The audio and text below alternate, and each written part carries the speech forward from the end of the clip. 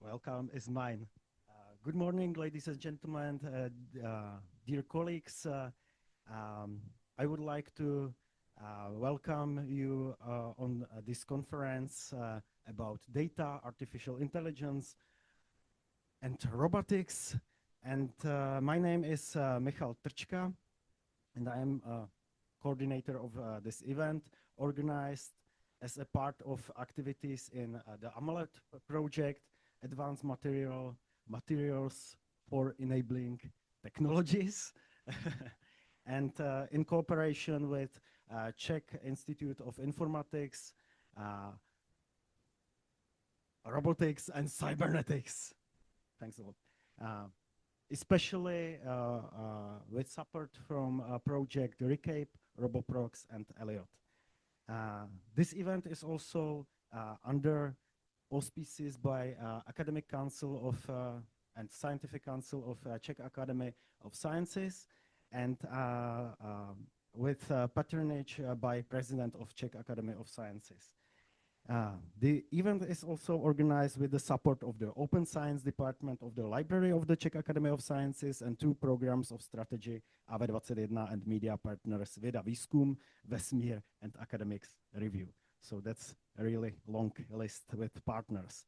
Why D.A.R? D.A.R is acronym, but not only. D.A.R is on the one hand, this acronym means also in the Czech pronunciation dar. It means gift.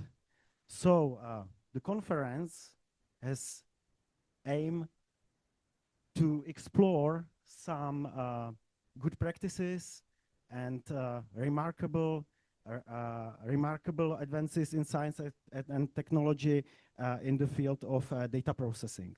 But on the other hand, D.A.R is also acronym to, so maybe an allusion to R.U.R., the famous dystopian play of Karel Čapek. And in this play, Karel Čapek with his brother introduced the word robot. But not only this word, also think about modern technology and power and some ethical issues. So in this spirit, also behind you, you can see an installation of Jaroslav Anděl's exhibition, one chapter of this exhibition from exhibition AI and predecessors between facts and values. And in this spirit, the conference want to show also some questions and issues about responsible research in not only data processing, but in the age of AI.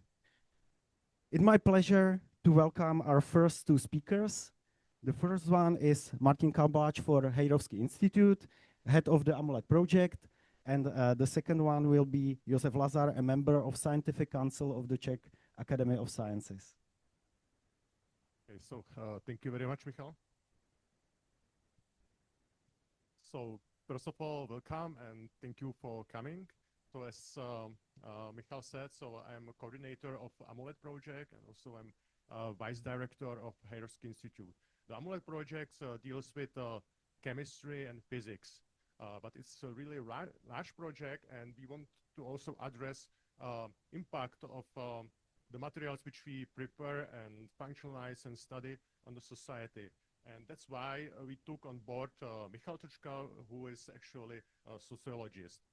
And within that project, so he is really very active, and he suggests to organize a meeting on open science, which took place during the last year. The open science, in this meeting, we mostly discuss open publishing. So this is very important issue. We can see that there is a bright side that everyone has access to the publications, to the research, and doesn't need to pay for that, which is very beneficial.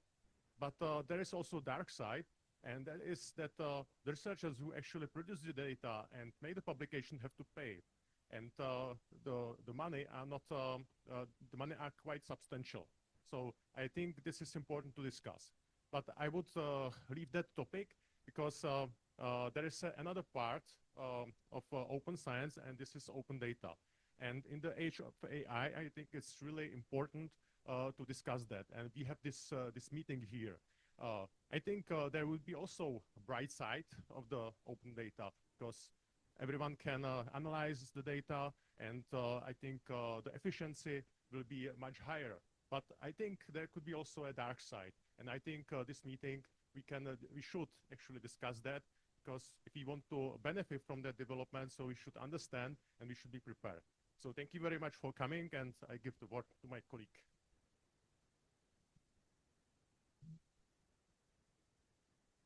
Well, good morning, ladies and gentlemen. I represent here not only the Scientific Council of the Czech Academy of Sciences, but also a program of the strategy of the Academy, which puts together artificial intelligence and also quantum technologies. I would like to say that when we talk about open data, it's necessary to say that the tools of artificial intelligence are hugely important tool that can create enormous amount of information out of the data that are openly available. That's not doubt about this. And especially when quantum computing is coming, this will be another game changer. But my predecessor mentioned that there is also a dark side of this, well, concept of open data. And I would like to say that in present days, we see that something which is a norm in one field of research and is considered to be very helpful for development of science in this field is quite often transferred in all fields of research without any consideration. I am from an institute that is technologically oriented, so what we produce as a result of our research is more or less a technological know-how, and it would be completely crazy to give this openly for everyone. If we talk about open data, we have to say that the concept has to be responsible and has to be ethical. And when we do the research, we do it on the basis of funding by taxpayers' money of this country. And we have the obligation to contribute to the competitiveness of this country in the world stage. And the world stage is not always friendly at the moment. We can see it quite clearly. So I hope that within this, this conference and among you, there will be a discussion that will try to bring answers to these critical questions. So what should we do? How should we operate with the data? Let's say to create a data set is usually very costly, but to use an AI to produce some results out of the data is much less costly. And is it okay that someone else from any other country does this on the basis of the data we create? But on the other hand, as I said in the beginning, the availability of the data is a great tool. In combination with AI, there's not question about this. So hopefully, this is not a set of simple questions, and I hope that you will be able to at least offer some answers. So I believe your meeting will be successful and fruitful, and I keep my fingers crossed for you.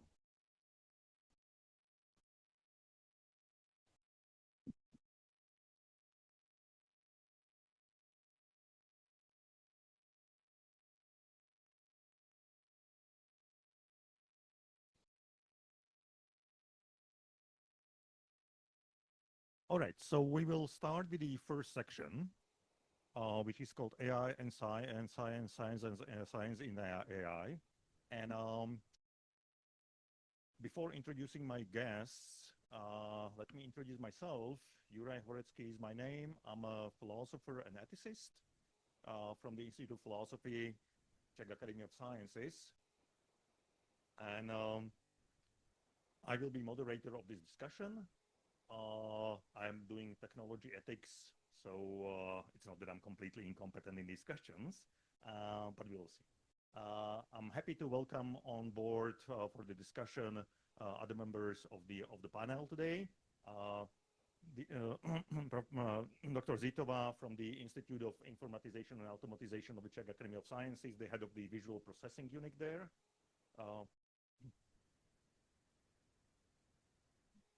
Martin Vita from the Physics Institute, he also is famous among all the people in the Academy of Sciences for heading the Strategy AI 21 program in the topic of AI. And Jan Šediví from this very building, from this very institute, who is renowned expert on large language models, also an entrepreneur in this field, and big speaker. Okay, thank you. We'll proceed in the following manner. So we have like over an hour for the whole panel. We will proceed in the following manner. I will start with a short 10-minute introduction, asking some very general questions, as philosophers tend to do. Then each of the panelists will have 5 to 7 minutes to make certain statement, and then we will have a moderated discussion on some of the crucial issues related to place of AI in science and what can science do with AI. And then Martin Vita will have some closing remarks. Are we also taking questions from the audience? Probably. All right. So how do I navigate this? Do I just yeah. Should I stand? I like standing, so I'm gonna stand. All right. So I work in a place that is where am I pointing? Okay.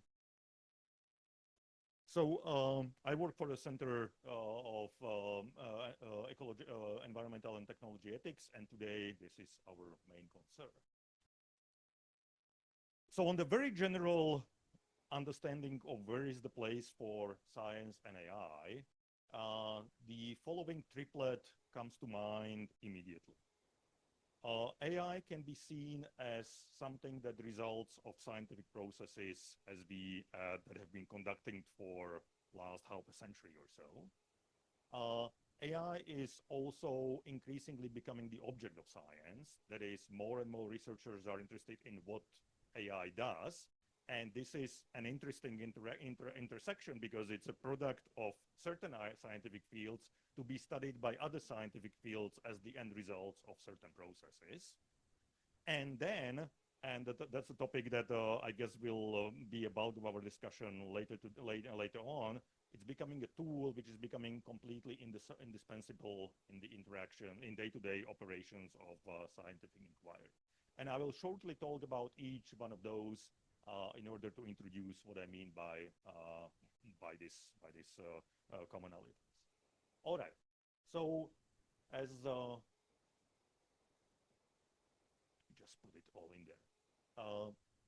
So when it comes to the result, understanding AI as the result of scientific processes, it's perfectly well known that had it not been for certain developments in computer science since basically 1950s onwards, we wouldn't be in the state of affairs that we are in. The world of AI and the world in general would not look the way it does. The fact that our past and present colleagues are contributing to the existence of this very subject matter is obviously crucial, but two perspectives should be in mind when reacting to this very recognition. On one hand, there is a certain gratitude as there is for any development of any scientific discovery. But what is more interesting is that as we see the radical changes in science and in society in general, it also brings a specific kind of responsibility. And the responsibility that I'm particularly, as a philosopher and ethicist, interested in are the responsibility in along several trajectories.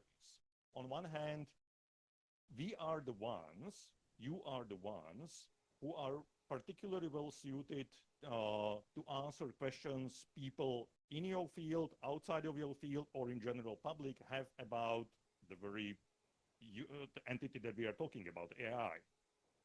The expertise is also tying you to certain responsiveness for the information being provided on what the current state of knowledge is, what the future prospects are, and how to utilize them.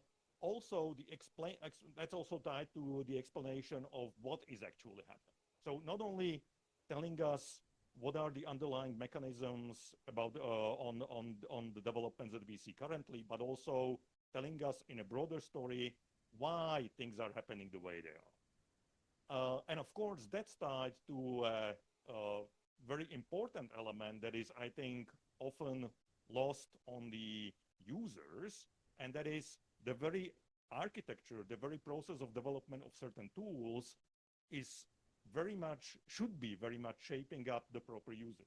And we are still missing this, I think we are significantly missing this link between what the architecture and the original design of this invention is and how it should be properly used. Hello? Okay.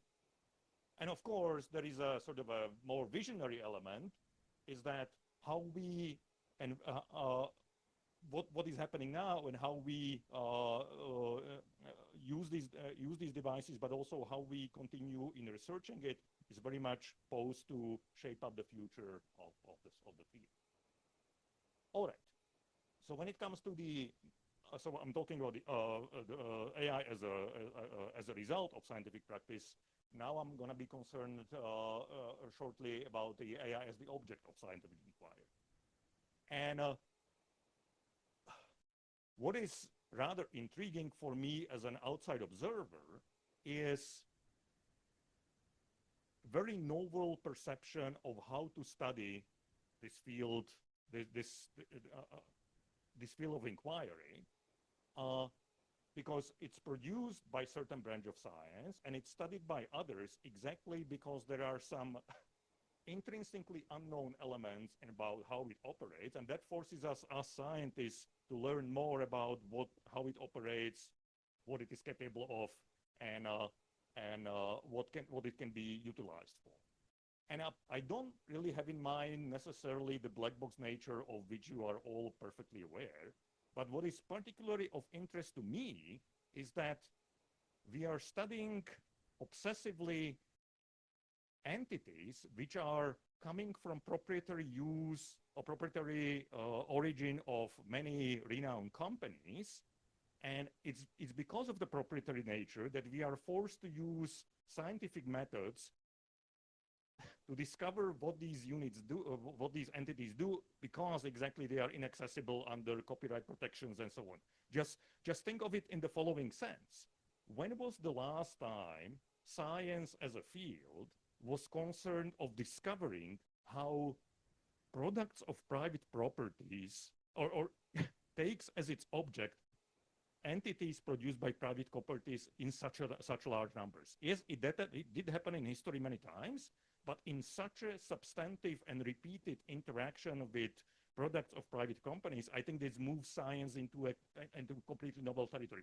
We haven't really seen this kind of search of what is commercially available and trying to uncover what is happening there in order to move science forward. That's a very novel and into some degree disturbing phenomenon. And of course, that's also related to other thing. Given that there are many of these companies competing, the release of these new models happens on a speed which is like difficult to track. I'm losing track whether like what's the current release of just one of my favorites, not to speak of the whole repertoire of products which are out there. And this is creating yet another burden on the side of scientists as to how exactly should we follow the speed of development that is just mind-blowing. All right. Finally, I want to say a few words about using the AI as tool for science. And I'm taking the Ouroboros picture not to be just an empty metaphor, but something that is really disturbing me as an outside observer and somebody who is concerned with the practice of science. Because what is happening already is that AI is entering research at all possible stages of its development. It conducts experiments for us. It suggests ideas for the experiments. We use it for writing, editing, shaping papers. It's used heavily in reviewing papers and deciding which ones will or will not be successful in the field, in particular fields. And then it's also used for reading and summarizing the papers. So we are really doing the full circle of everything from production through shaping up to consumption. Everything is done via these tools. And that's once again something which we have not seen in sciences before, and it opens up serious questions about what does it mean to do science as a human endeavor. All right. So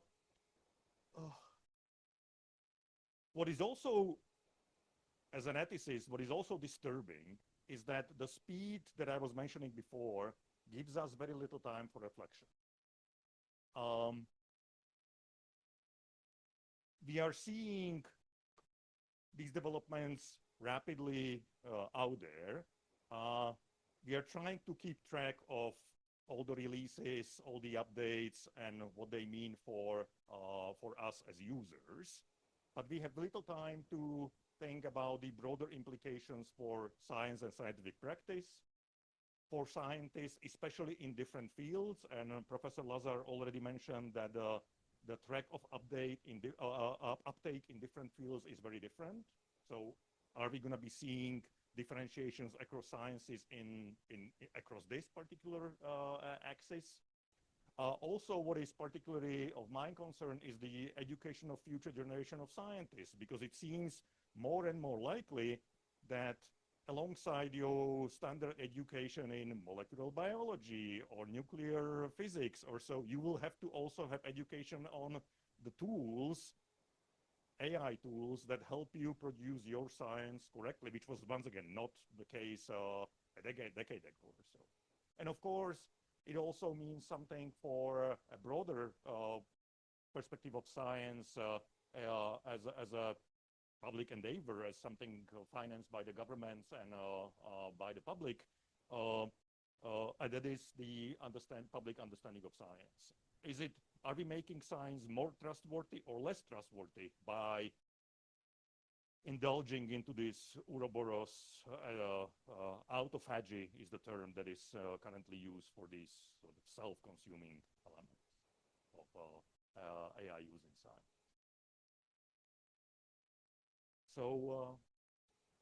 So much for the brief intro, and let's just talk about this.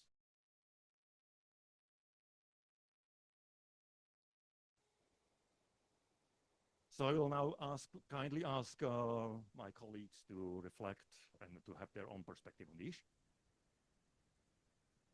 So I will start. Thank you very much for invitation to have possibility to talk some of my views here.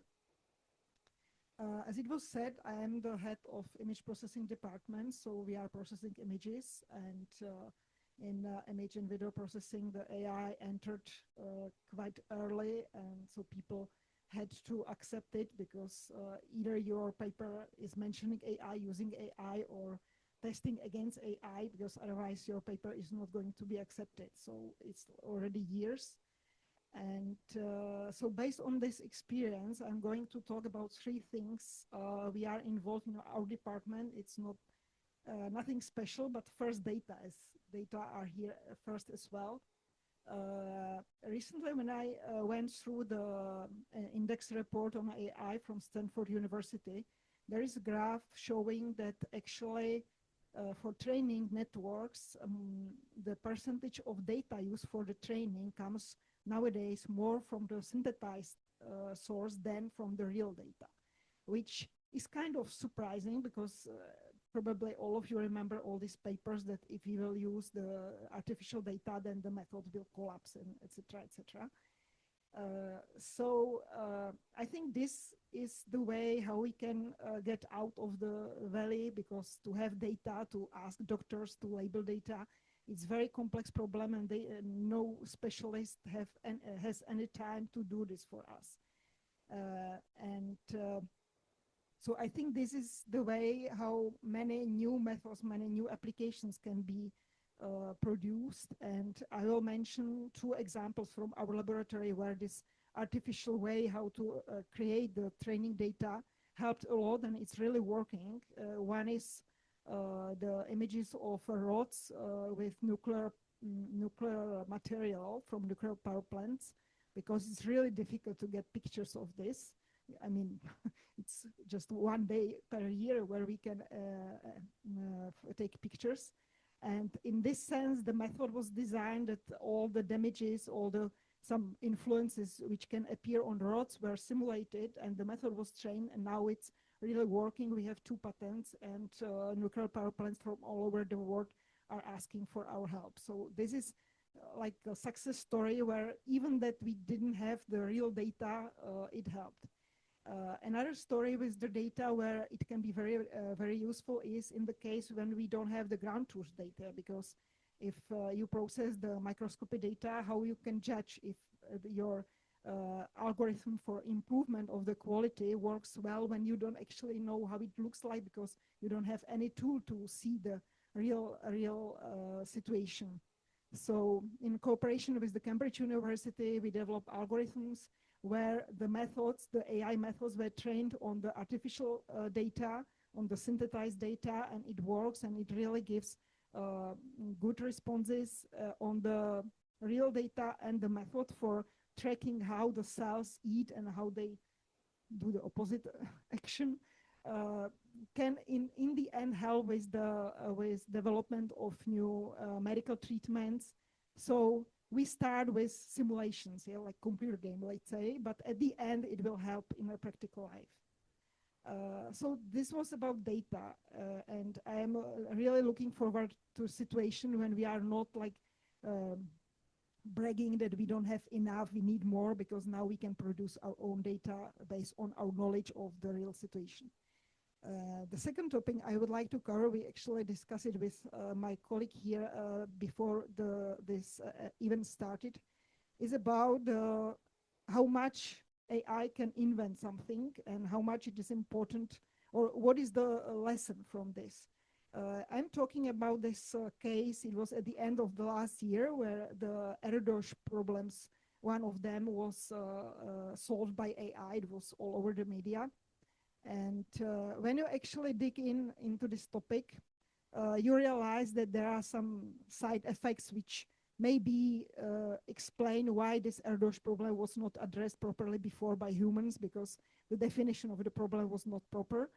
And after publication, actually some authors of a paper from 2014 wrote to the AI people that he actually wrote something similar. So maybe the AI model started on this idea, and maybe it's not such an invention as it was claimed. But the lecture from all this is, I think, totally different, because there is a nice blog from Terence Tao, very famous mathematician, who was addressing this RDosh topic.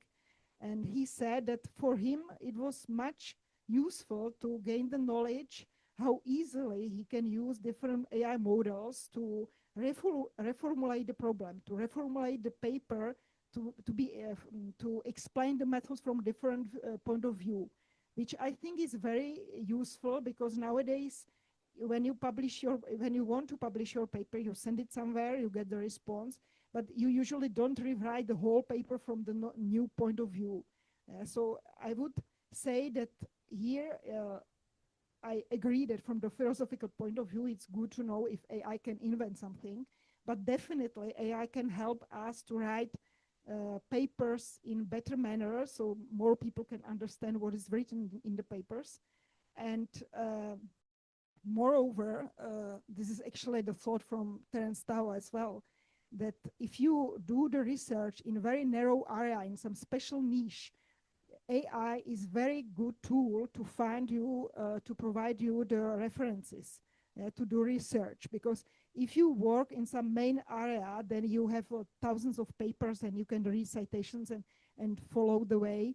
But if you come up with some new tiny idea, then it's really difficult to find papers if there are some relevant, etc. So these two approaches, how to use AI models, I think it's very useful for science. Science will probably go faster by help of these tools, but it's not like AI is actually inventing something. It can help you definitely, but that's not what I wanted to address. And the last topic is about students. I know that the conference is not about education, but actually it starts with students. We have some students nowadays who are like, I imagine them as sitting on the wild horse of AI codex or Claude code, because they are so fast that for, let's say, older colleagues, it's very difficult to evaluate if what they are producing has some meaning or not. And I think this part should be addressed as soon as possible, because they are very good. They are very good in handling the AI models, coding models, and they can be very helpful in the scientific departments. But somehow somebody has to tell them to like stop, to think more, not to go so wild, because it's not actually the sprint competition. Yeah? I mean, in a way, yes, from the paper point of view, but I believe we need them a lot, because they don't have these fears to start with some new coding tool. But in the cooperation, AI youngers and, let's say, more experienced ones will form these best teams who will bring up new ideas and new papers. So this is last thought from my side. Thank you very much. And I'll pass the microphone. So thank you very much. I would like to express my thanks to the organizers for inviting me. And I'm going to start this discussion from my side with my personal experience from the last year. I tried to study one particular paper which was interdisciplinary. It was something between biomedical sciences and machine learning. It was about predicting some immune response to some particular biological treatment. And on this particular experience, I would like to point out several issues. The first step I've done was just asking ChatGPT to summarize the paper and explaining something what was completely new for me, so the biomedical part. And together, along with these prompts, I asked also one agent to download the underlying data and to run the scripts, Python scripts and Python notebooks, and try to reproduce the results. And I was very surprised that the results which were produced by ChatGPT were completely different from those numbers reported in the paper. And so I did it on myself. I run the notebook by hand, and I have seen that ChatGPT was correct and the numbers reported in the paper were wrong. So it was a big surprise. And there's a natural question what to do, and how can be this phenomenon useful. So I tried to consider not running these kind of agents for checking only one particular paper, but a series of paper, maybe the whole collection from the journal. And I didn't do this, but it's of course appealing idea. And in general, I think that AI agents and these technologies can help us to sanitize, to do something like sanity checks.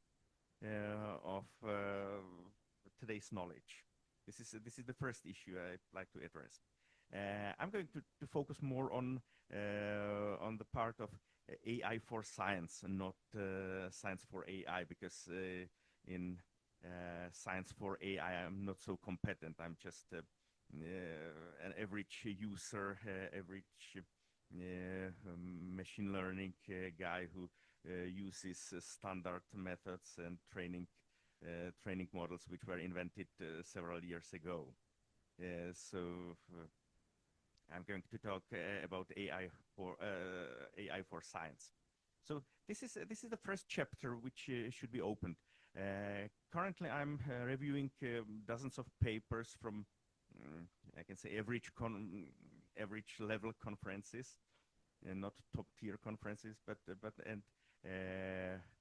there are different policies of using AI for review process. But I think that there is a general, I'm convinced that there is a general requirement in science which says that we should be reliable, trustful, correct as possible. And if some tool can help us, like AI tools, we should use them. Yeah.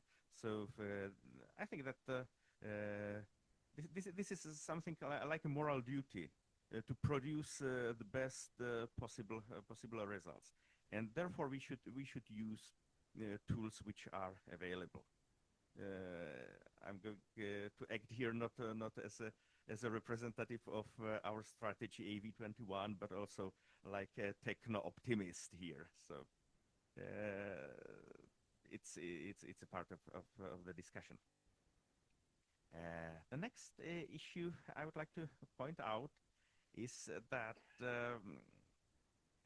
LLMs or AI tools can help us to foster interdisciplinarity. Nowadays, it's pretty difficult to find an expert who is an expert in, for instance, economics and in physics together. Also, there are some, but it's not so common. And I'm pretty sure that some concepts which were developed for physics, for theoretical physics, are also useful, for instance, in economy. But it's difficult to exploit the knowledge in physics in a different field where researchers usually do not have basics of physics.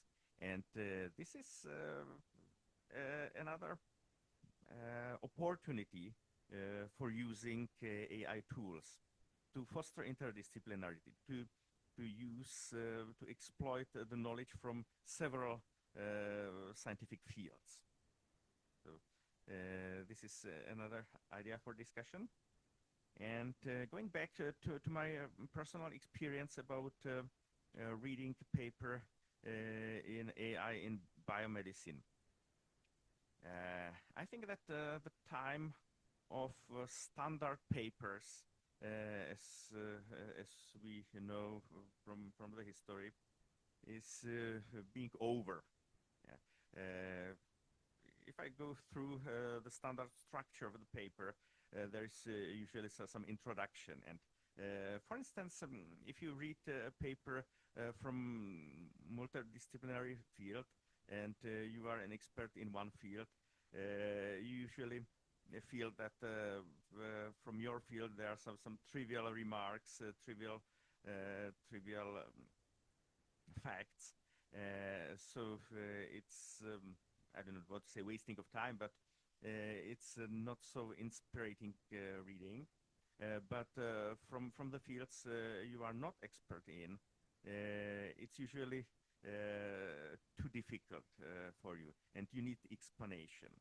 And my idea is that the style of standard papers will change a little bit. For instance, the part like state of the art and introduction will be personalized for you, for your point of view, for your knowledge. This is one part. And the core of the paper will be based on the core idea, data, and results. And of course, the wording and paragraphs of text will be instantly generated for you. So this is my my idea for discussion. And the last thing I would like to mention is that vibe coding practices and agentic AI and AI tools can democratize doing research. For instance, if you imagine people working in humanities, for instance, for example, if they wanted to incorporate some statistical or data science methods, they needed to incorporate experts in this field. This was the only way how to do it. But now, using some vibe coding approaches, they can replace this job in his or her team and do it on yourself using AI tools. So this can help people who have ideas and no experience with coding. So this is another benefit or advantage of using these tools in science. So as I've mentioned, I'm a techno-optimist, and that's all for me for this moment. Hello, everybody. Thank you for being invited. And I don't know what to say after what I've heard. It's everything has been mentioned. So many questions were raised. So there is plenty of room for further discussion. But let me introduce myself a little. I am not really this basic or scientist who is looking into deep science. We are more like scientists or applied scientists. My team, as has been already mentioned, I'm from this building. So this is CIIRC, and here we have lots of students as well as a lot of employees. And my team is working in the field of say large language models, or we are using large language models these days. We are running several projects, but the unifying idea is to kill our largest enemy, which is bureaucracy. So we are trying to actually build applications which would make the administrative job much more productive. We are discussing with Andrzej whenever we meet. I'm always complaining about something. And the other thing, these things we actually do for industrial partners. So we try to talk to people, meet people, and first of all, to understand what is the problem. Because I was trained, excuse me, I was trained as engineer, and the main idea of engineer, as I understand it, is to solve problem. To use the latest results of science and apply them and help people to do things or accomplish things simpler, easier, better, etc.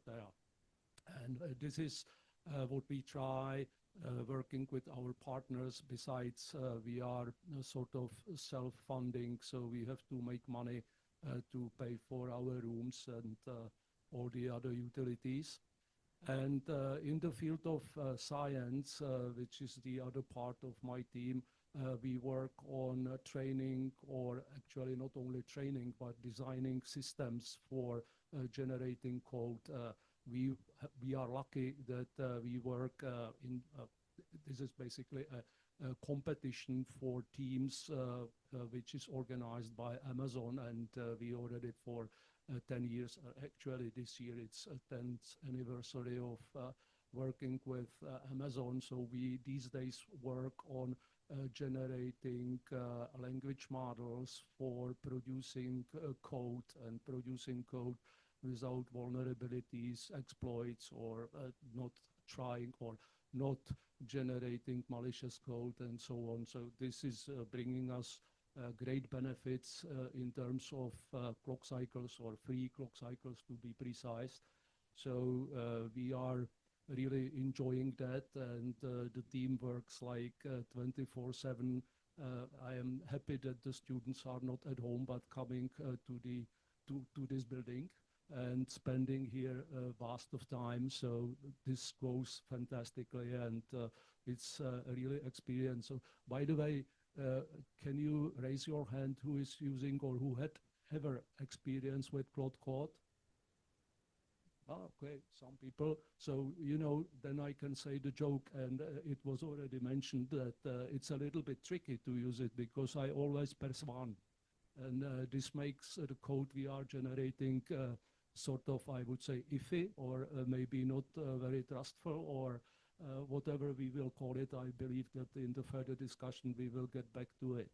So we are using it on everyday basis, and it is like 4 or 5 months ago when this product has changed the world, because today you know, solving the problem, and it was mentioned here already several times, I only will repeat it or look at it at slightly different angle. So when I get to a point when I understand what is the problem we have to solve, which is like most of the time, it takes very long time to understand what people really want to solve. They usually come to us and they say, we are company X and Y and we need to introduce AI. And I ask them, okay, so what's the problem? What do you need to solve? And they say, it doesn't matter, we need it tomorrow. So, and that's the fundamental problem, that we have to actually dig the information out of them and make the information usable or practical. Then we can use these wonderful new systems to generate the code. And as opposed to, I don't know, a year ago when we spent quite a lot of time to do the application, these days we can do 10, 15, 20 applications, each of them slightly different, and then introduce it to the users and ask them, so what fits best to your needs? And then this actually allows us to do this stuff much better and achieve much better results. Certainly, there are millions of questions we can raise about how to develop and what to do next. And yes, it has been mentioned here, we do the application, or the machine generates the stuff, say, in one afternoon, and then we have to spend like 2 weeks to do something what used to be called pair coding to make sure that it's really what we wanted, and testing it, etc. So this is what is on our mind, or on my mind as well as my students and my co-workers, and this is the direction we are moving. And I will probably conclude this introduction speech by raising a fundamental question, since the leader of, or moderator of our discussion is a philosopher. Then I would say that the fundamental problem of artificial intelligence, or maybe I would say machine learning, is what is the truth? If we knew what is the truth, you know, then we can do verifiable rewarder, and we can use RL, reinforcement learning, to create much better stuff. So this is my contribution to the questions, and yes, if we continue, I can talk to any of these like 4 hours. Thank you.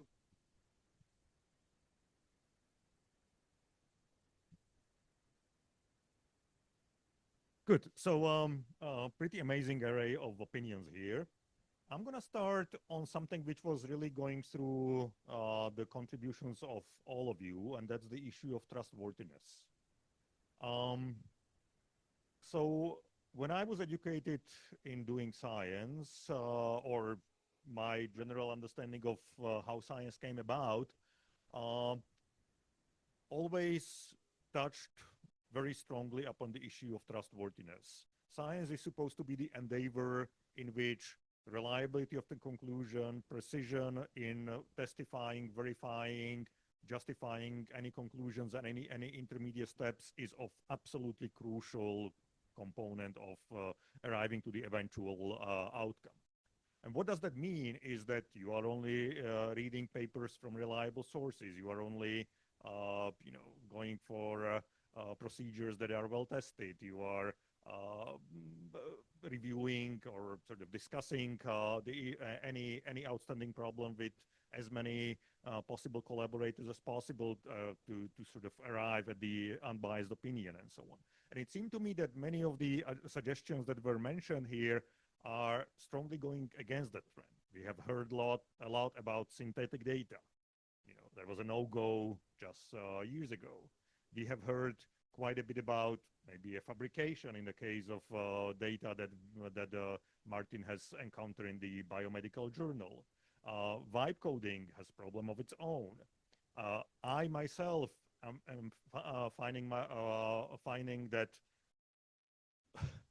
in order to keep track with what's going on, I'm reading more and more previews of the papers as opposed to something that underwent a rigorous review process. And it seems that all these processes are becoming a norm of what the current scientific practice is, because AI is allowing this all becoming possible.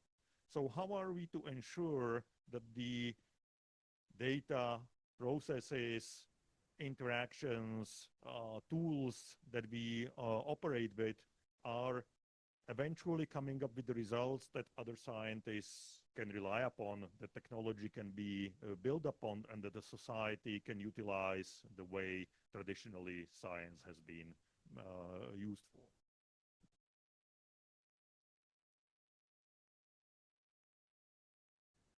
Okay, I try to make it short, but certainly this is one of the fundamental problems. I think that the scientist's career is built on writing papers.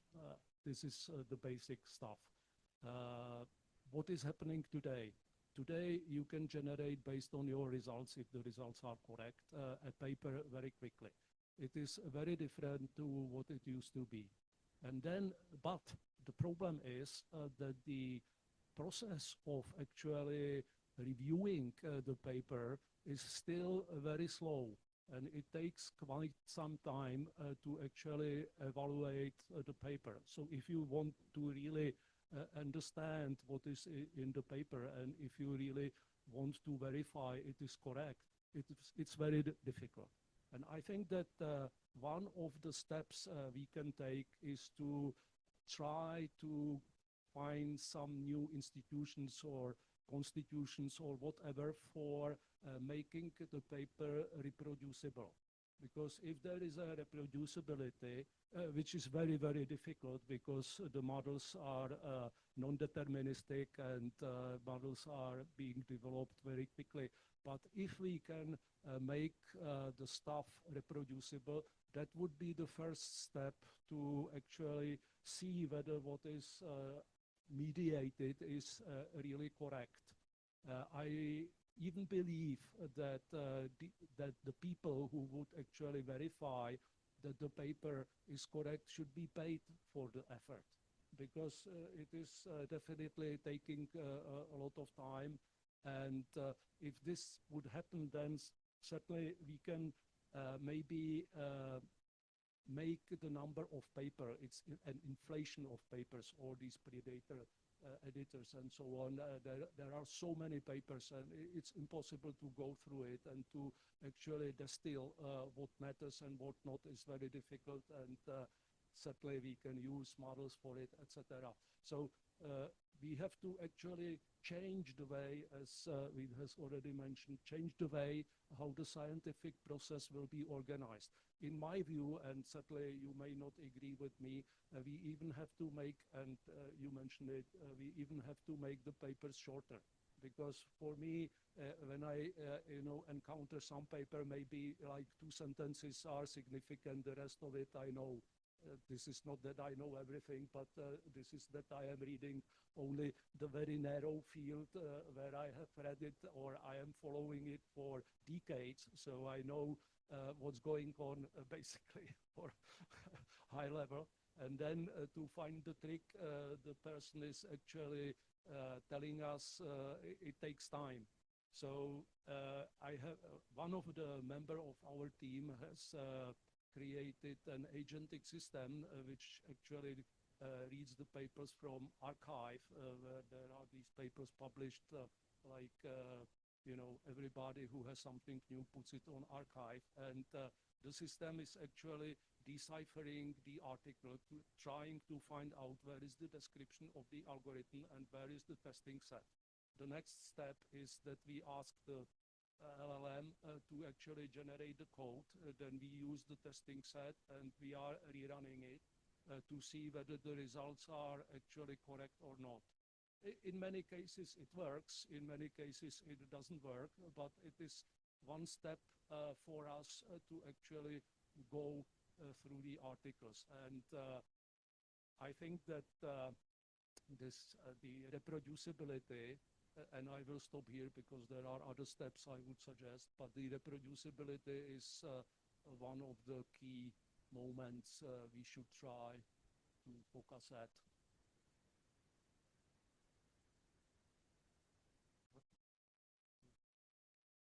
Okay, thanks. Well, I have one note, not about papers, but more about code, or let's say the work on computer. I think I found very useful this ability nowadays of the models to provide scientists these AI agents in swarms. So you have like not just one, you have a group, and you actually can run them against each other. So they are competing, they are producing better results at the end. They can check by themselves, and you don't need to sit there and check if the program works correctly and then report the bug. But actually all this can be done automatically. I'm not trying to say that this will provide definitely the correct code or correct application, but definitely it will make it faster because it will remove the basic bugs or basic problems at the beginning. And I think that that is the future, that you are not working actually with one model or with one agent, but you have more dedicated to specific functions, and outcome will come faster. But definitely you need to be the one who is able to scan through the outputs and understand the outputs, which brings me back to the educational system, because sometimes I have a little bit feeling that this experience, let's say, it's difficult to gain nowadays, because the experience comes from the hard work, which students don't like to hear, but in fact, this doesn't come from using the AI models, AI agents to help you.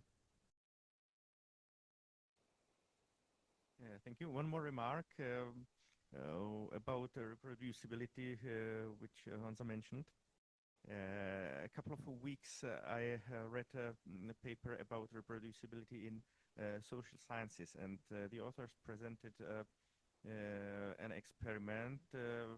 They collected a corpus of I don't know how many social sciences papers, and with the data, underlying data, and they showed to agent system the data and the paper, but not the code, which was a counterpart of the papers.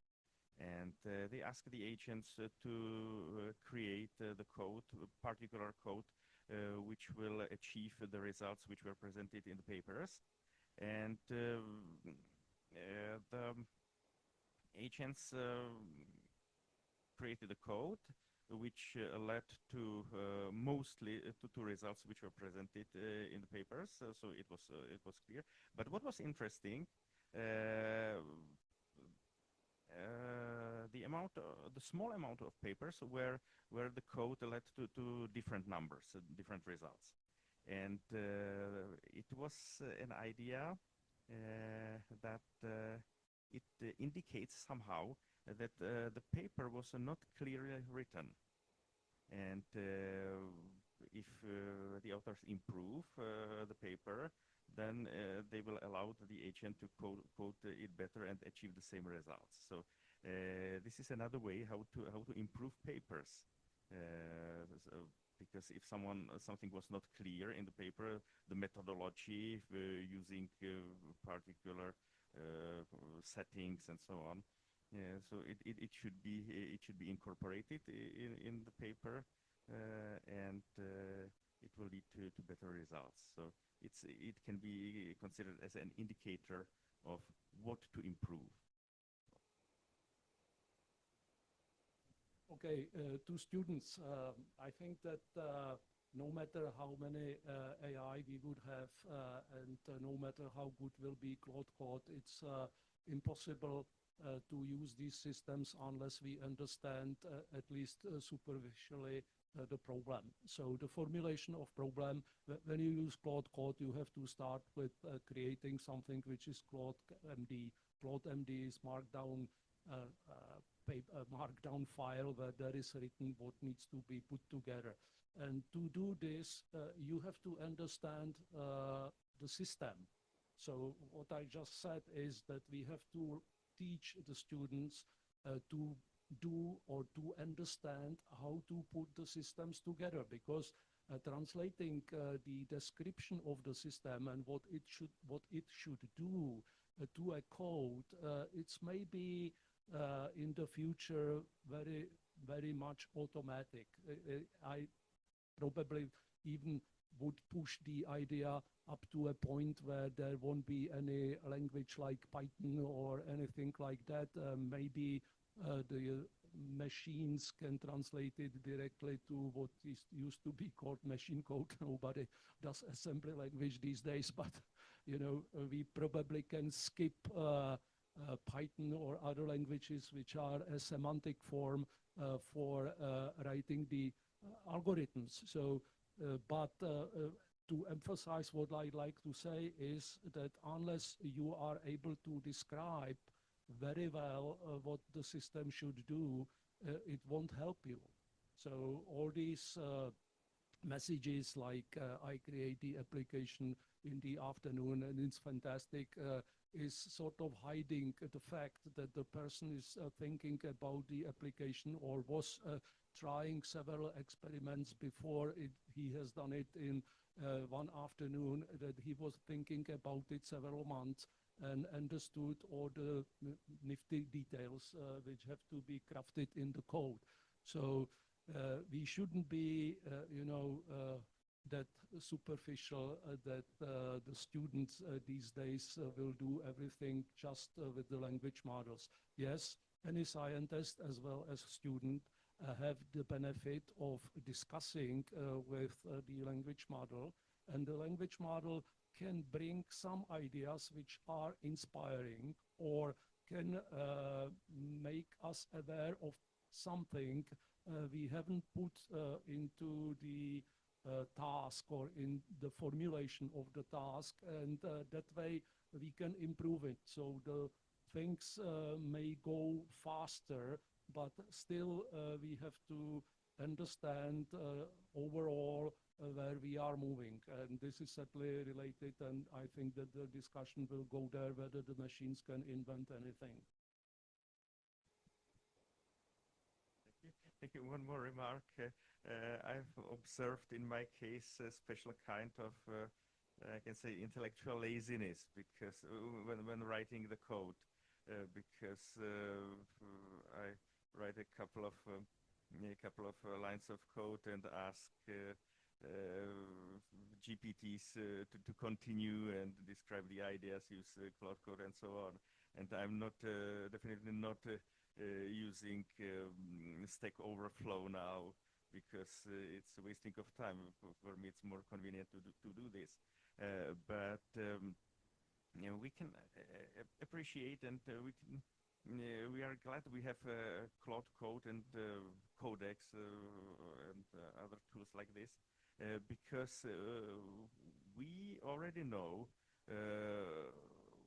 does it mean to code? That it's a hard work and so on. And but what about people who are not in touch with the path, starting with basic programming, not in assembler, but in normal programming languages, and maybe there will be some hidden problem in this, because there will be a generation of people without this background who uses LLMs for programming from the scratch and not having the background. So I don't know what to do in this case.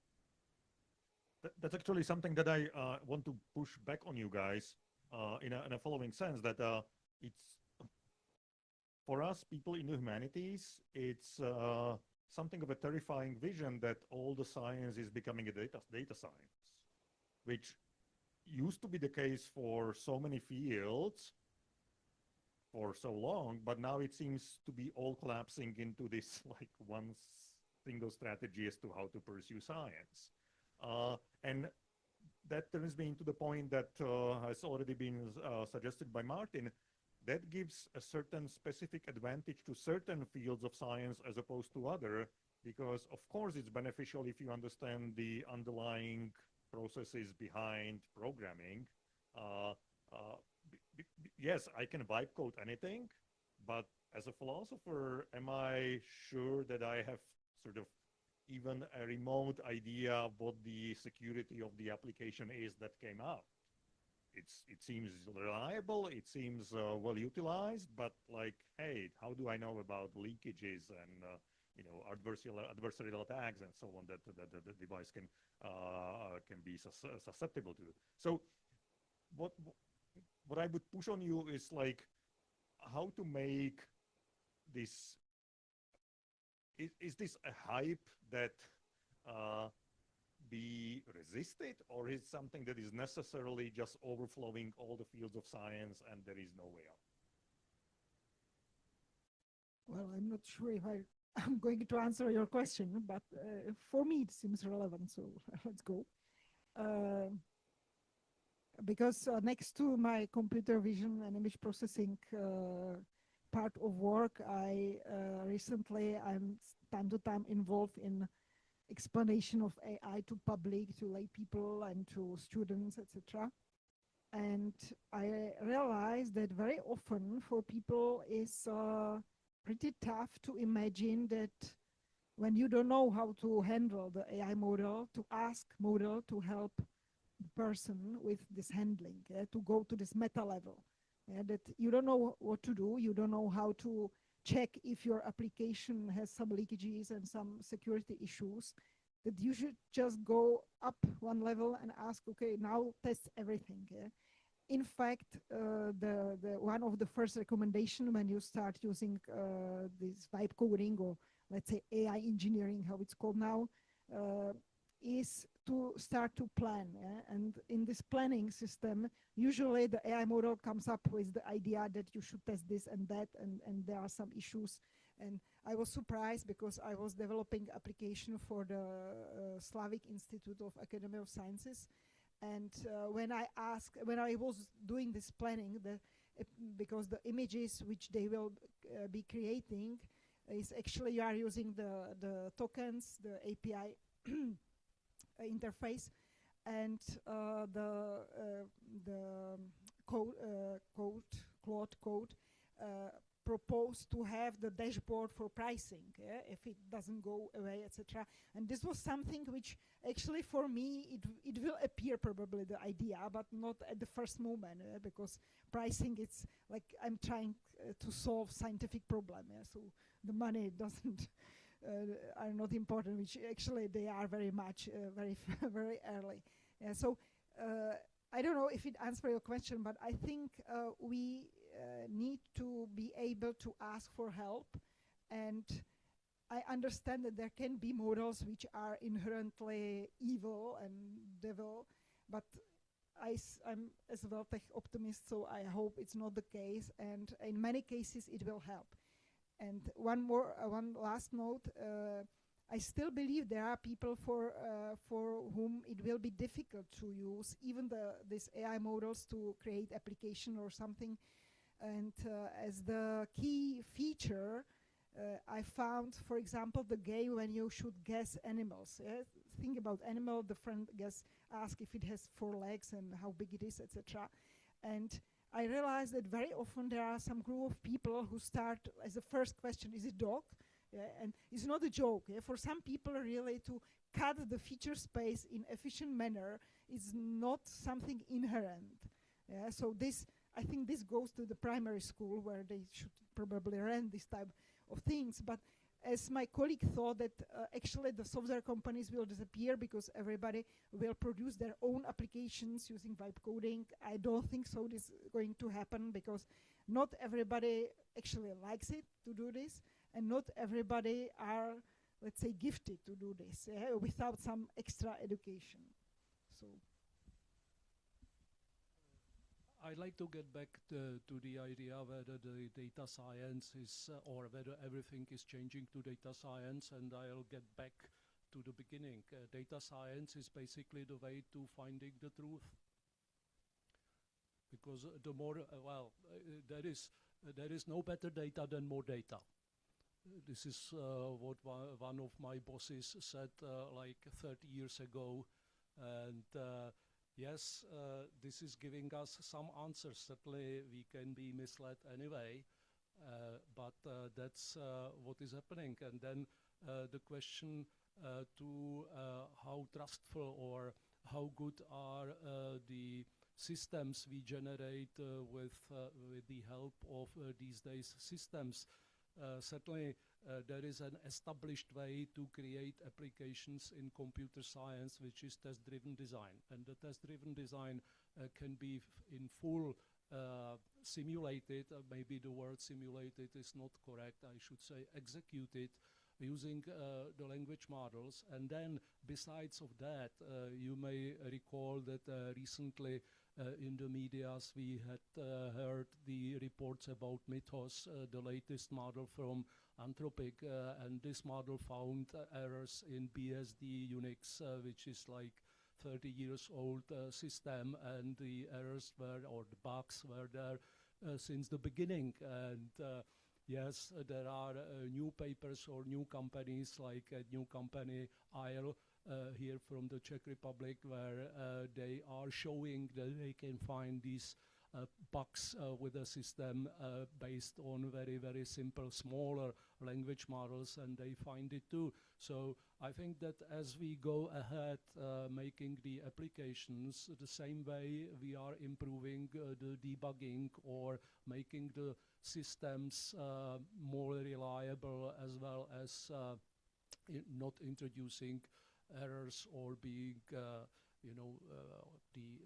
giving the users the ability to do, I don't know, prompt injection and jailbreaks and all of this. So we are making the system being robust and not allow this nasty behavior. So I think that this is the journey we follow, and I won't be that afraid. And I am very happy today that we are discussing the positive sides of AI, because most of the discussions I took part in, there was always like claiming that the doomsday is closer and closer, and so on. So I am happy that we look at it positively.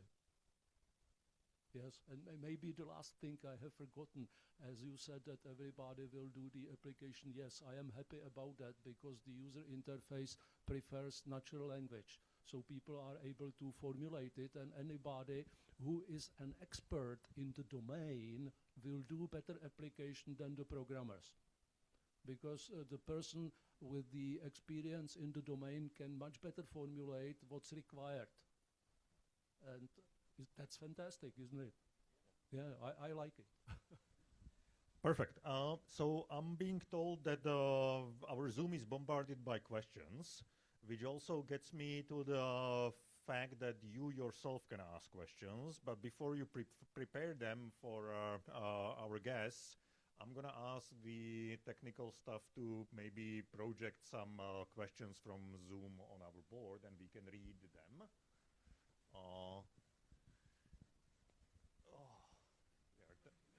Okay, even my very good glasses make it difficult, but I will try to. Okay. Could we discuss the transfer of scientific knowledge via using AI to abroad? Don't you think?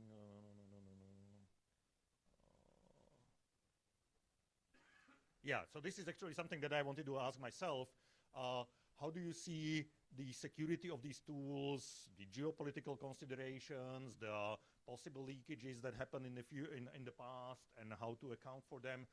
What does it mean to have secure tools nowadays when most of them are proprietary, owned by companies with relatively unknown structure, and so on and so on? I think I said something about the security, but I would add something about the fact that the models are coming from US or from China. There are almost no models coming from Europe, and obviously the models coming from the US as well as from China are bringing in the social biases. So the models, the last stage of creating the models is the reinforcement learning, where we give the system certain features or certain habits, and this is under the control of all of these large companies and the people working them, and these are only a few, very small number of people. These are hundreds of people who work on it, and these people are paid by I would use the dirty word capitalists, and they may have a completely different idea where to go than we have. And certainly the cultural bias in Europe is very different compared to the US, and not mentioning China.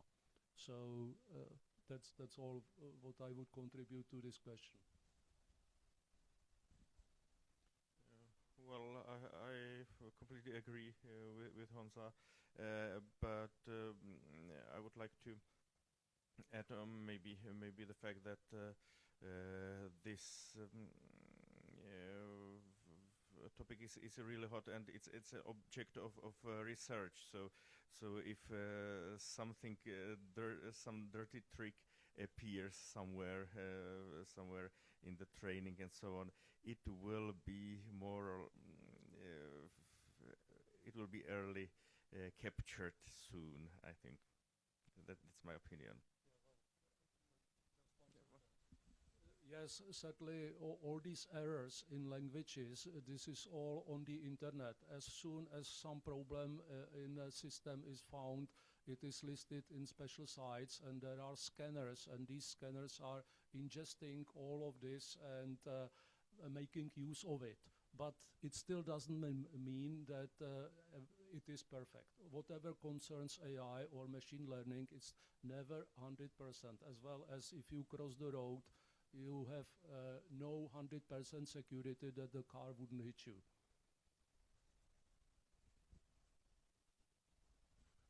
Do we have questions from the audience?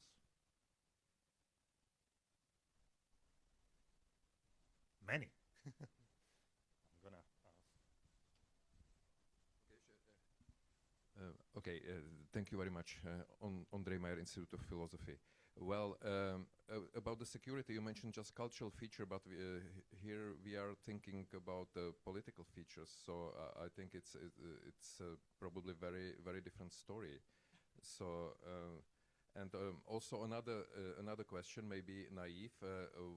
What about some sort of hacking these systems, or the problem of influencing them in a let's say wrong way, where wrong must be specified a bit? Well, I think that this is a never-ending story. When these systems were launched, of course, there were attempts how to do something bad, some script injection or anything like this. And of course, it's a competition between bad guys and good guys, and there is no winner in this moment. I wouldn't be that much afraid of politicians because they are still letting themselves the emails to be printed out on paper, as we know. So, well, I don't think that they are that much different, you know.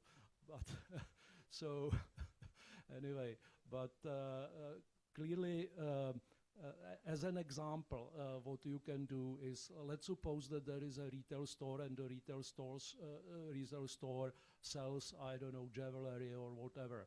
So the well-known jailbreak or the malicious behavior is to talk to the system as long as it gets and ask for cheaper and cheaper price. At some point, you break in and you will get something which costs like $2,000 for $10. So this is what we have to prevent while making the chatbots or while making the systems. And the way how it is these days handled is that we create something which is called a guardrail. Guardrail is, again, a small language model, or usually much smaller, in the order of single billions. And these models are trained to actually select these very malicious things at the beginning as well as at the output.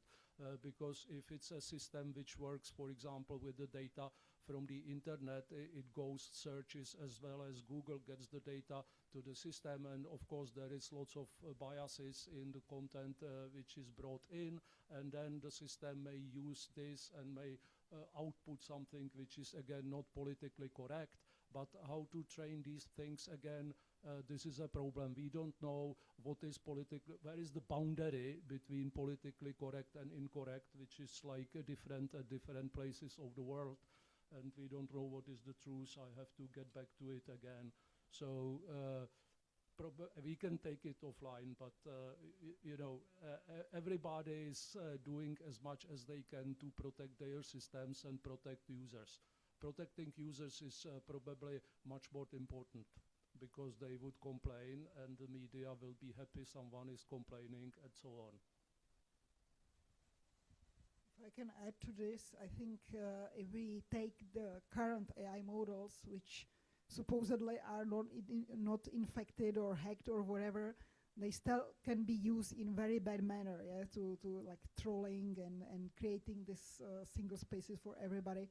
So I would think in this way, back to education and that people know what can happen.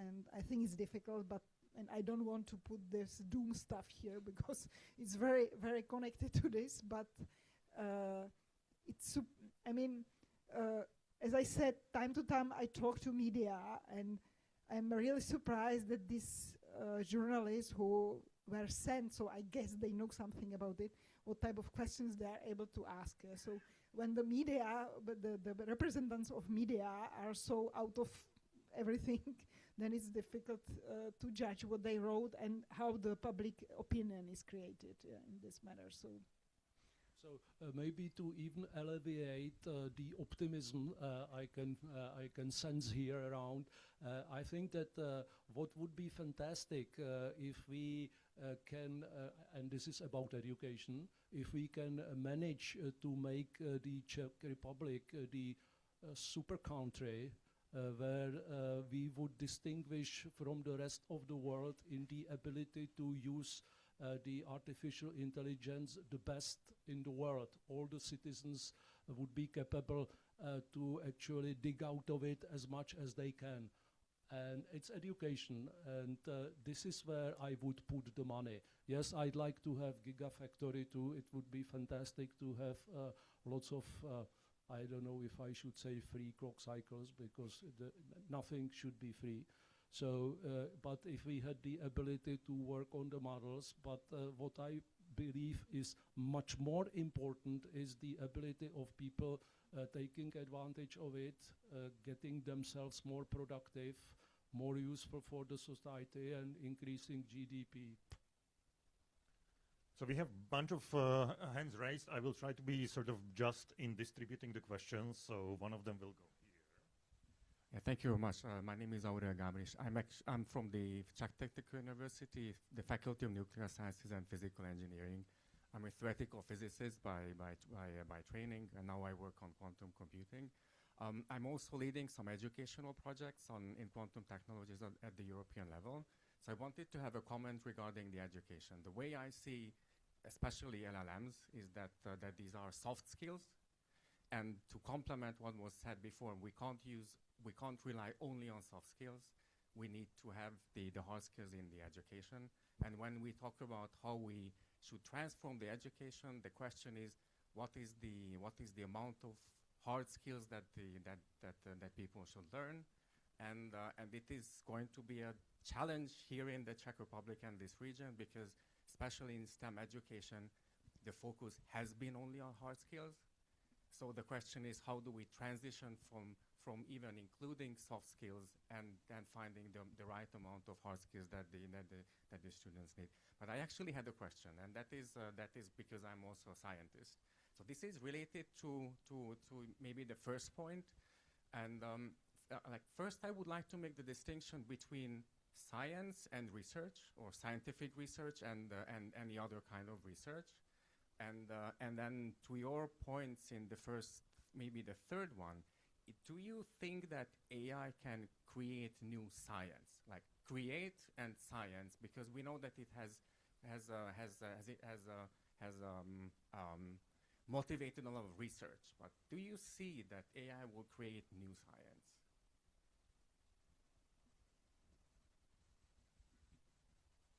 Too many questions. So I can start by saying that if what you mean by creating a new science is creating a new field, I mean, that sort of gets to the big question that I keep avoiding, and that's the question of the truth. But if the world is parceled in certain way, it seemed to me that we have not really uncovered all the possible interactions with the world yet. And if there is this device which can produce, which among other things is generating novel ideas, then hey, why not?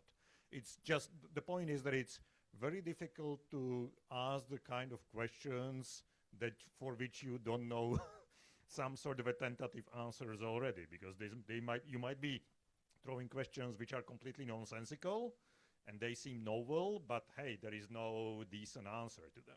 That's not very helpful. So, you know, the issue of what is genuinely novel is a perplexing philosophical issue that you are touching upon, and AI might help, because AI, I mean, for me, the term generative AI is like the notion of generation is extremely important, and people forget about the generative element in that. And for that, like, hey, why not? If I can answer or put my thoughts on this topic. Some years ago, the leader of the Czech Academy of Sciences visited our institute. It was like 3 years ago, I think. And she claimed that the AI cannot bring new ideas. And then I started to think about it, what it actually means new ideas, because at that time she was there. There were papers that AI models came up with the new ways how you can multiply efficiently matrices 4x4, etc. And now we have this paper from the DeepMind model Alpha Evolve, which actually they claim that the method by itself came up with the greedy algorithm and other algorithms, because it was trying to solve a problem, but not by solving, but developing the methods which would solve the problem. So new methods apparently were involved. And when I was trying to come up with the idea what it means that the new idea is not the result or combination of existing ideas you learned before. Yeah? So, for example, with the multiplication of matrices, I guess if you know the systems, you can try like exhaustive search of all possible methods and you came up with something new. Yeah? But then you have this example, as I say, for example, Isaac Newton sleeping under the tree and the apple fall down. And this, I think, is like a new, yeah, maybe because he got the new impulse, even though probably it was not true, but anyway. Yeah, and I think if we try to ask chatbots or AI models to find something complementary what we have, maybe it could come with something new. That's my opinion, because I was trying to answer the question in under which condition this will appear. Yeah, because I think it's not like you ask for solution, that probably the model will go through all the info it has. Yeah. So maybe ask if you know something which people don't discuss at all. Yeah, so like the complementary, the null space of the ideas. But I have one more info on this topic, which I recently read on internet, and this is kind of scary, because they said that there is some paper apparently that they analyzed how much discussions on internet on new topics or side effects or some boundaries of solving different problems is still present and is decreasing, because people don't discuss with each other in certain amount as before, because now you ask your model at home. And, they claim, the author of the paper claim, that actually this kind of common knowledge will decrease, common knowledge generated by human people, even by help of AI. But if we stop discussing it publicly, so then the models will not have ways how to fetch the information. And yeah, so this is not like something new will appear, but maybe something will disappear actually. Yeah, so it's like the side effect of this. Thanks. Well, but these discussions will be covered by the cache of chatbot systems. So I agree with the whole content what Bara said, and as Hansa mentioned, it's pretty easy to ask a chatbot to create a reasonable looking paper now. But I'm sure that real breaking discoveries, scientific discoveries, are something like outliers. And this will remain even in the case of using AI tools. Yeah. Well, sometimes it will be an outlier after providing some context, some special context to the large language model, and maybe there will be some interesting discovery, but in most cases not. So again, it will be a very rare event. So that's my perspective. So we will be facing with discoveries produced by humans as well as discoveries with some certain value done by LLMs or some AI tools, and this will live together, and both parts will be outliers. This is my point of view. Space for one last question, somewhere in the back there. Or you were first. No. Mirko Navara from this building. I want to respond to the suggestion by Jan Šediví that reviewing should be a paid service. And it already starts. And the commercialization gave new features.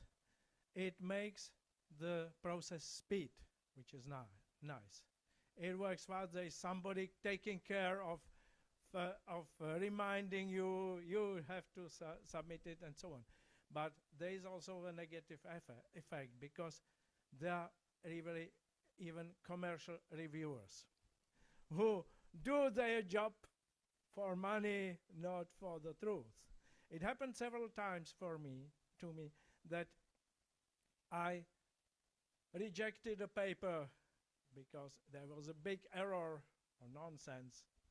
And then I saw the reviews of other reviewers. And I saw, publish as it is, that's nice, and so on. So I know that some people did very little job for the same award, but there's at least some initiative going against that. And we must expect that. Evaluation of reviewers. How useful their reviews were as a feedback for this not to prevail. Thank you. Yes, this is very nicely folding up our discussion, because we are back at the beginning. What is the truth? And what is the ethics?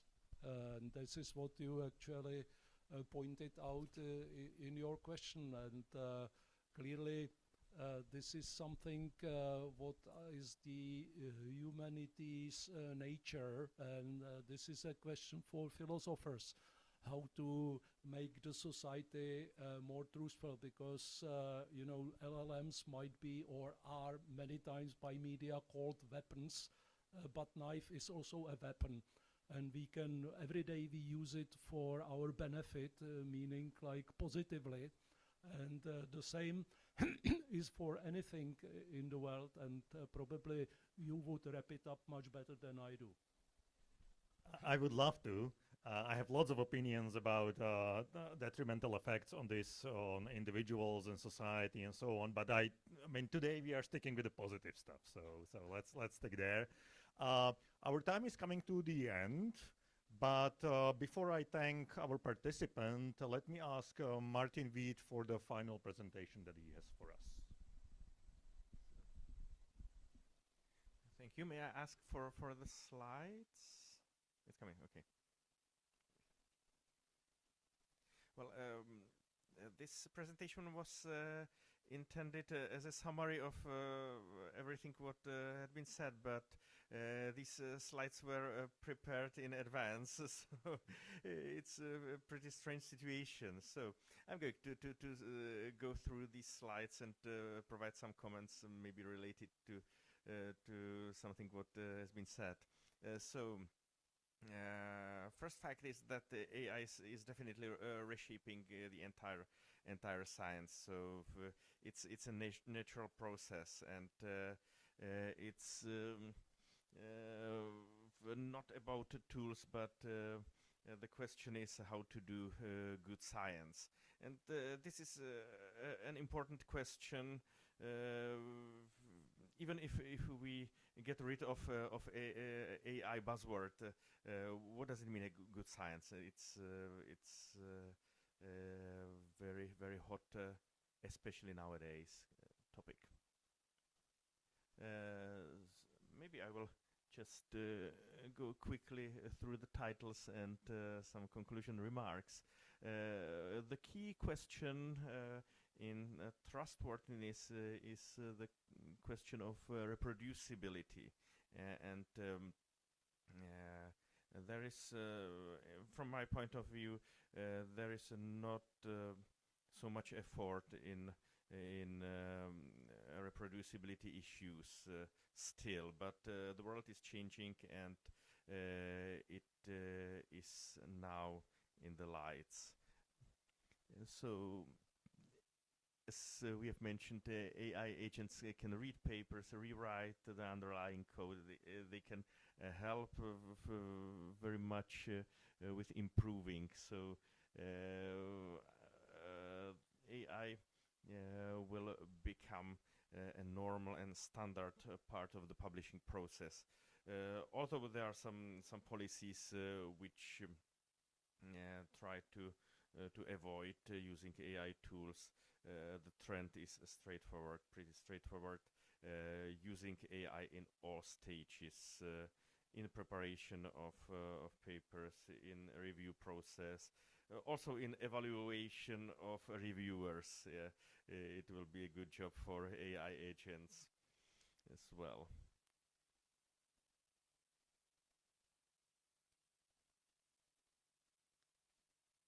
What's happening here?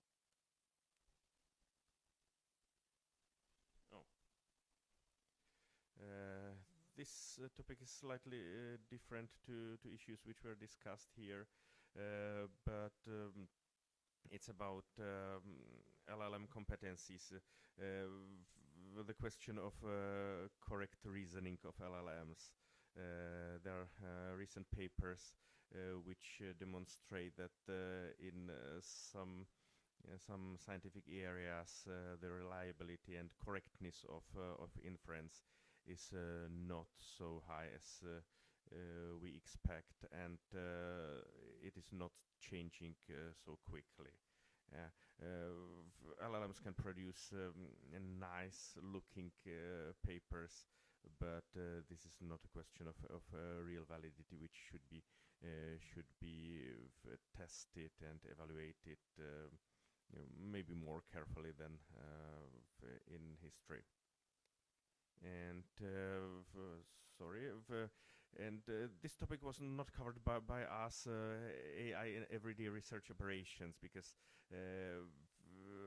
doing research or doing science is not only about doing experiments, performing experiments, writing papers. It's about administrative stuff, filling a grant proposal, form fields, and so on. And this is, of course, a big job, a big opportunity for AI tools on both sides, on the side of creators and also on the side of reviewers. But there is a big question how not to become overloaded on both sides. We can create simply project proposals, but what to do next? And some remarks and question. As I've said, I'm an optimist, tech optimist, and we can say that producing papers now, or the cost of producing, is going limitedly to zero. Yeah. You can ask LLMs to produce reasonable papers, and mostly you will obtain something not so bad. But how to exploit this?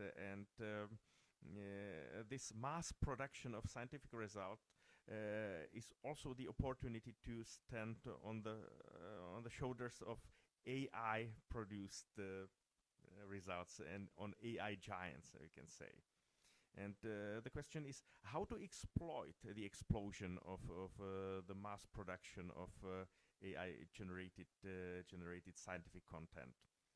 And there will be no strict borderline between AI and human-generated content. Yeah, but this will be the new shape of science. But the question still remains: what does it mean to produce good science? And that's all. Thank you, Martin. Thanks for the wonderful summary. I also want to thank remaining participants in the discussion, Barbara Zitova and Jan Šedivý. And on my behalf, thank you for your attendance, thank you for your questions, and have a great rest of the day. Thank you.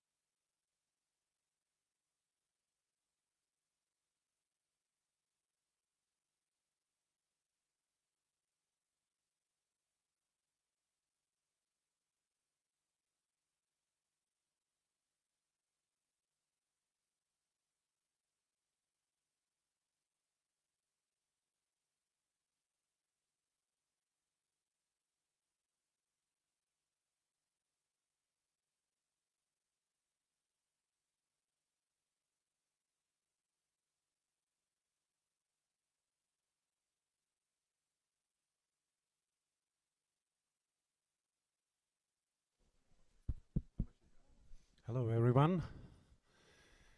We are 10 minutes late. We didn't start even. Okay, so 2 days ago, I was asked to moderate this session on robotics, open data, fair data, automation, and so on. So this session will bring another perspective on the continuum between data, automation, and real life production. And it will bring more, or I believe, because I didn't see the presentations, more practical angle to what can AI and big data bring to this. And we have 4 speakers. Actually, all of them are from this building, if I understand correctly. And I would call them researchers and R&D, or how should I call them? And they are will be touching topics like Industry 4.0, system optimization, system scheduling, robotics, object identification, human-machine interaction, and of course, data, AI, data, and so on. And I suggest that, and I will start by, okay, so there is a mess in my,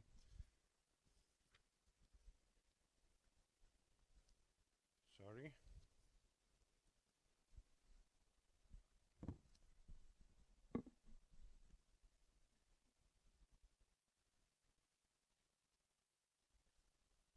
I lost one of my papers, which is disaster, because I know nothing by heart. Okay, here it is. Sorry. So the first speaker is Tilman Beckhoff, actually from, as I said, from CIIRC, and he's expert in the field of Industry 4.0. I would actually say, from what I've seen, that it's probably even 5.0, 5.1, and so on and so on.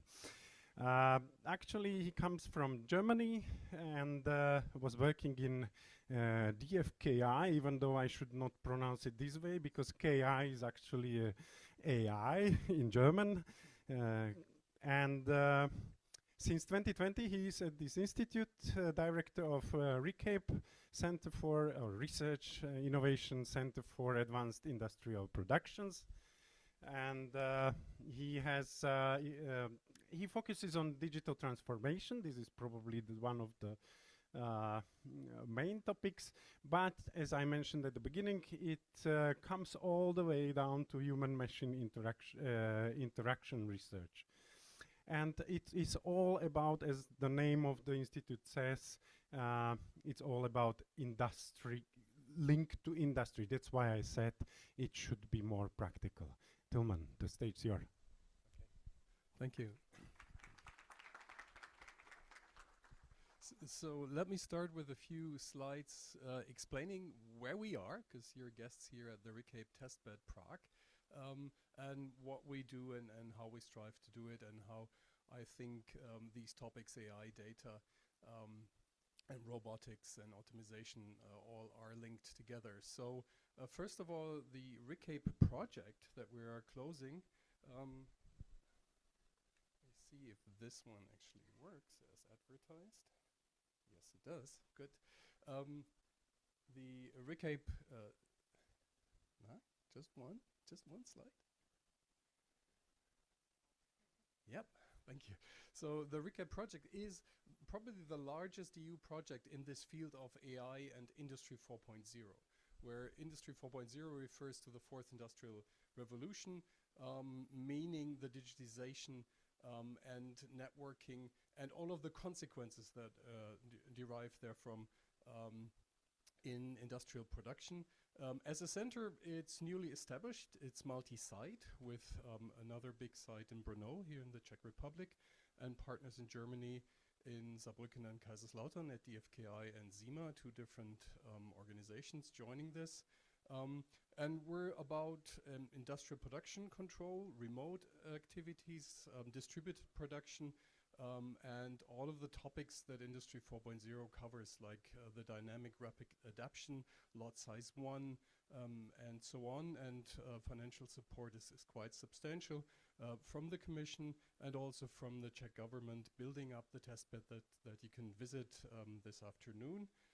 We started with these 3 partners, Prague, Brno, and Saarbrücken, with 2 organizations there, and have expanded this network to another node, the Smart Factory in Kaiserslautern of DFKI, partners at Fraunhofer in Dresden, at the IWU Institute, and also at the University of Ostrava. So this strives to build an ever larger network, including other European and international partners eventually.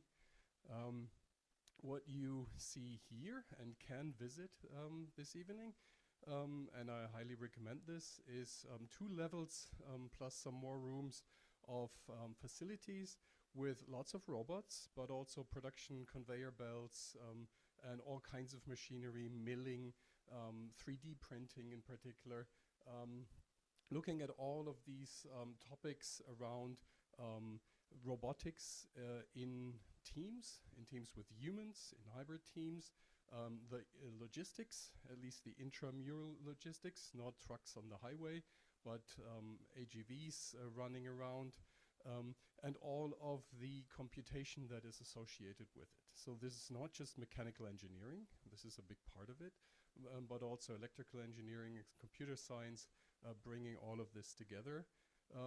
And it addresses a bit arbitrarily picked these 3 big trends that you see in all kinds of ways in Industry 4.0.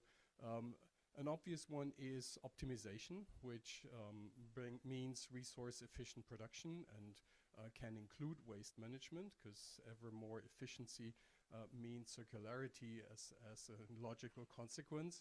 It also addresses the human issues. We have an aging workforce. We have the ability to be more inclusive, include people with different educations, different capabilities, bring people to tasks that they haven't done in a long time, even though they might be experts, they might not have the current experience. And that kind of human-machine interaction support is possible these days. And also the production processes become more complex. On the one hand, in the sense of never quicker product cycles, the need in some areas to have very highly individualized small batch products. On the other hand, because we can do it, and also because modeling things in Industry 4.0 includes the entire supply chain, all the way to China.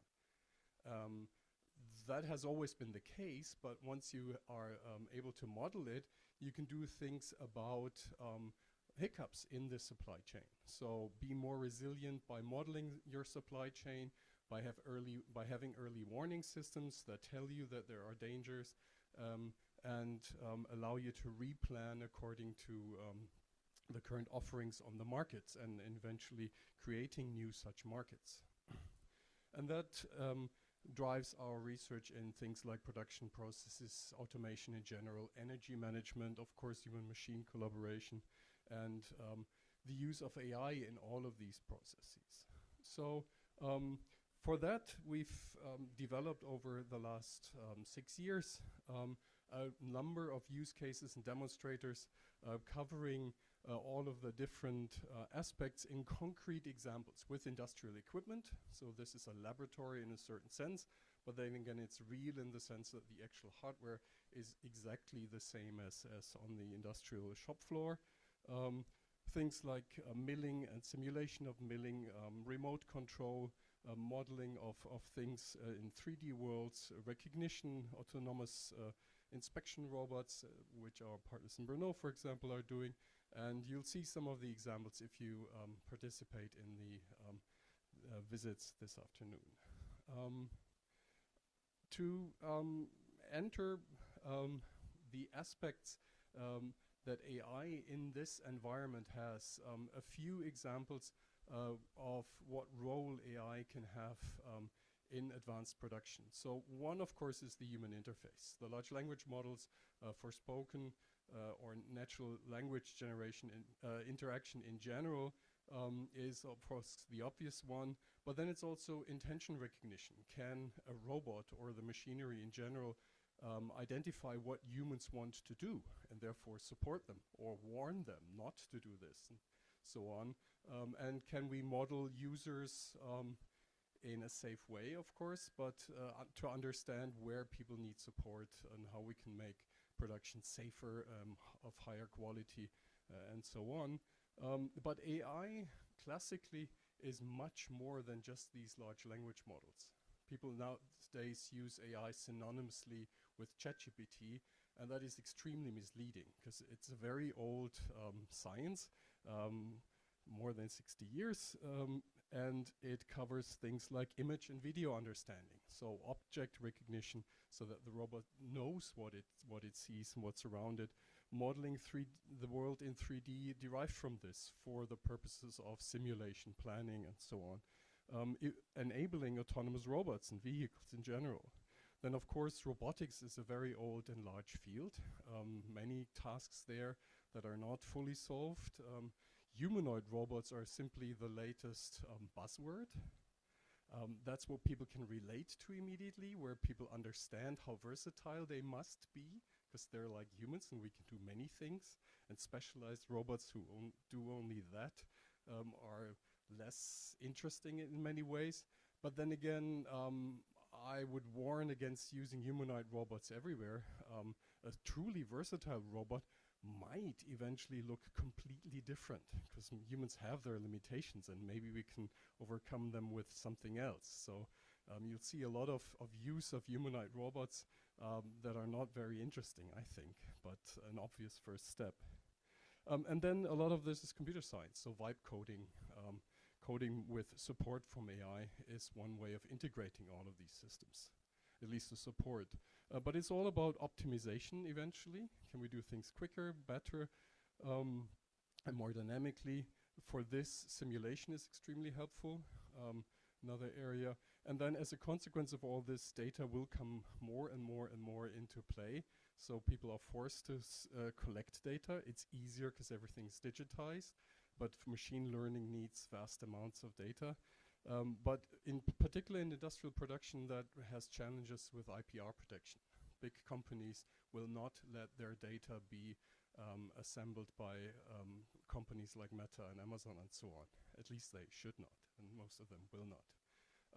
And then it's an interesting question and challenge where the computation should take place. Should it take place in the US, in Europe, at a big cloud center, or on the edge right here? And we're doing experiments with these kind of things. As an institute and center, we're expanding and see ourselves as a part in a big CIIRC network on the scientific, national and international way, with a lot of collaboration with other partners in the Czech Republic, but also in Europe. And here's just an example, a map of the most important projects where the testbed is being used in. This covers most of Europe. And you can see, even with Germany as a partner there, that's quite small. The rest is a big market, and when you do anything, particularly in the Czech Republic, this very small dark blue dot there, always think bigger and think of all of Europe and the world, although that might be a challenge. And we're trying to do this and support that. So if you want to work with us, there are many projects that are happening at the testbed. For example, AI Matters down there, which is the testing and experimentation facility of Europe, with many partners in other countries in Europe. And the local European Digital Innovation Hubs, the EDIHs, in Prague and in Brno, but also in Germany. And I think I've more than filled my 10 minutes, so thank you for your attention.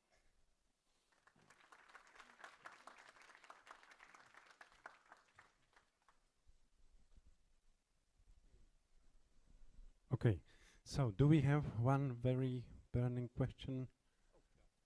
One? If not, then we'll move on. And there will be discussion at the end of this session. So I will introduce the second speaker. Can you give us... Yeah, ideally, yes. Yeah. And the second speaker is Zdeněk Hanzálek, full professor at CTU. And it's an expert in scheduling, computation, and manufacturing processes. with a lot of experience from France and even industry, including Profibus Association or Porsche Engineering, just to mention few. He's former head of Industrial Informatics Department and has a lot of, as I already mentioned, his experience has a lot of collaboration with the high-tech industry. And today he will more speak about, as shown, about ROBOPROX, which is a project which, in my words, this is just my wording of what I found, the information, supports agile development of robotics for complex and modular processes. So I hope I was not far from it, and just telling you that it should be with a respect to environment. So, okay. Thank you very much for a very kind introduction. And now let me just mention a few words about ROBOPROX. ROBOPROX is very large OP project, Johannes Amos Comenius on excellent research. It includes 18 groups and 190 researchers, so I will not be able to speak about all of them because they are working on different problems from robotics, informatics, control systems, and material science. We have three partners, which is Technical University of Ostrava, Brno University Technology, and University of West Bohemia. Right? So the overall motive of the project is to advance industrial production, and as you know, it's not easy task, right? As is shown in this famous film. And Europe therefore had a very good idea in 90s that we will get rid of production because we will do just intellectual work so that we don't dirty our hands, and all of Vietnamese girls will make it for us. Okay, so to say. So now we have production in Southeast Asia, and we have lost contact with the development. And we are buying products from there, right? So the idea now is different, and what to do to get this production back. We think that we don't want to dirty our hands again, so all the robots will make it for us. So this is the overall idea. Unfortunately, in China, they buy every year 5 times more robots than for Europe, but this is how it works. Okay. So the idea then is to go further and to make it better, as usually. So this device really doesn't work properly. I'm very sorry. And we want to use our knowledge in robotics, informatics, and optimization algorithms to make it better. Okay. So in fact, today society, or at least Western society, is used to have a very specific customized product to distinguish every individuum from another individuum. So if you buy, for example, shoes from Nike, you can customize them, have different colors, have different motifs, and so on. The same holds for cars. You can customize the interior of the car, choose different functionalities, and so on, which looks very good. And unfortunately, this is a nightmare for shop floor production, because every piece is different. It's not only about the information, but it's also about efficient use of production resources, right? So with that aspect of customization, it's very easy to have very low return on investment, and to have very sparsely used the production resources, because one robot is waiting for another robot, because every piece is different, right? So what we can do, we can apply optimization algorithms, for example, for scheduling, floor planning, and try to handle that in the best way, because a human can no more optimize it manually, because every second is different. There is no repetition in our let's say sequence of products. So let me give you a very easy example on what is our approach. So our approach stands on the shoulders of giants, which means we are applying, let's say, underlying concept and background theories, for example, like operational research, and modern tools like, for example, AI, to solve and formulate application problems, right? So not to reinvent the problems, but to see that this problem, in fact, is the problem that we solved 20 years ago because it has the same mathematical, let's say, nature. I think this is a little bit core of what is called technical cybernetics, that different physical systems have, for example, similar differential equations behind, okay? So I can illustrate it on the problem of, for example, circuit design, which is here on the left side, where you see that different components are assembled together in order to minimize the space that it takes on a chip. Similar problem arises when you are designing shop floor of your production facility, because you have different machines, you have communication, let's say, communication area to move the product, as well as you move the data in a chip, right? And a little bit more abstract example is periodic scheduling. If you make a periodic schedule and you do some weird transformation, then it results in such boxes that are also assembled within space which is aimed to be minimized.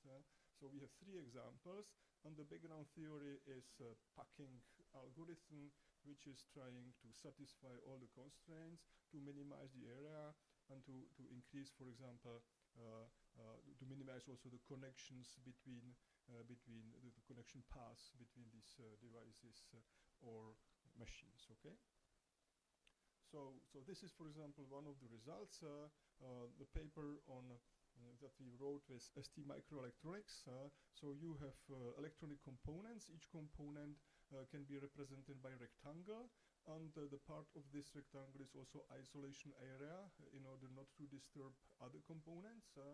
So if you have 2 components that don't disturb each other, for example, they are running on the same frequency, on the same voltage, then you can overlap them.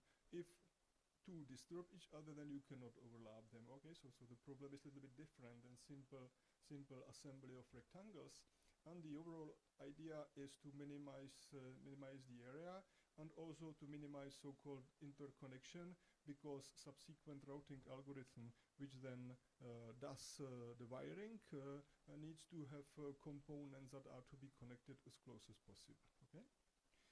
So another example from the same area is that mentioned periodic scheduling. So some of the processes, for example, communication protocols or maintenance of the devices have periodic nature. So a task is performed every period, right? And the periods are different for different tasks. And then you can slice this Gantt chart into rows and flip some rows, and then you obtain a compact representation of each of these tasks, even if they have different periods, which again results in a packing of rectangles into the 2D area. Okay. Then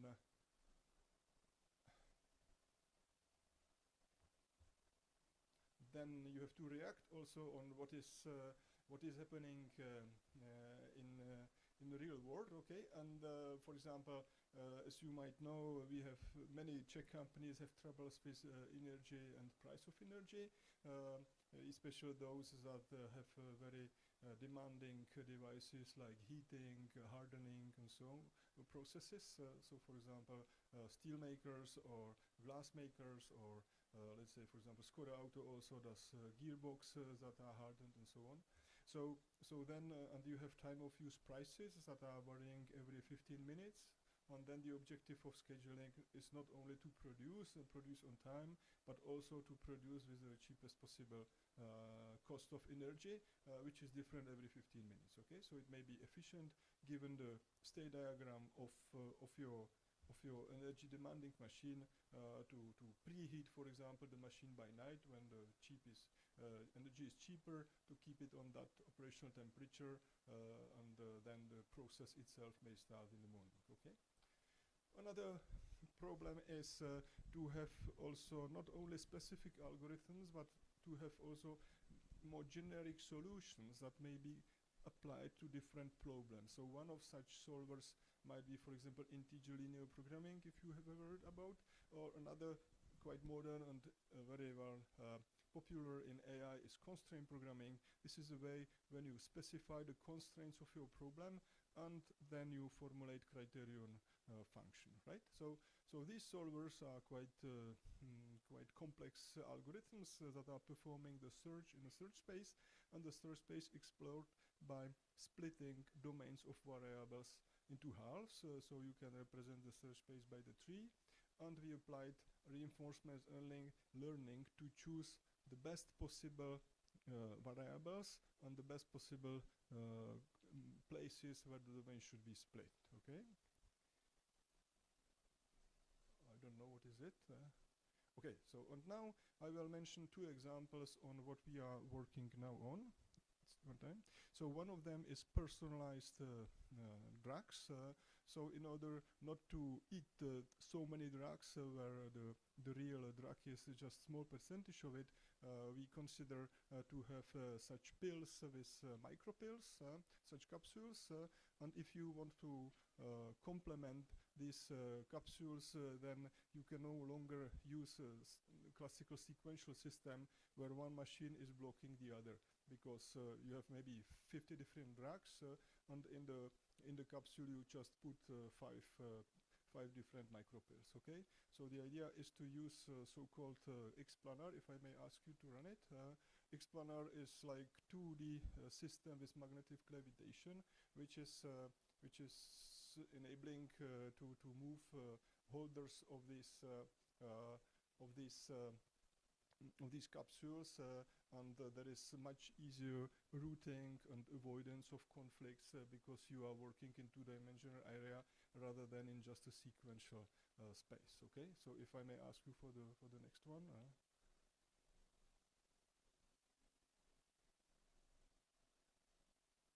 Okay, so the idea here is to find packing, placement, scheduling, and routing problems. I think I will go further, and I will go to my last slide.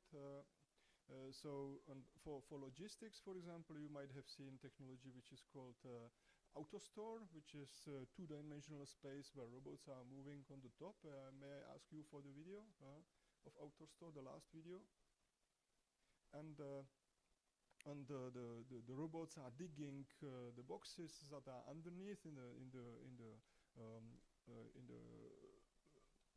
vertical direction, and there are so-called pickers, people that are serving different orders and putting products into the boxes that then go to you as a customer. Okay, so this is a nightmare from the logistic point of view, because you have many products, every order is different, and it's very difficult to handle it systematically.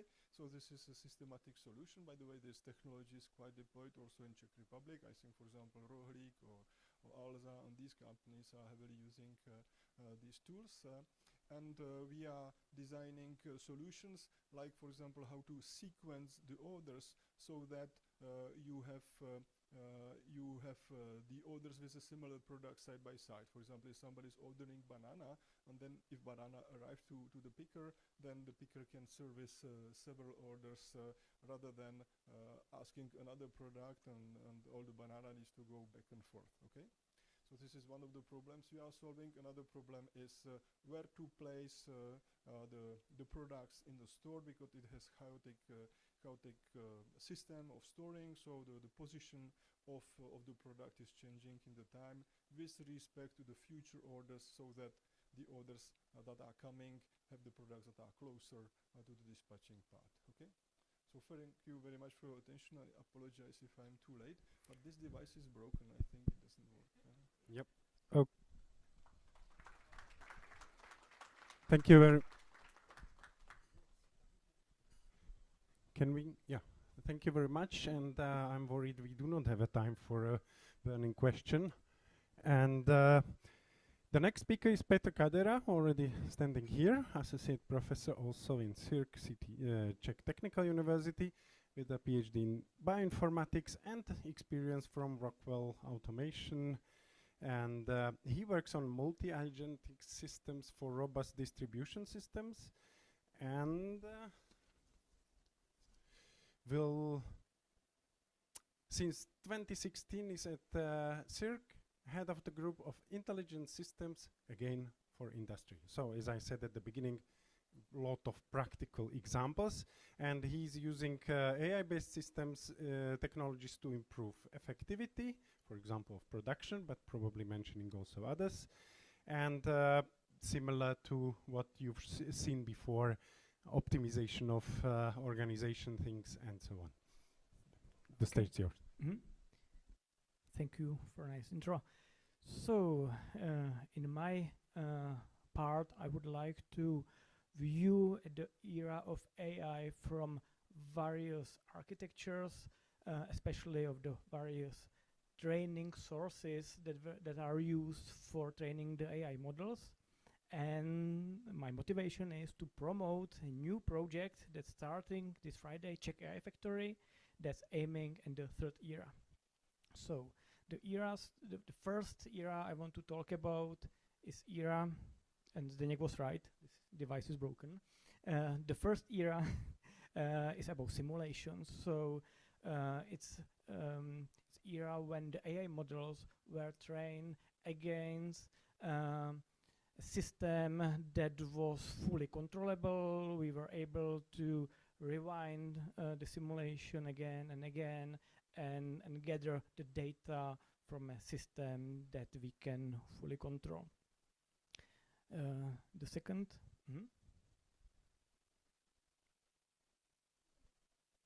okay.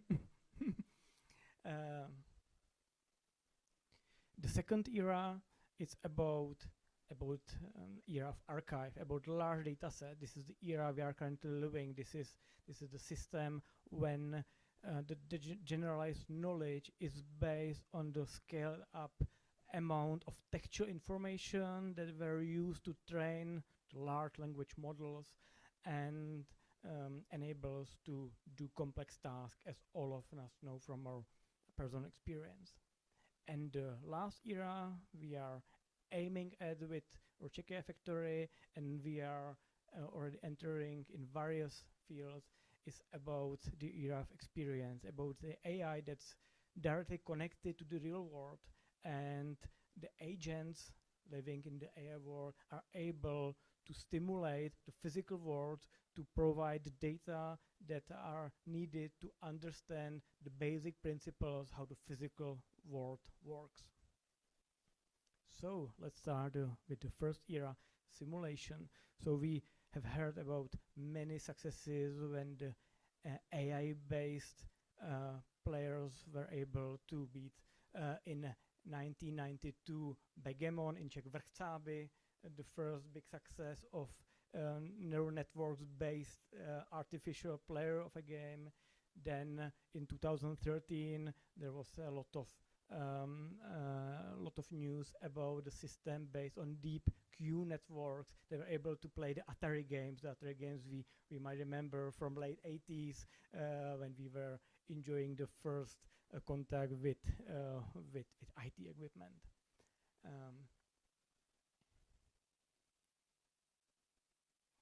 Again, it perhaps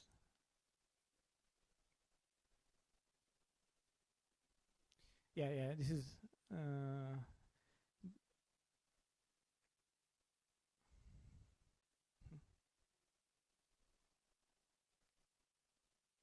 so the second era, it's what we know from the large language models. All available knowledge is gathered, and there is one big disadvantage. It's the system works just on a snapshot of the knowledge, so there's like a knowledge cutoff. So the system doesn't evolve with the knowledge. We need to train new models again and again, and the knowledge is based just on what the human describes. So the interface between the physical world and the digital world is based on the conceptualization that someone describes. So we aren't able to find new principles that weren't described in the text. So here we can see the development of the system starting in 2018 with system GPT-1 dealing with 170 million parameters. Today we are in order of magnitude of hundreds of billions parameters, and the system is still growing. But like since all the available data were actually used for this system, there isn't expect any significant qualitative improvements in this type of system. And let's move to the third era, the embodied interaction, the connection of the AI directly to the physical world. So this era started in early 20s, taking data coming from various robotic systems. Google was very active in research in this field, and currently the most significant outcomes are seen in the autonomous driving system, a well-known startup Waymo that builds their solutions and their end-to-end models, large models, based on the huge amount of already gathered data, but also on the data that are coming from the cars that are actually doing their test drives and proactively identifying the problematic situations that are needed to cover completely the state space that's needed to develop a reliable system. So, and now how the Czech AI Factory enters this field. So what the Czech AI Factory is the Czech node in the Euro HPC network of high-performance computing centers. It will be open May 1st this year, so on Friday, and it has two basic pillars. The first is the new supercomputer that will be assembled and operated in Ostrava, Carolina computer, and the second pillar is the AI Factory Service Hub, which collects the know-how, provides education not only to students but also to the practitioners from the industry, and also provides the basic components that can be then used to build services to specific users. So we are aiming at 6 sectors. The first nature is the mobility and autonomy, autonomous cars, autonomous robots, which overlaps with the second application area, industry and robotics, but also we are aiming at the sustainable energy, smart grids, renewable energies that are dependent on accurate forecasts of weather. Also important pillar is health and life sciences, development of new drugs, directly connecting the AI with laboratories that are used to generate data based on the new molecules designed by the AI system, cybersecurity, and also public administration. So the new opportunities that are brought by this connection of the digital and analog world also bring some difficult problem that needs to be overlapped. So it's the sample efficiency. So when we are collecting the data from interaction with the real world, we need either to have much longer time to collect the data, or many more sources of this data comparing to training the system on already available data set. Also, it's not that easy to define the reward, what's actually good, which strategy applied in real world is useful. Of course, comparing to era 1, when we were exploring various strategies, having the simulator in the loop, it's more dangerous to having real systems involved. So there are some safety concerns, whether we can harm someone with having the system doing the exploration part to openly. It's also difficult to evaluate how efficient the whole training loop is, and also the long horizon consequences are something that is a bit difficult to explain in a way that complies with our expectations. So I would like to invite you to stay tuned on the news coming from the Czech AI factory, and yeah, let's see where the new shift in AI will bring us. Okay. Thank you. Thank you very much. Okay, so I'm worried that we do not have time for the one question. And the last speaker is Vladimír Petrík, again from CIIRC, an expert in robot perception and manipulation. The very nice information I learned about the 6D object pose estimation. I know 3D, 4D, I can imagine 5D, so maybe we learn something from about 6D. Learning from videos, that's wonderful topic actually. I know, I was aware about Vladimír, and physics-aware control of of systems. Experience from France, Finland. Simply expert for our session. The stage is yours. Thank you for a nice introduction. And today I will talk about ELLIOT project, which is EU initiative to create AI models in Europe. So first, small motivation. We all are using language models, LLMs. I know programmers I know all use Claude Code to create programs, and LLMs can create nice text nowadays. We also have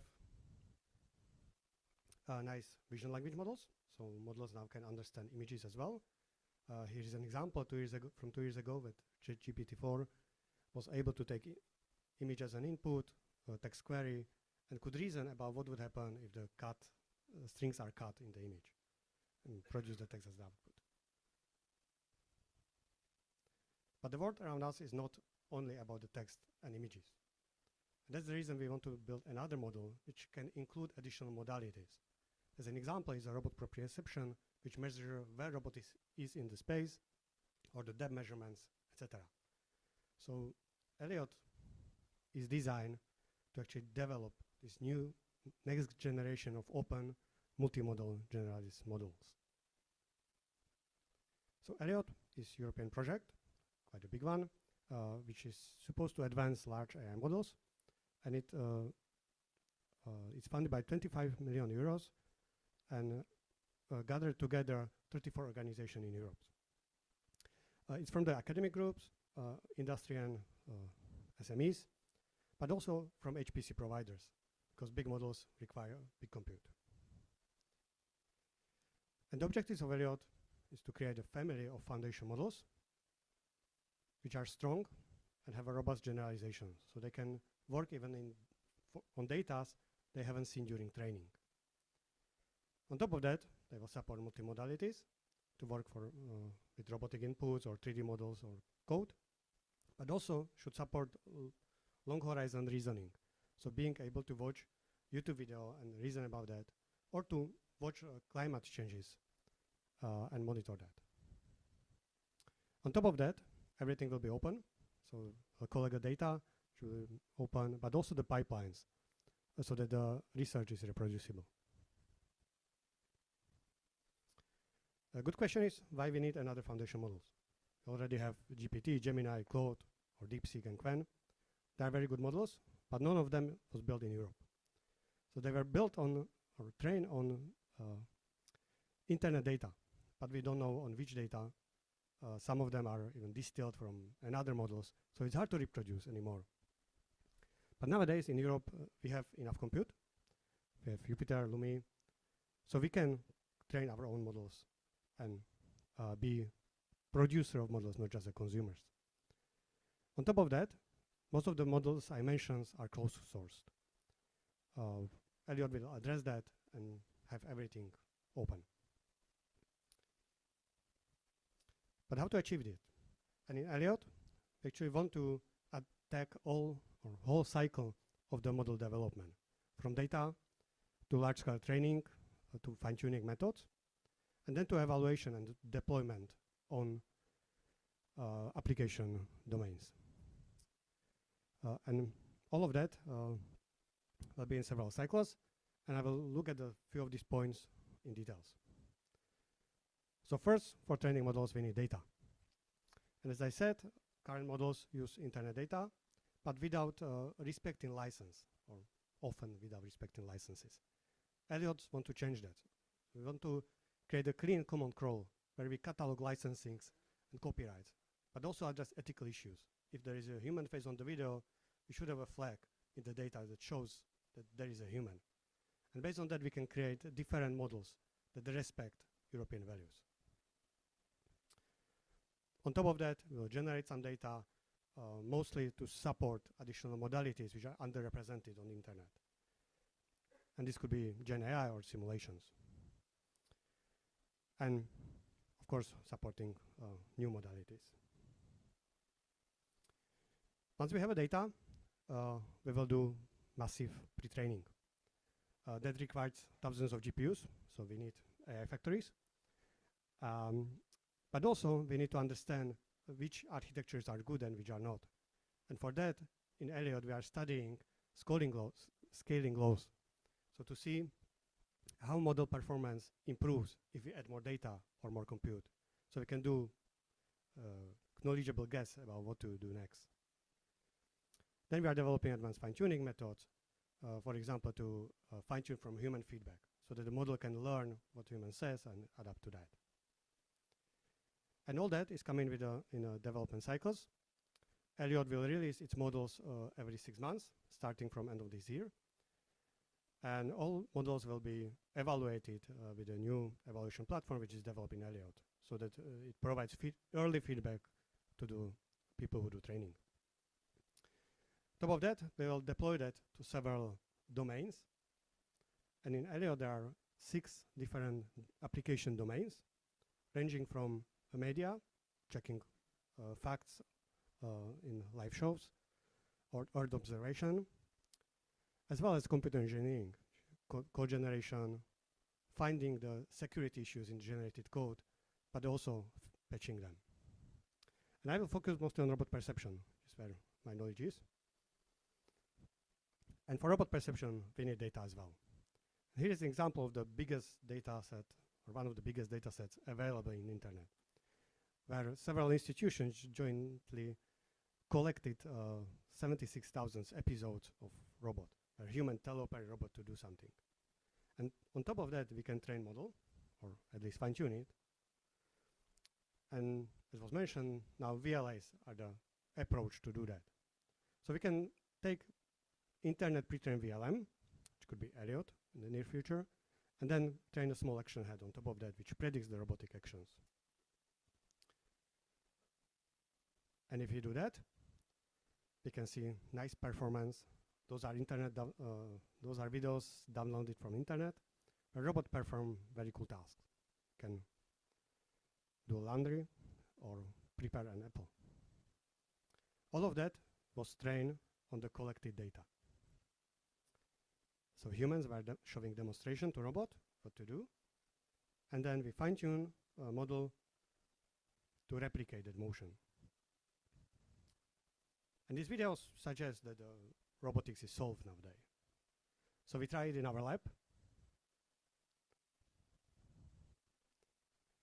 on much simple tasks, where we ask model to rotate the marker or open the drawer during night, because our students work during night, and it fails. So even simple tasks are not solvable yet, and it was recorded during night. That's important, because then we observe that that's the problem of these models nowadays. They are trained on the data which are collecting during the day. But to actually measure that and have some proofs, we designed a real-to-sim validated benchmark where we analyze these distribution shifts, which allow us to identify when the models work and when not.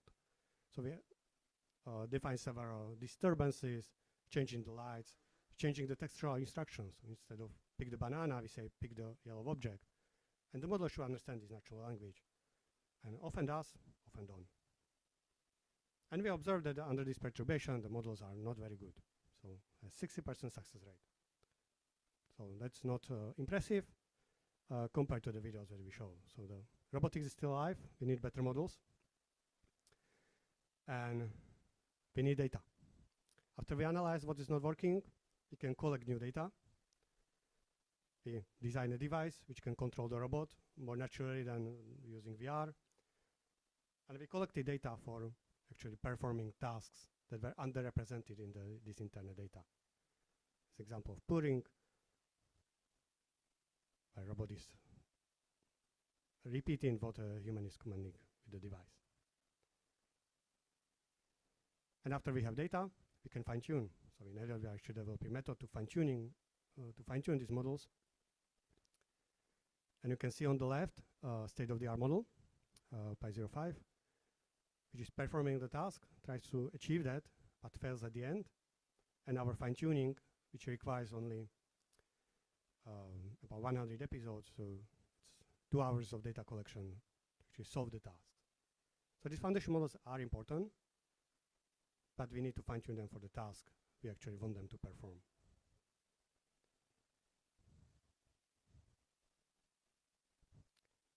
But data collections is difficult, costly, so we are also looking at the alternatives, how to collect the data from internet. And here comes 6D pose estimations, where we are estimating 3D position and 3D orientation of the object in the internet video.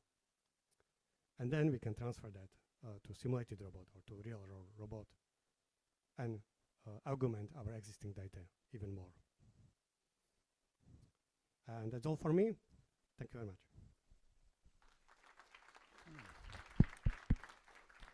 Thank you very much. And yeah, I was happy to see the 6D. Okay, we have, Michal, I added the 10 minutes from coffee break to my session. We have the time for a few questions. I will be opening the stage in a second. After asking one question, is there something missing? Because all your presentations looked, except for the last one probably, everything was so perfect. Is there something what you would, except of money and time, appreciate to have to improve your system? Okay, so I will start. We need data. Yeah, we need the connectors to the physical world, the use cases, the real world scenarios to work on, and yeah, and the partners from the industry, the practitioners. Yeah. Yes, definitely. We also need good inspiration from industry, I think, to solve specific problems. And we need more intelligent solutions on our side as well to develop things that can scale, that are able to solve, let's say, large problems, because today's problems typically are very large. Yeah, and I think the thing about data is we need more data. that needs to be said again, because it's not binary. It's a spectrum, and you can never have enough. Okay, thank you very much. And I'm very happy that you mentioned that you need more data, you need more use cases. And this is exactly what we will speak about. So a little marketing for my session, because this is just a stolen session, which will be after the lunch. So please don't take after lunch nap, come to the session and listen how to get more data for these projects. Okay, are there questions from the audience? Immediate questions?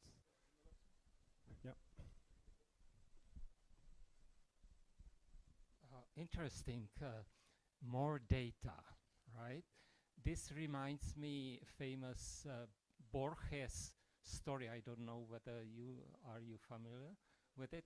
It's about building a map of the world, and the thing is that this map is becoming bigger and bigger, and eventually it reaches the size of the globe. So, Mike, I mean, I think you understand the metaphor where I am going. My question is whether you think in longer term ideas,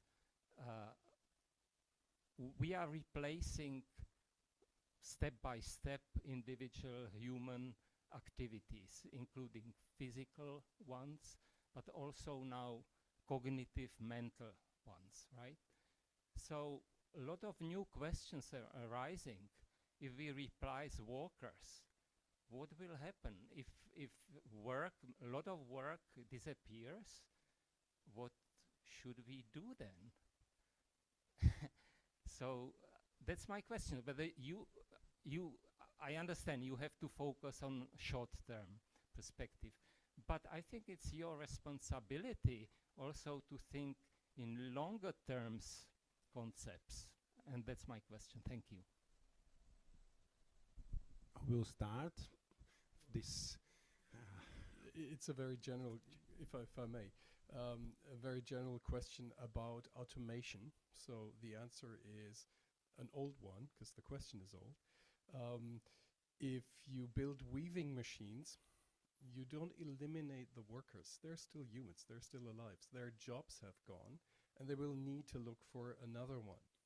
And that is the real question. So if the jobs change, and all our jobs are changing over the years ever faster, how do we support that change in jobs? So I do not believe that we eliminate workers. We do indeed eliminate specific jobs, and other ones will appear. And I think it's our responsibility to think about what those are. And as an example, take software engineering. Vibe coding promises to make everyone a programmer. It turns out that's not true yet. So what really is the interesting question then is how can we build new workplaces, new desktops, new software development environments where people are more productive, but we know that we still need people in the loop, although for different tasks. And how can we support these different tasks? So any kind of human-machine interaction that supports telling people what the machinery is doing and where questions are arising and to be solved by humans, that is part of the answer, I think. Yes, I like your example of the map of the world because it shows that everything has some limits, okay? Let's say physical limits for simplicity. For example, machine learning is demanding a lot of energy. We need large data centers consuming a lot of electricity, and then it obviously has some limits, right? So maybe we can formulate it in a price of the energy, but also in, let's say, ecological limits of the earth, right? So there are obviously limits, and we have to deal with that. Also, customization has limits because our past generations lived with products that were not customized, and they survived. But we need to have every path so different today.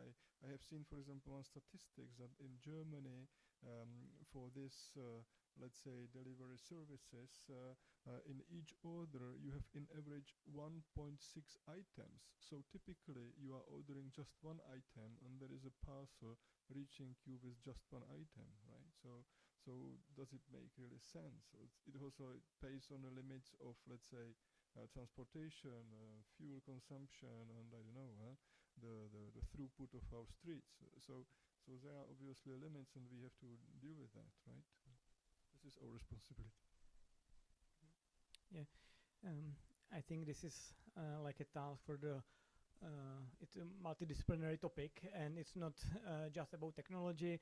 Like remember, I think it was Kodak when they discovered the new potential of digital photography, and they realized what would happen with their business of creating the stuff for the analog camera. So and where is Kodak now? So like we can't stop the progress. We need to stimulate the question what's actually what are the basic fundamentals of a democratic society, whether the correlation between the first industrial revolution which increased the value of the motoric and the capability of reasoning and the soft motoric of hands actually distributed equally the wealth among people, and it actually brought the wave of the democratic demographic changes. So whether it is something that can be harmed by current centralization of the capability to reason and produce something. Yeah, there are many questions. I mean, like it's like a red queen. Like the only thing is like to continue in the progress, identify more stuff. Like there is no chance to like artificially stop the technology and stop the research, and yeah. But I can see many dystopic scenarios in front of us, and yeah, we need to open that. So everything was said already, but I agree AI will change many fields, but it's still a tool, and it will remain a tool. And for me, AI will not take your job. It will be taken by someone who use AI for its benefits. Okay, more questions?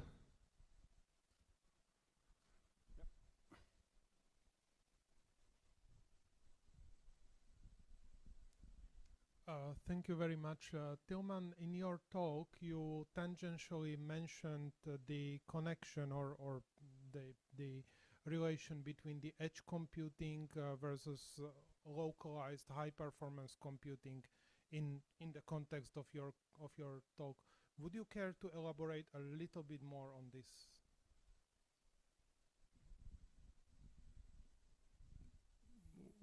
Just a little bit.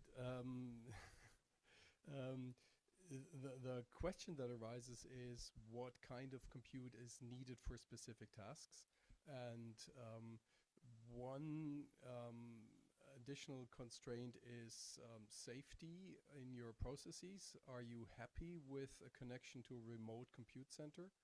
Is that line safe enough, and is it quick enough, of course? So ideally you can do things on your want to do things on your premises, but maybe you can't because the compute task is too big. But it's worthwhile exploring to take as many things to the local level as possible. And a lot of the high compute is not needed for inferencing per se. It's done by the big AI companies in compute centers because they're serving millions of people. But if you're serving just one machine, you can, in the very near future, do most of the compute locally, and then you should. So this is what's driving appropriate edge compute nodes with a failover connection to the big cloud centers, of course. So this is something that is what people are experimenting on. Do we have more questions? Everyone wants a lunch. So, okay, thank you.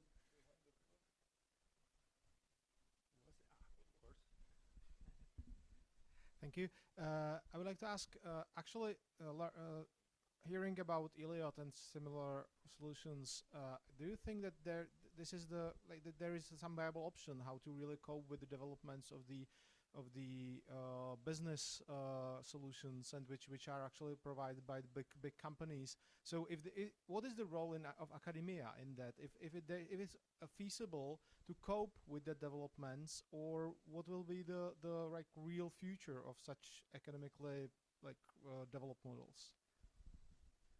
So for me, no, we cannot compete with them on the task they choose to progress. So they are training models, they're providing LLM for us. That's not our job. We should see the scaling laws. We should see what works, what not. They can then adopt that and improve their models based on our findings. But on top of that, there are a lot of applications. We need to develop methods how to fine-tune these big models. And that happens in vision. In vision, no one is training foundation models from the scratch anymore. They're all using Dino or similar models and fine-tune them for the specific applications. So that's my answer.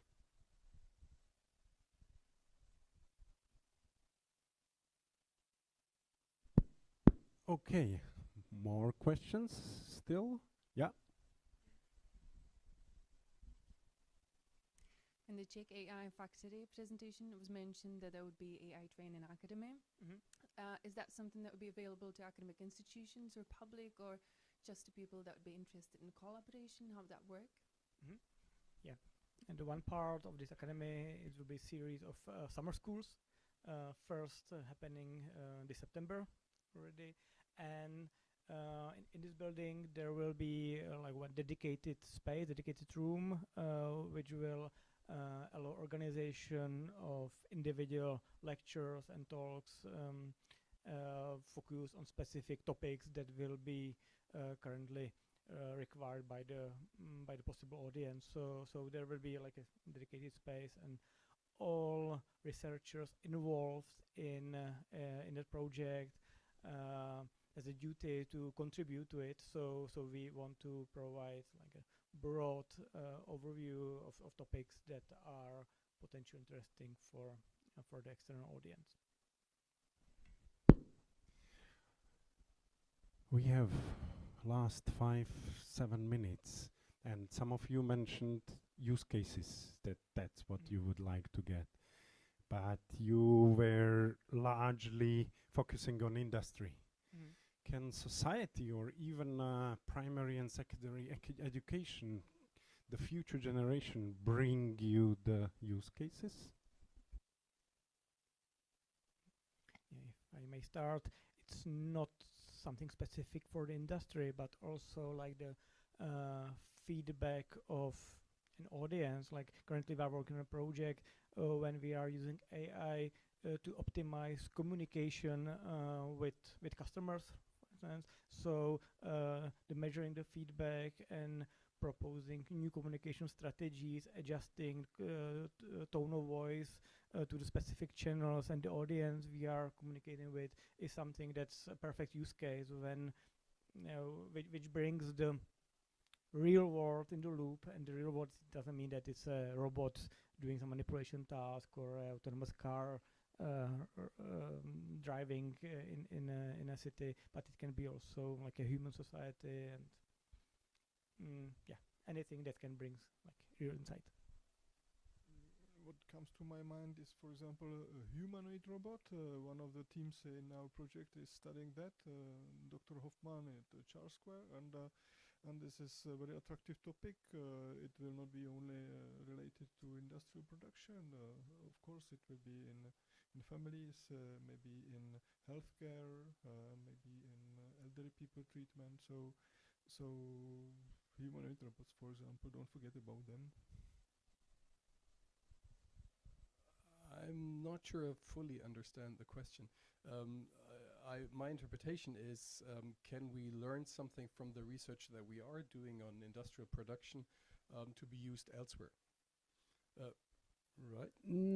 Yeah, of course, that's one interpretation, and it's not bad because it's an interpretation. Another would be if future generation, really young people in primary and secondary education, can bring some use cases for you, which could be very inspirative and actually bring some novelty in your work. Okay, so in that direction, anything that happens within households, where something creative maybe even, but especially something that's labeled work is being done, has certain similarities to the environment in industrial production in the future. So you need a full understanding of the environment, a digital understanding, and you need to understand the human's intentions and the external constraints. In the industrial world, that is the products to be produced or to be designed and then produced. And in a household, those constraints come from multiple sources. Mom wanting that place to be cleaned or external things. And the interaction and the modeling, because it all strives on having descriptions of what's happening in a way that are exchangeable and understandable. Those have strong similarities. So I think a big area of robotics is going to be household robotics beyond just the vacuum cleaners and window cleaners that we already have. You'll see a big development there, and there are lots of similarities there that also can explain how the workplace of the future is going to look, which we really don't know. That's what we're working on. Comes to my mind maybe that in design in general can be better supported by some tools that understand the context and so on, right? So, for example, I have just an example from civil engineering. When you are designing your house, then there are some rules that needs to be obeyed. For example, the kitchen and the toilet needs to be close to the outlet, right? And then you have some freedom in which you can redesign how big which room will be, but there is also minimum size of the room. There are some doors and so on that need to be there, some windows, and they have some rules that you do not know as a non-expert, but experts can encode it into your design tools, and then you can use the freedom to within these boundaries to make it. Okay, so today's experts are disgusted when the users still need some changes, right?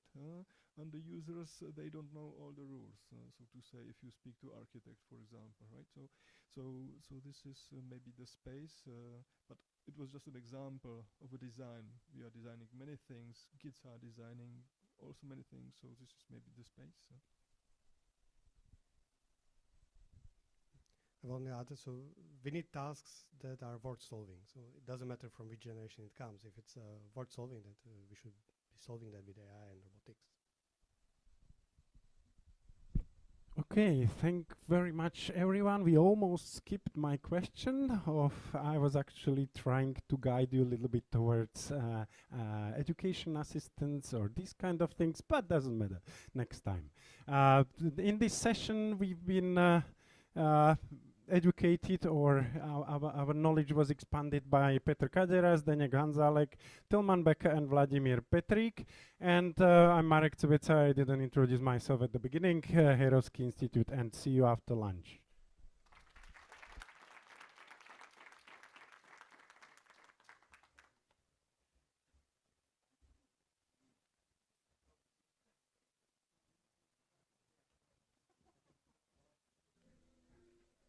Can we continue, please? I'll ask you to take your seats.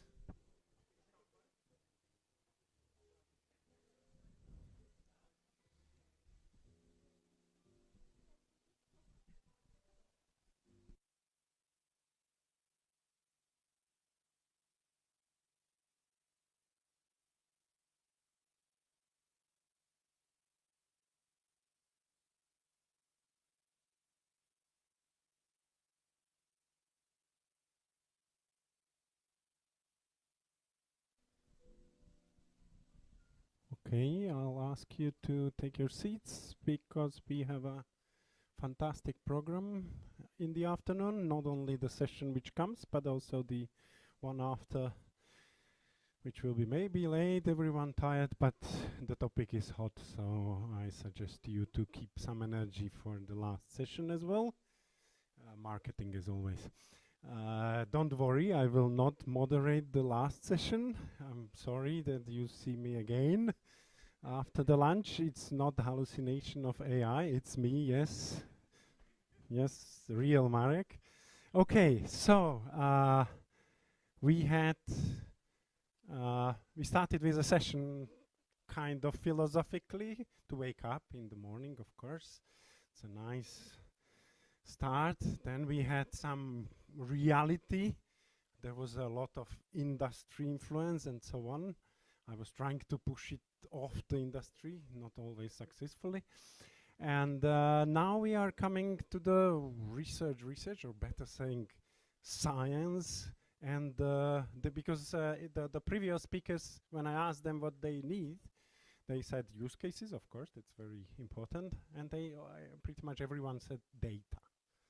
Where these data come from and how to get this data. And that's the topic of this session, which will have a form of two talks from speakers which are coming from abroad. I was very lucky to convince my colleagues, I would like to say friends these days, and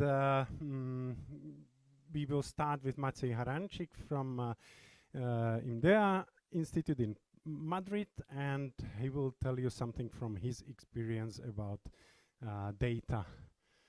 Maciej, come in. We will start with you. Do we have the presentation ready? Oh, great. So, the stage is yours.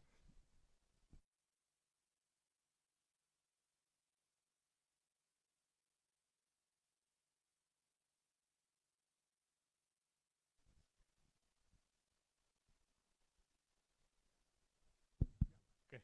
Good afternoon, everyone. Thank you, Marek, for the invitation and opportunity to present our work.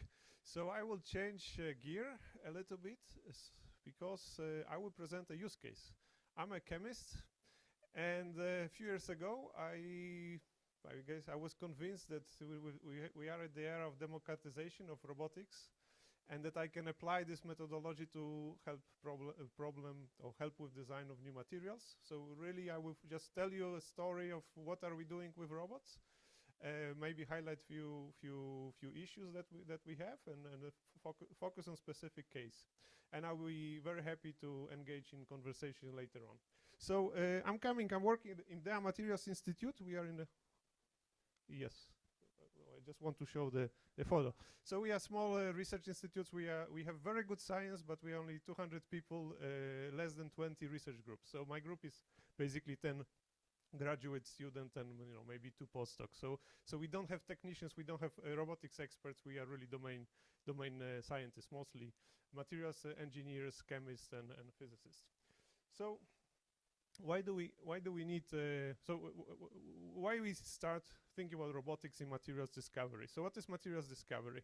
So when you think about materials, we look always for better materials, more efficient, cheaper, to replace harmful substances and so on. So the traditional approach is this Edisonian approach, that we have to do lots of experiments to find the right material. And in the first approximation, we want to basically use smarter techniques based on machine learning to build a model that will help us decide what properties the material has before we do experiment. This is what we call the structure property or composition processing property relationship. So this is this approach involving machine learning I employed all my career, but I started as a computational chemist. So initially in my career, I was basically building computational workflow using molecular simulations and building material informatics to employ machine learning to predict properties of materials. And then around 10 years ago, I moved from the US to Spain and then to smaller institute, and we were more exposed to real experimental data, so working with industrial partners and so on. So we started using experimental data to build those composition property models, and we're quite successful. So for example, in the case of collaboration with a company working with natural porous materials, we actually designed few materials with AI that are already in the market. We got very excited. And the problem is, I would like to do more of it after the project finish. And then you realize that when you work with new materials, where is the data? And really, the problem is whoever has the data has the power to use AI in this application. So around we are not lucky with COVID, but we are lucky with post-COVID stimulus funds that allow me to start. Basically, we bought the first robot. So in 21, and I negotiated again, my background is in computational science, so I just had an office. I didn't have a lab, so I negotiated a small space in the corridor. We bought the first robot. And then we start, building, testing, and teaching the robot to do experiments. And then 2 years ago, we secured a new lab, and last year we moved. So now we have a proper laboratory where we basically teach robots to do material science experiments. So this work fits in basically it's a global trend of using automation to accelerate materials and chemicals research. So the concept is called the Material Acceleration Platform of Self-Driving Lab. And the idea is here that we combine AI with automation in kind of closed loop system, that once we decide on what is the objective application of a material required property, we have this closed loop system where AI suggests what experiments to make, robot make the experiments, characterize material, and we feed the data back to AI. In most of those approaches, we apply Bayesian optimization that gives us lots of interesting functionalities, design of experiments allowing us to sample our configuration space. It has the surrogate model that you know, is a regression model that tell us basically allows us to make predictions from data. The framework allows for active learning, uncertainty quantification, and so on. So practically all the automated labs use this framework. So this revolution in the automation lab is of course, more researchers working this field, although not that many because it's still a very expensive approach. But a good highlight is this work from Andy Cooper group from Liverpool, and there was a paper was 2020, so you know 6-7 years ago. They show an application of this automated robochemist to look for materials for photocatalysis. What is interesting is, of course, it was a successful story. They found few interesting materials, but what is really interesting is the comment somewhere in the text that they believe that, you don't see it, I will read it for you, that this automated system allows to accelerate discovery 1,000 times, which is, you know, 3 orders of magnitude. It's really amazing. Now, from my practice, I have to comment here that this acceleration rate really depends on what is your baseline. And the baseline is comparing to, so in this case, if you talk to Andy Cooper, he will tell you the robots did in 8 days what a PhD student can do in 8 years, 4 years, sorry, in terms of number of experiments. But in practice is that in a graduate student research is lots of inefficiency. So for example, in my lab, I will mention in a second, but we have a step that before we process material, we have to dry it, which means we have to put the material in the oven for 24 hours. Now, what happens is a student comes on Monday, put the material to the oven, and can do experiment on Tuesday. So then you have only Tuesday to Friday window where you can process a material, but you can buy 15 euros timer and set a timer to turn on the oven on Sunday to dry the material, and you will gain for 15 euros. You and a small timer for introducing automation, you gain 25% of productivity. So I think as a community we have to really discuss how we measure this acceleration rate, because there could be lots of overselling there. Anyway, this automation, the methodology is, of course, it's not only one lab. It's you see just a couple last 2 years. All the if you look at the state-of-the-art research in mostly related with energy rating materials, because this is where mostly funding is right now. It's published, Science, Nature. All those leading studies incorporate automation. And there is another trend that is important. Is now. There's few automated labs that are available. They start thinking how they can collaborate to actually cover a more complicated property, so more complicated material cases. Often it's, in one lab you can synthesize a material, then to integrate it with a device or perform advanced testing, you need another lab. So there is this concept of the distributed laboratories that they need the infrastructure to talk to each other and perform material optimization. And there is another concept that I would mention. It's a cloud laboratories. And in this case, it's basically like we have a software as a service. We have opportunity to have laboratory as a service, where we put all the expensive equipment in one place and we can communicate it just through internet and perform experiments remotely. I mentioned this also as an introduction to the following lecture, where we more focus on understanding the data. But this is an illustration why we need to think about the data and how we connect those systems, because we need to integrate them. Okay, going back to my work. So I'm more my work focus on polymer nanocomposites and the application. So basically, you can look at them as plastics and advanced plastics. And there are, in this case, we have quite a large range of polymers that are used as a base material for plastic, and then we can modify them using different additives. And this is, very important market. It's estimated 500 billion annually for plastics, and they are used for almost every aspect of our life. And the question is, how we can accelerate design of those new formulations for different applications. And why we need to design? We need more efficient materials. Sometimes we want to replace synthetic polymers with the bio-based now to make basically to have greener technologies. We can also use those nanocomposite materials as carriers for advanced functional materials. And then it's the whole library of different those additive materials that we can introduce. So the most important way we produce plastics is what is called melt compounding. And in this case, we take this thermoplastic material, we increase temperature, we melt it, and then we can, once it's in liquid form, we can mix it using extrusion, and then we can manufacture parts. So, for example, one application why we need it is one of projects that we have is designing material for electric vehicle. And again, this is not a design of a battery, it is a design of a battery casing. So in the electric car, you usually have this box where batteries are. And currently, this box is made of metal because the norm says that basically box has to be rigid, has to have structure properties, but it also needs to be fire safe. The typical test is this UL 2566 or 56, where basically a material has to withstand a flame of 1,200 degrees for 6 minutes.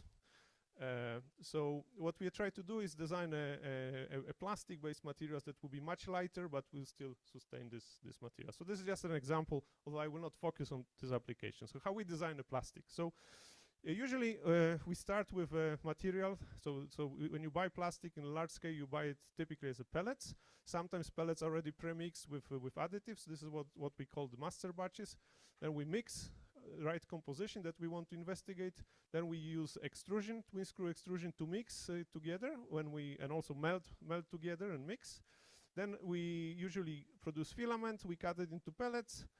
And then from those pellets of new composition, we can either use 3D printing or we can use injection molding to prepare a specimen for testing. And then we can do different characterization, mechanical, thermal, degradation studies. And once we collect the data, we feed it to AI, like Bayesian optimization, and it tells us what new composition to study. And we have closed loop until we identify the right properties. So how we automate this workflow in the lab? So first we buy some robots, collaborative robots. They are very simple because basically they move. We send to the robot coordinates and they just move. So we have to implement all the computer vision. So in our lab we started with the solution based on the augmented reality, Aruco code, and basically important instruments or positions in our lab are marked. And there is a camera on the robot, and then we can, with simple math, we can basically correlate positions of the Aruco with respect to the camera and the gripper on the robot, and then we can have simple function. Like here we have the. Sorry, that was a simple.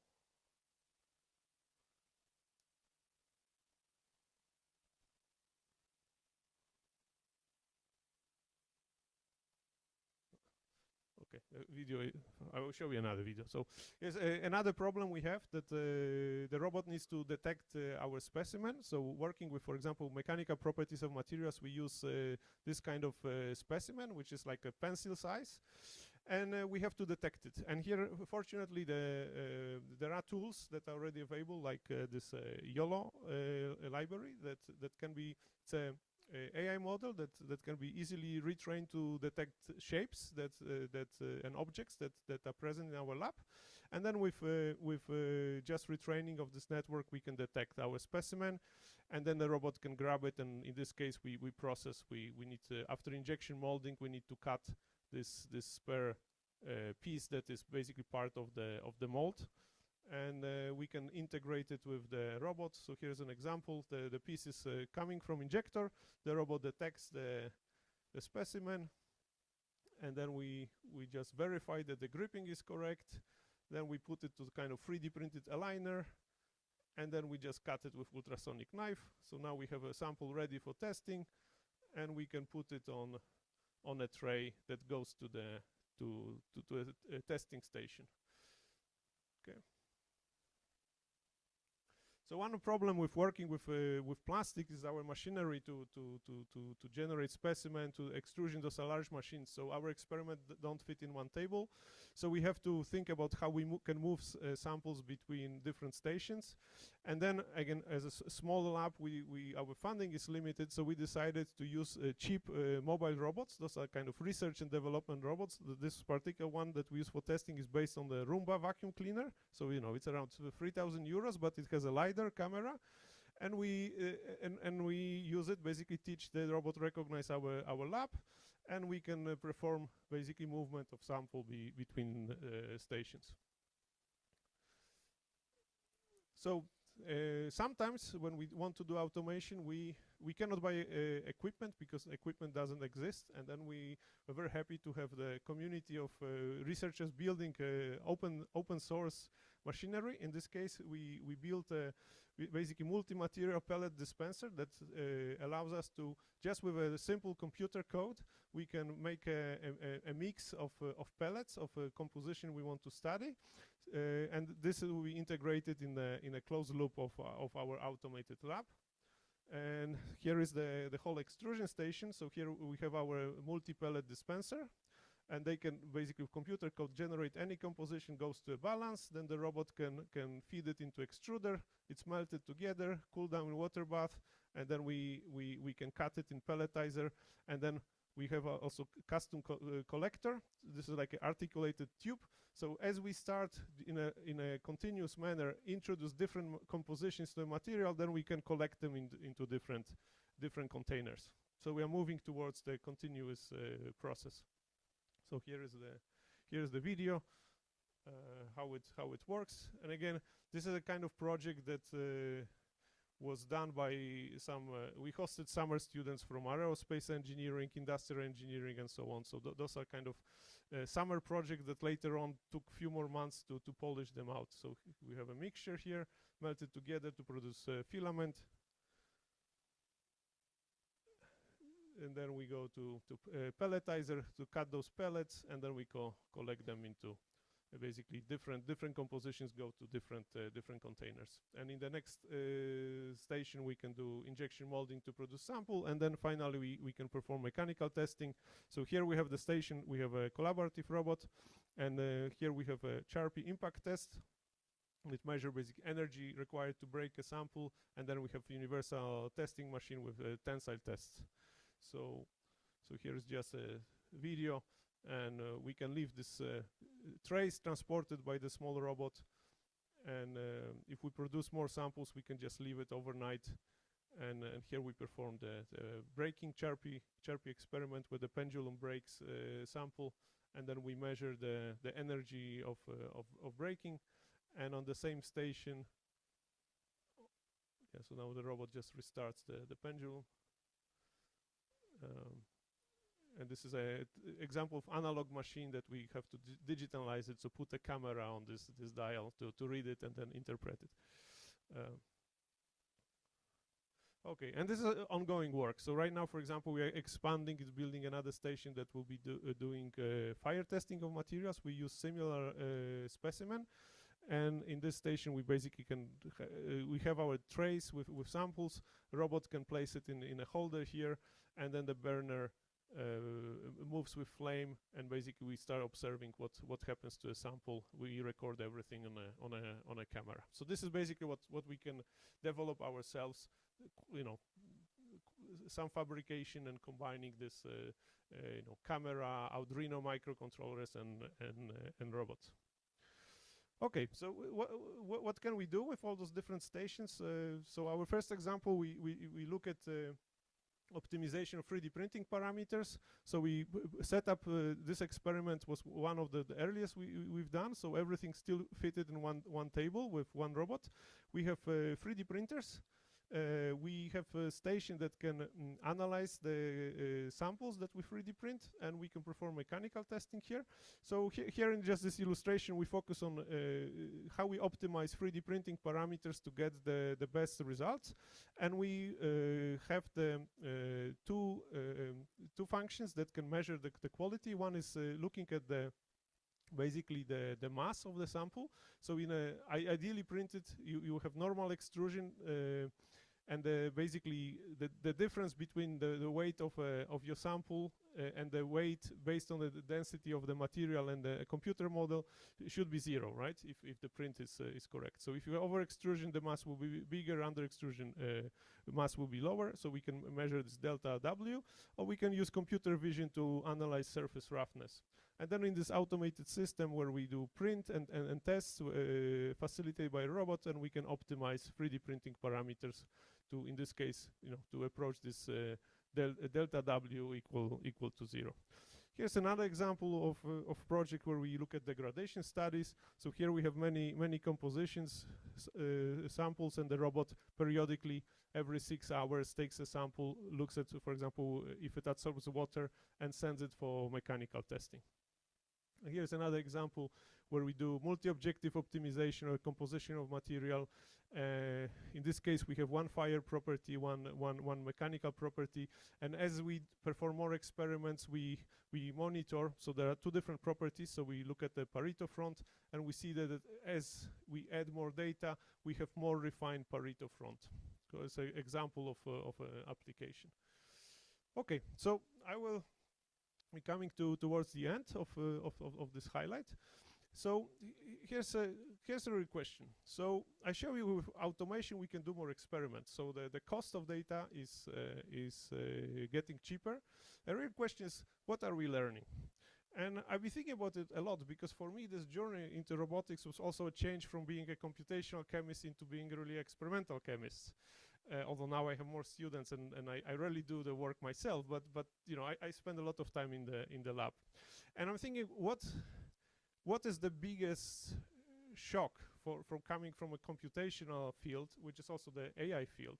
And it's really how noisy, what is experimental noise, and where is it coming from? And this noise is everywhere.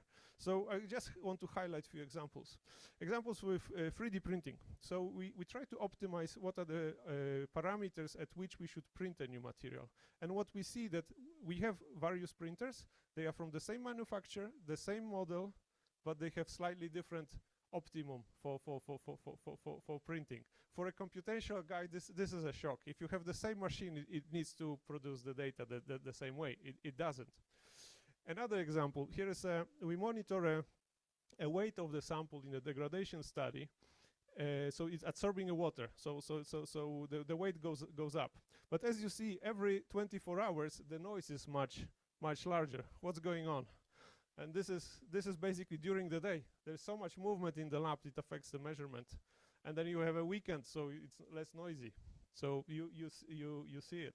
There is another example where we look at mechanical properties in this degradation test. And you see that something happens on the day 1.5. You have a very large spread. What is going on? And we still don't know, although we suspect what's going on, is that once this sample starts to degrade, basically the weakest part degrades, and the properties is given by the part that is less degraded, the crystalline part. And in a polymer, the crystallinity of polymer will depend on basically on the processing conditions. And what we look at with differential scanning calorimetry, when we produce a series of samples, the same specimen, and we analyze property of the first, the 100, and the 200 sample that was produced in injection molding, they have different properties. And why is that? Because as you keep injecting, the mold temperature changes, and we don't have a full control over it. So basically, we think we have the same material, we have the same machine, we have the same day, the same set of experiments. We are producing different materials, and basically now we have a better idea, but initially we didn't know. And then we can see it in the DSC measurement, but then it can also be visible in other experiments. So just to leave this something for the next talk where we discussing this.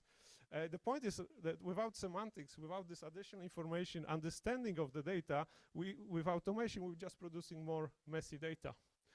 And we have to think further than what traditional as a chemist or material scientists think, that they think that the material is just a composition, or the material is just a synthesis recipe that is in the literature. It's not enough. What we need to do in those automated labs, we need to basically data log everything. Exact conditions, procedures, timings. We need to use Internet of Things to control the room temperature, all the parameters that are in the environment. We need to store this data. And then once we stored all those different data streams, of course, if you want to share it and we want to use it in bigger projects, we need proper annotation. The data needs to be organized and so on. So with this comment, I will finish, and thank you for your attention. Thank you. Thank you, Maciej. So I learned two things, that musicologists and you have the same problem, noise. And that my irreproducibility of making coffee on my manual machine is absolutely normal, because even robots do the same. Okay, thank you very much. I have one urgent question, because your ultimate test is a fire test with 1,200 grade Celsius for 6 minutes. How often the fire alarm is activated in your laboratory? So and now we are building a new rig in a new facility that this will be aligned, but it's in a chamber, and actually the norm the norm specifies that it's actually a testing chamber inside another safety chamber, which is properly ventilated. Perfect. This is a semantic context I wanted to bring up before next or wherever, and before our second speaker, Patrick Lambry from University of Linköping, and I didn't introduce Maciej, and I will not introduce Patrick because he will do it. Okay, thanks. So my name is Patrick Lambrechts. I'm a professor at the University of Linköping at the Department of Computer Science. I've been working with AI since the 90s, but the old kind of AI, which is AI knowledge representation. And nowadays, this has come back in the form of knowledge graphs, and this will be the topic of my talk. 20 years ago, I worked a lot with people in the life sciences to help them manage their data. Nowadays, it's mainly with people in material science. So I will talk about managing materials data, and I'm not a material scientist, so if I make mistakes, I just blame it on my ignorance, but you're very welcome to tell me that I'm wrong. There was also a little star in the previous slide.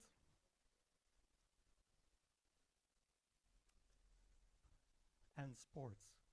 So sports, watching sports is my hobby, you can see that. And nowadays it's mainly ice hockey. So I like to watch all the games of the local team in Linköping. And some years ago I had to figure out a way to convince my wife that that is okay. So I started doing sports analytics as well, with a focus on ice hockey analytics. And we actually have quite a good team now. I mean, the research team, not the hockey team. And I actually organized the largest ice hockey analytics conference in the world. It will go for the 5th time in Linköping. And whenever I watch ice hockey now, I can tell my wife I'm actually working. And then she says, okay, go ahead and work. I'll come back to sports. So, why are we doing this? Oi, this was not how it was in my slides.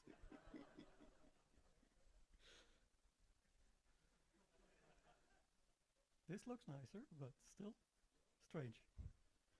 Okay. So, I've worked with people in material science, and mostly people who are doing computational material science. And they have stored quite a lot of data in different materials databases. They want to use these materials databases when they are looking for information to create new materials. And most of these databases have their own APIs. And a data-driven workflow, which we have already seen, they will actually search these databases to find, for instance, properties of materials.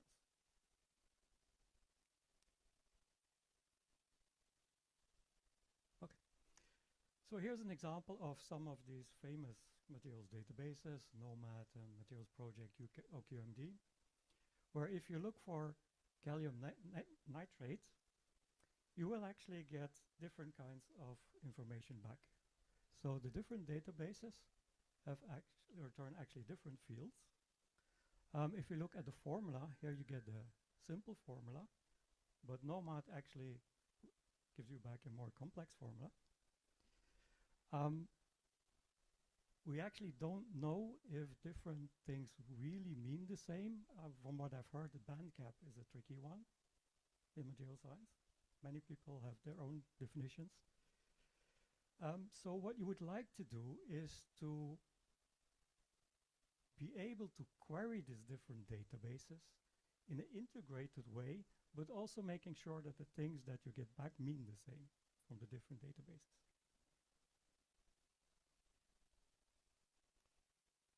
So there is a first step, which is made, for instance, by Optimate. Optimate is a large consortium in Europe, which connects all these important databases in computational materials science. And what they've done is they have designed a common API, so you can actually query many of these databases using one API. And this makes the materials databases in some way interoperable. But it's still only a first step. What you still don't have is the semantic part.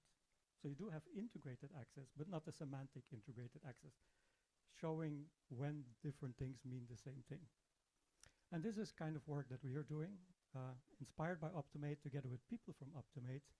We're going to use ontologies and knowledge graphs to create this semantic access. And it also makes the data a bit more fair. Fair stands for findable. You need to try to, it will be easier to find where the data is. Accessible, how do you actually access the data when you know where it is? Interoperable, how do you connect? Do the things mean the same thing? And then reusable as well.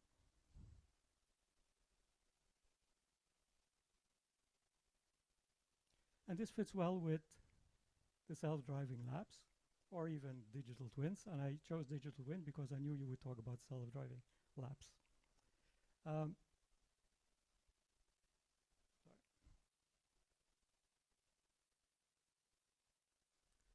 Where, I guess many of you know digital twins, where the idea is that you connect the physical world with the digital world, which has different, which models the physical world, and there's interaction between the two. So if you talk about the cognitive digital twin, some people call the semantic digital twin, you would add cognition, where the idea is that the digital twin will also recognize complex, unpredicted behavior, and also generate strategies and can act upon that. And this means that you also need reasoning, you also need prediction, you also need decision making. There's also full life cycle management. You would like autonomy so that you can act without human assistance, and you get much closer to the self-driving labs then. And it's also evolving by updating itself according to changes in data. And then also each model changes dynamically.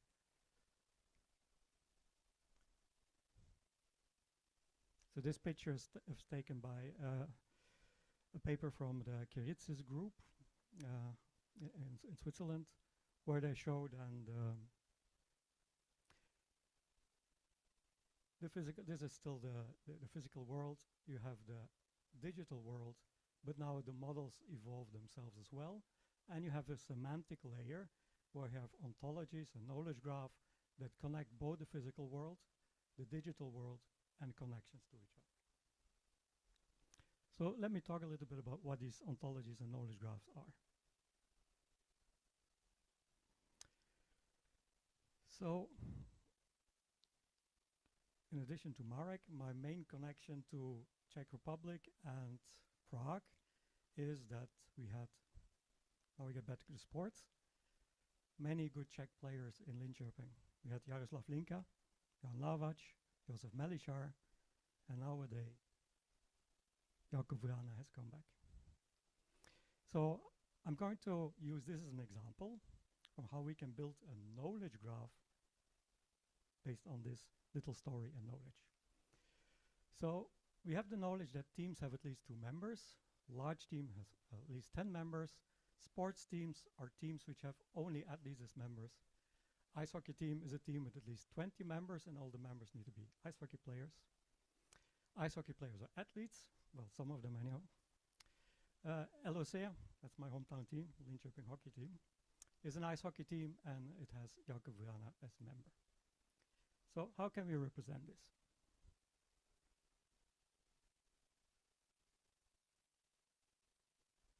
It seems not. Okay, there we go. So this is what you can extract from the story.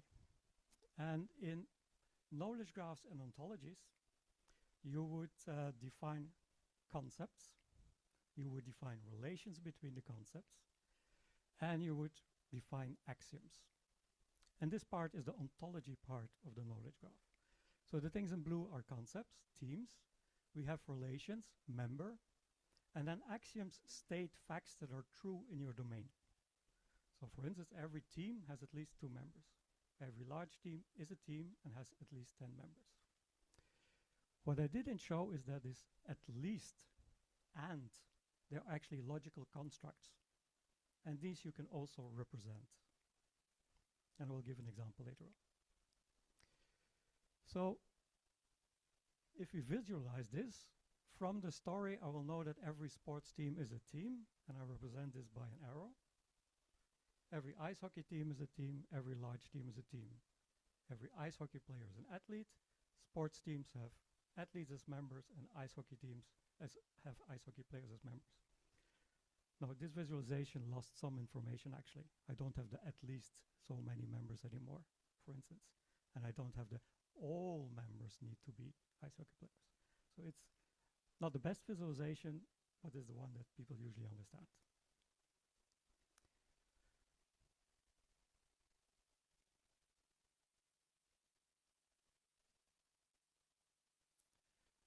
But when we've modeled this information or this knowledge, actually we know something more. When you do reasoning, you actually also know that every ice hockey team is a large team. Because an ice hockey team had at least 20 members, large team have at least 10 members, so every ice hockey team is a large team. And every ice hockey team is a sports team, because ice hockey teams have only hockey players as members, hockey players are athletes, and therefore every ice hockey team is also a sports team. So actually, by writing down this part, you actually also know this part.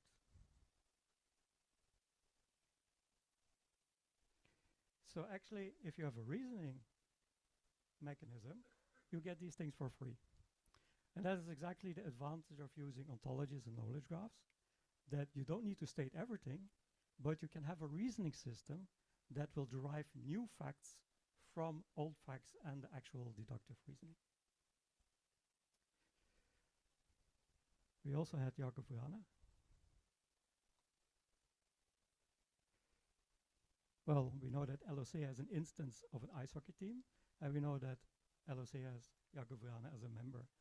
So the actual entities, the actual objects, the actual data are called instances here.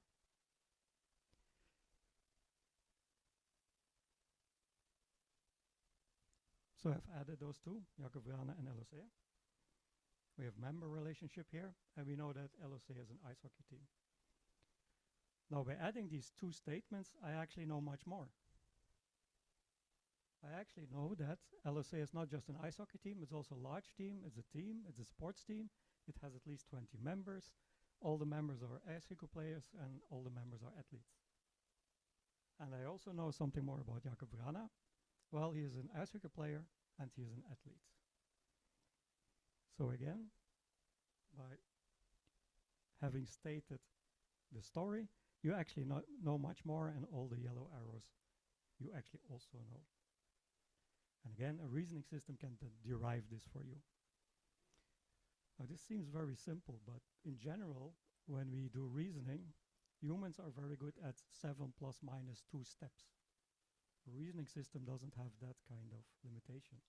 So if you have very complex reasoning with many steps, it can do it for you, even when you didn't think about it. So a knowledge graph is a structure, the ontology, plus the data. And now I've shown you text and I've shown you visualization. What we actually work with is description logics, and this is how we would represent it. This is a relation. A team is something that has at least 10 members. A large team is a team and it has at least 10 members, and so on. And then we use description logic reasoning systems to generate all the consequences of our knowledge base or knowledge graph. So how can this help us with a framework for semantic and integrated access?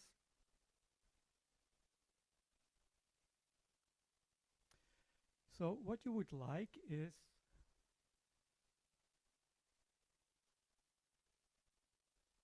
to have a system where you can query in one way, like an Optimate that has one API, multiple databases. The query answering system would for you figure out which databases to use, would send different questions, queries to the databases, get back answers, merge them, and send the final result back to you.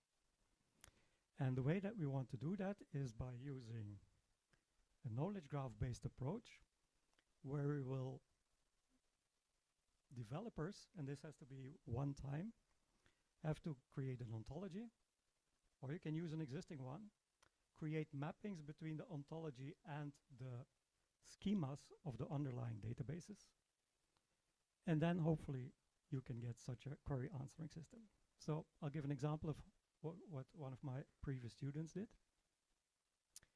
So we created together with domain experts, because this is not something that we computer scientists can do. It's also probably not something that domain experts can do. You always need a combination of domain experts and knowledge engineers. So we created the materials design ontology, which is used by several groups nowadays. And one way to create such an ontology is starting with competency questions. Try to figure out what are the questions that you would like to pose to your databases and get answers to. And these were some of the questions that our domain experts had. What are the calculated properties, their values produced by calculation? What are input-output structures of a materials calculation? What is the space group type of a structure, and so on. Now, what is interesting is that for all of these questions, the data to give you an answer is in the databases.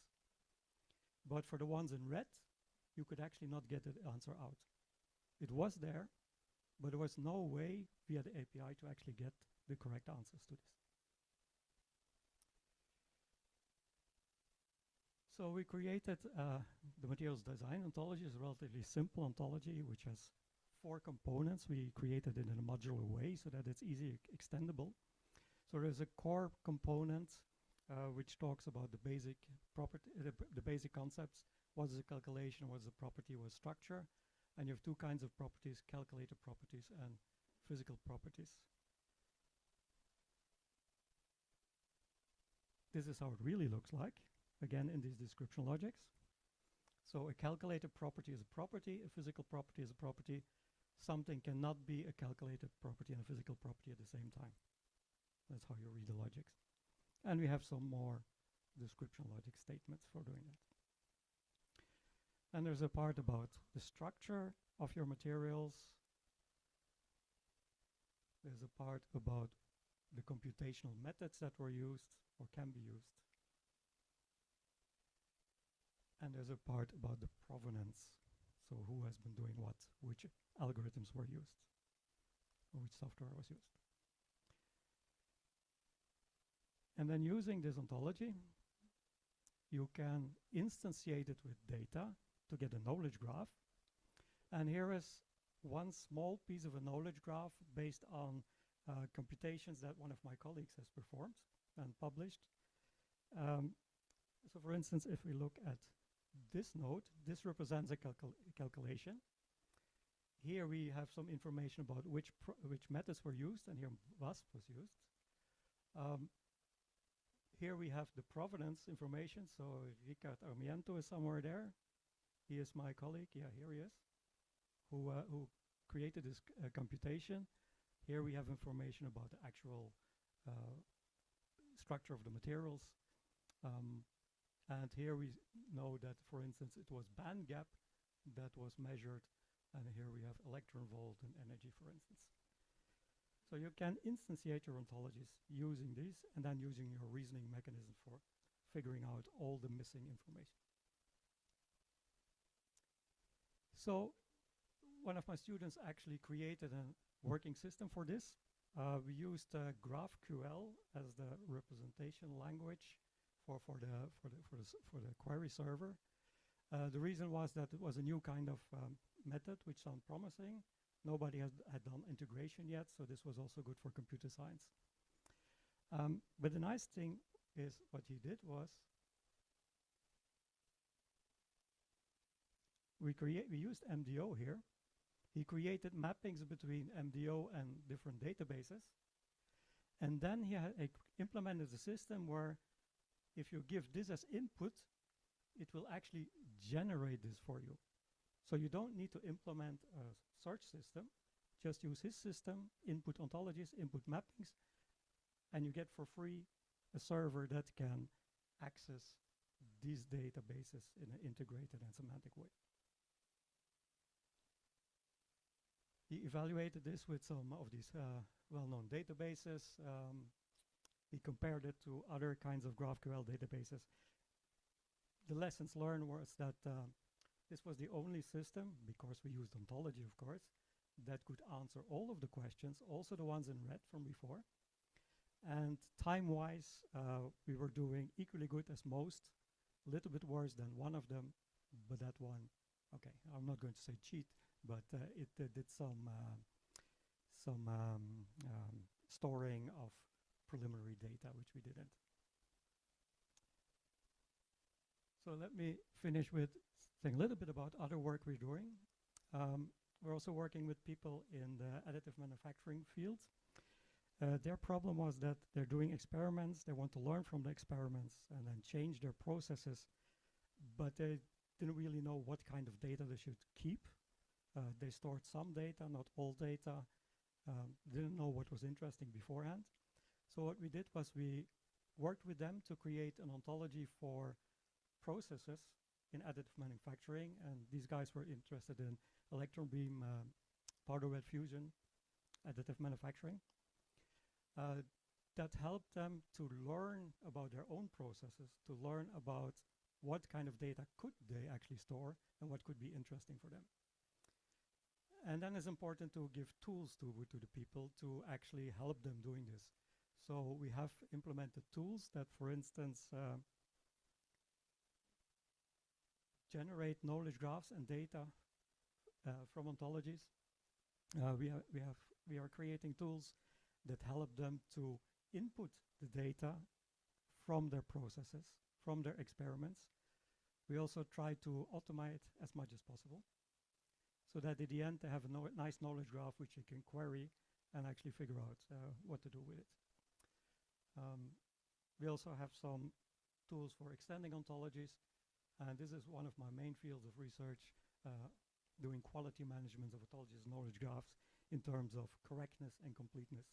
You want to make sure that as much as possible in your ontology and knowledge graph is correct, but it's still software, so there are going to be bugs. So how do we find those, and how do we repair those? And the same for knowledge graphs. And then let me finish by introducing materials commons for EU, where several people here in the room will collaborate with us. This is a European project that will start in June. The project leader is Fraunhofer. We are about 26 universities and research institutes, and who will share the money, 28 million euros. And then about equally many industry partners who will not get money, but are still interested. And our aim is within 4 years to come up with a governance structure and a technical solution to seamlessly connect researchers from both industry and academia. The idea is that they can produce data, share data, and consume data in an easy way. And the technical solution will be based on knowledge graphs. Thank you. Thank you. Thank you very much, Patrick. And I learned from your lecture that if I want to make the right coffee for ice hockey, to watch ice hockey match, I need a knowledge graph because I need to introduce the context. Coffee for ice hockey may need some different parameters than coffee for gardening. Okay, good. One quick question. You mentioned competency questions. Would incompetency questions help? I actually think so, because it does tell you, I mean, with the competency questions, you create a search space. The incompetency question could actually reduce that search space a bit. So probably yes. It was not a joke, even though it sounded like. Good. I'll ask you to sit down here and be ready, because you've seen surprised with the font you've got. This is Prague. In Prague is famous for Golem and Franz Kafka and other not always straightforward situations, I would phrase it this way. Maciej, please take a seat. We follow with a panel discussion, and I will ask Michal Tarana from CIIRC Institute, Czech Academy of Sciences, and David Novák from Institute of Archaeology, Czech Academy of Sciences, to join us. And from research labs and offices, it sounds good, not only labs, also offices, to semantic web and self-driving systems. You heard the two talks, which were supposed to warm you up for questions. And I will follow up with a question which has something to do with the incompetency questions, because in the session with our colleagues from CIIRC, we heard about the importance of data. They need data. And we always, when we speak of data, pretty much always think of a so-called positive or good data in terms that this is what we wanted, and this is what we will share. But there is a bunch of data which are probably extremely useful, and they are so-called negative data, or better say, data which have everything okay, that the experiment or computational simulation was done absolutely perfectly. They don't fit our ideas, so we throw them away. Maybe these data are the critical to improve our systems, and this will be the first question for my panel to start with. I will do it this way. First, I will ask David and Michal a little bit to introduce themselves and tell us their view on negative data, please.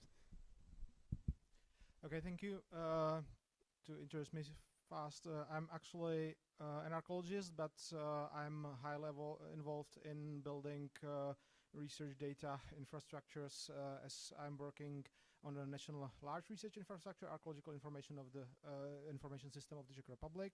And we are trying to develop, of course, as a core repository for digital data in archaeology, and as well we are establishing some like research environment around, which helps people both to administer data because we are involved in handling the legacy of all the fieldwork which is happening in Czech Republic, and store the fieldwork data which is being created as a primary input for the archaeological research.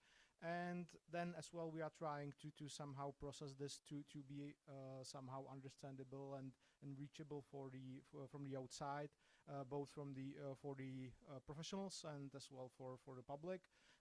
So we are trying to target several different audiences. Yeah, I didn't mention that. So I'm based at the Institute of Archaeology of the Czech Academy of Sciences in Prague, and we are collaborating on this topic with the same institute seated in Brno. So that's maybe a short introduction. Thank you. My name is Michal Tarana. I'm a colleague of Marek Cebecauer at the CIIRC Institute in Prague. And I'm also involved in the National Data Infrastructure project, where we are building the infrastructure for storing and sharing and managing research data on the national level. More specifically, I'm involved in building the repository for material science research and the related metadata models and all these things. I'm also dealing with electronic laboratory notebooks as a scientist's side of the story, as a piece of software that is close to the scientist, and that helps to streamline the publication of the data and metadata in the national repository, and also creating and these days I would say researching the workflows, the automatic harvesting of data and their annotation and their publication in the storage. To address Marek's question, my view of the negative data, actually my background is in theoretical physics and computational physics, where a lot of times what we do is we test the hypothesis, and we do the calculations, we do the simulations, we have some idea, and we build some model to explain some behavior of the data. So we test whether certain data fit the model or partially fit the model or do not fit the model, and based on that we explain certain phenomena or claim that we have not explained them successfully. And so the negative data is inherent part of the story, and actually what quite often happens is that we come to a conclusion that the explanation of what has been challenged at the beginning is more simple than we anticipated, and that the original model is kind of overly complex, and that there is a easier explanation, and part of this is thanks to the negative data. The only thing is that, at least in my part of physics, we don't really market it in the papers as negative data. We just draw more simple conclusions and more and let's say less exciting conclusions than we originally aimed to, and we don't refer to it as to negative data, but they are inherent part of the story, and I think that similar approach could be applied in the material science to some extent, and that the systems that we are building and that the approaches that we have to data management should reflect this. Thank you. My comment on this question of importance of negative data. I think in the materials discovery or chemical discovery field, it's now well established that we need negative data to build accurate models, and we see the trend that some publishers require that you basically publish the data set before your paper is accepted, the paper that shows a machine learning model. So I think there is a changing trend in this, and there is already recognition. It was missing maybe 10 years ago, but now that there is a recognition that we need complete data sets. That there is another aspect that now I start seeing moving more into experiments is what do we do with failed experiments that we don't know why they failed. Because we're thinking about, let's say, computational models, we usually have consistent data. So all the data set was obtained using one method, one computer program, one simulation tool.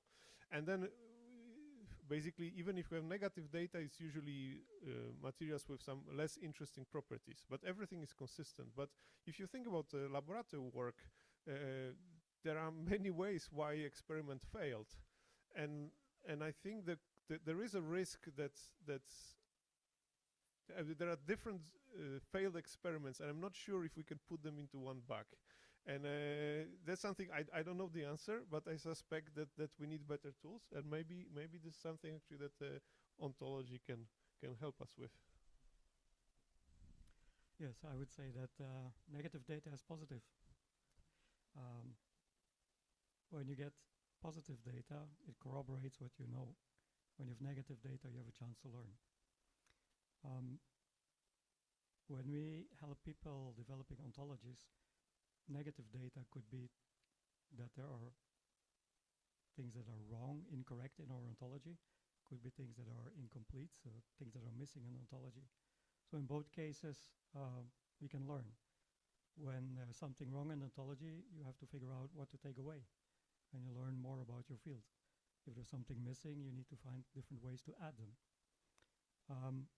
Usually when we do ontology engineering together with domain experts, I don't know anything about their field, but I ask annoying questions. Usually the questions that I ask are, okay, you say this, so that means that this is a consequence. So I just use logic to try to reason about their field. And then they can say yes or no. And when they say no, they actually say that, yeah, we actually learned something about our own field. Because they have to be very precise, very clear about what they mean. The one tricky thing is, and you touched upon that, for instance, in data mining, what is negative data? There is a fine line between outliers and noise. And again, where does it come from? Why did we have a failure? And that's not always easy to figure out.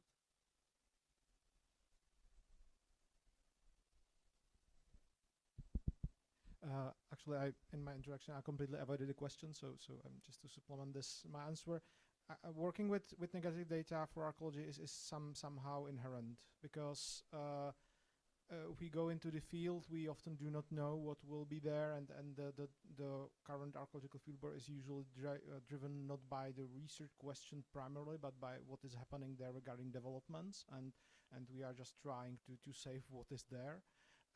But still we are trying to somehow keep the science in. And so we try to record everything, and I would say 90%, it's between 10 to 5% of what we actually get from the 10,000 project we do each year, or we have a recording of each year, is positive, but the rest is negative evidence actually. But the funny thing is that what is actually considered negative evidence, it changes through the time. As in 50s, anyone would say that if they hit some medieval situation, it is negative evidence. Today, it's completely different, and even with modern evidence, evidence of industrial eras, we collect this data. We know it is important for us, for the research and so on. So actually, as has been said, there is no actual negative evidence. That is just some observation which is or isn't recorded, and we definitely work with the data. We know it is important for the reflexive approach to the data, and being assured that the reasoning behind how the data were created is somehow captured. So it is definitely important. Thank you. I have asked because my experience from my field, immunology and biochemistry, is completely different. There is almost zero data which are not in line with our hypothesis. They are not shared. And the problem is what Maciej touched, that we do not know what is the reason. But thank you very much to turning my negative approach to kind of positive, because the positive approach I expect from our audience. Do you have questions to our panel, or immediate questions?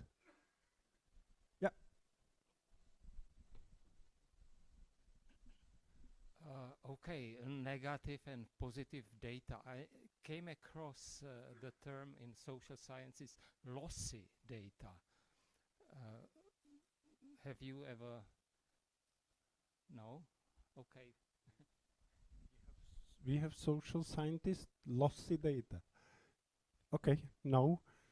Not even social scientists heard about it. So it's probably a robotics social sciences specialty. Okay, but thank you for asking, because that's probably warm-up question, even though it was one of those failed data resources. I do know that there are some terms in databases which is lossy and lossless data. I don't know the exact definition, but if I may have an educated guess, lossy data may be that you actually don't manage to represent all the information or knowledge that you actually gathered. And in that way, your data is lossy, that there was actually more data than you actually stored.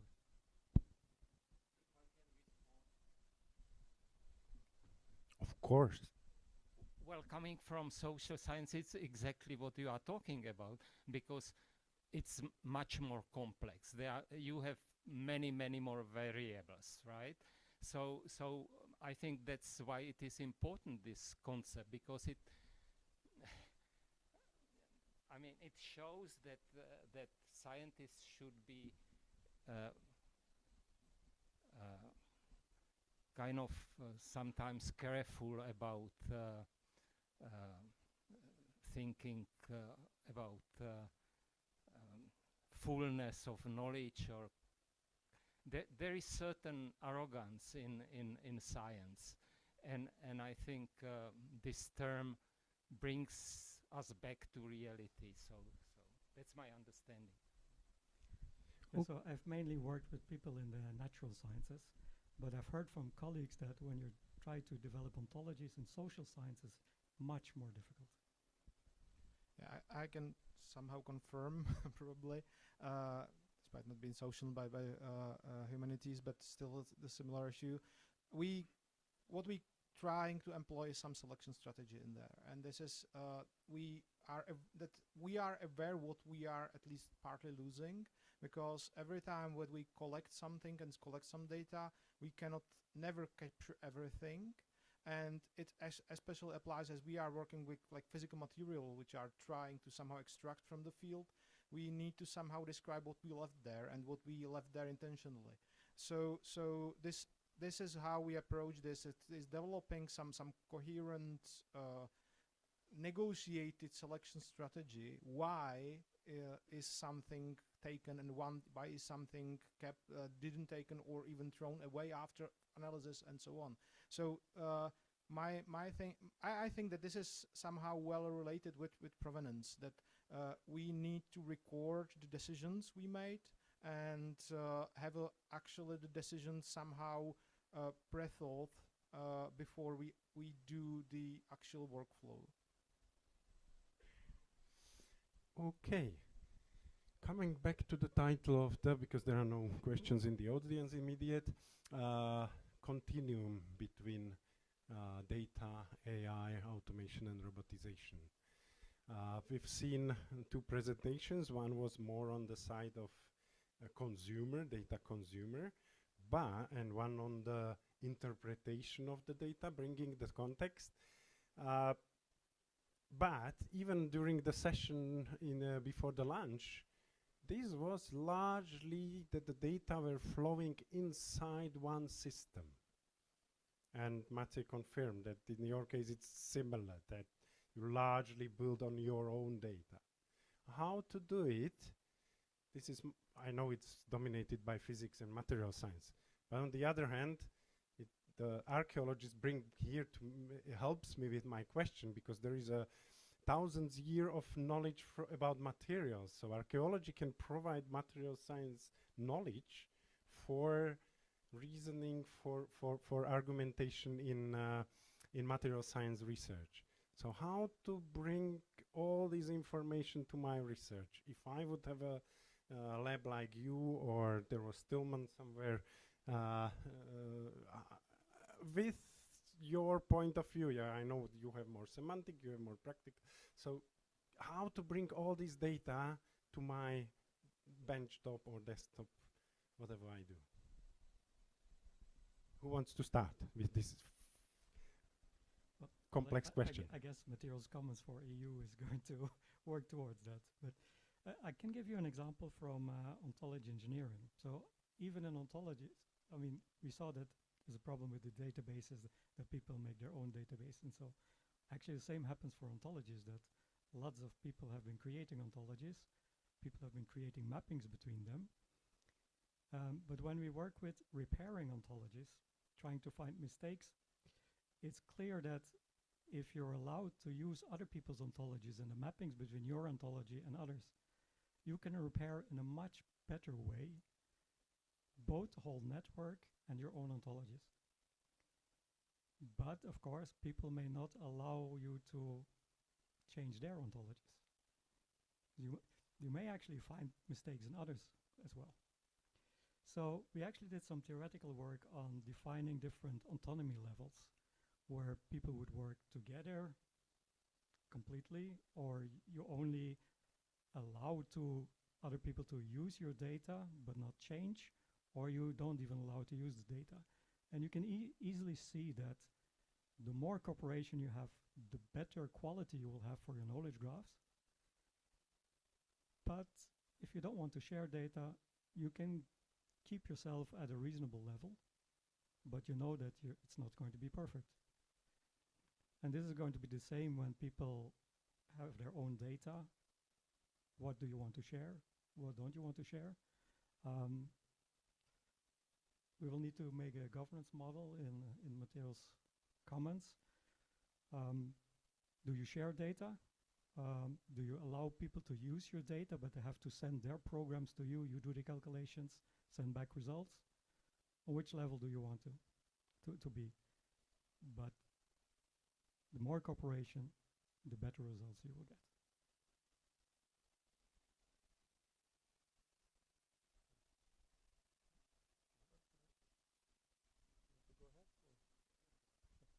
Okay, I can comment also from practical point of view, like running the lab. So, for example, in our case, when we if you think about, let's say, you optimize processing to get not only composition but processing of a material. There are many parameters involved, and you have to optimize at which processing parameters you get the best material.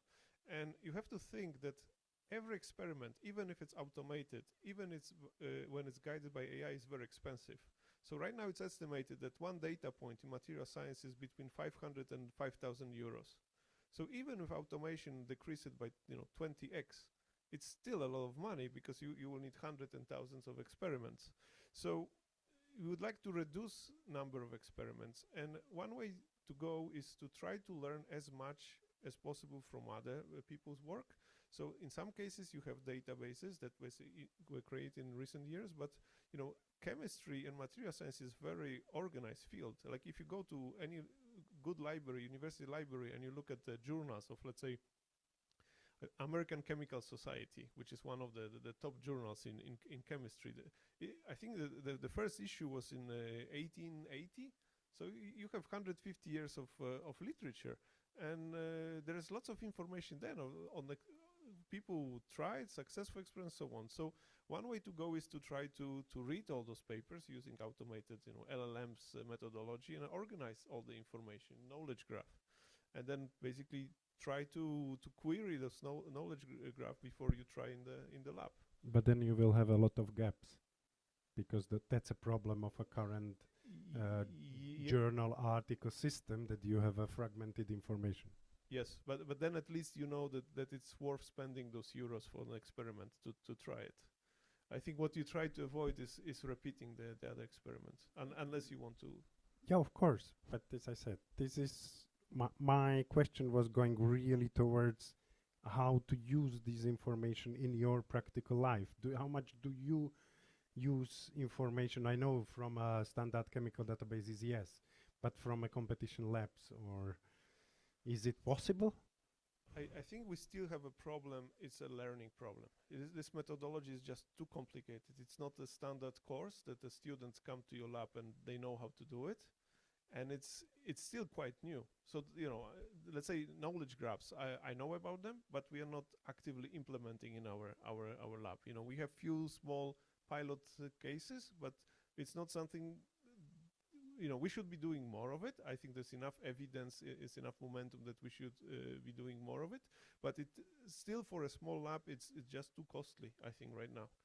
I think hopefully programs like Materials Commons with you know, better tools, with better manuals, with all the efforts with summer schools and training, will make it much more accessible. But I think right now, as of today, it's actually quite complicated to implement this methodology in a lab.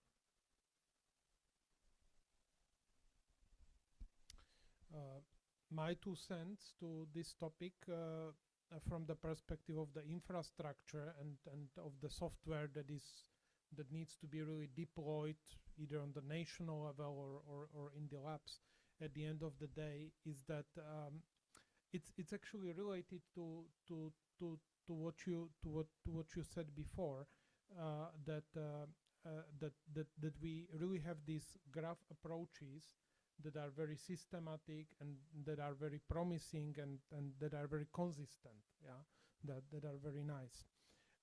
On the other hand, we have very well established software products that are for the repositories, that are for the laboratory notebooks, the workflow orchestrators, and all this.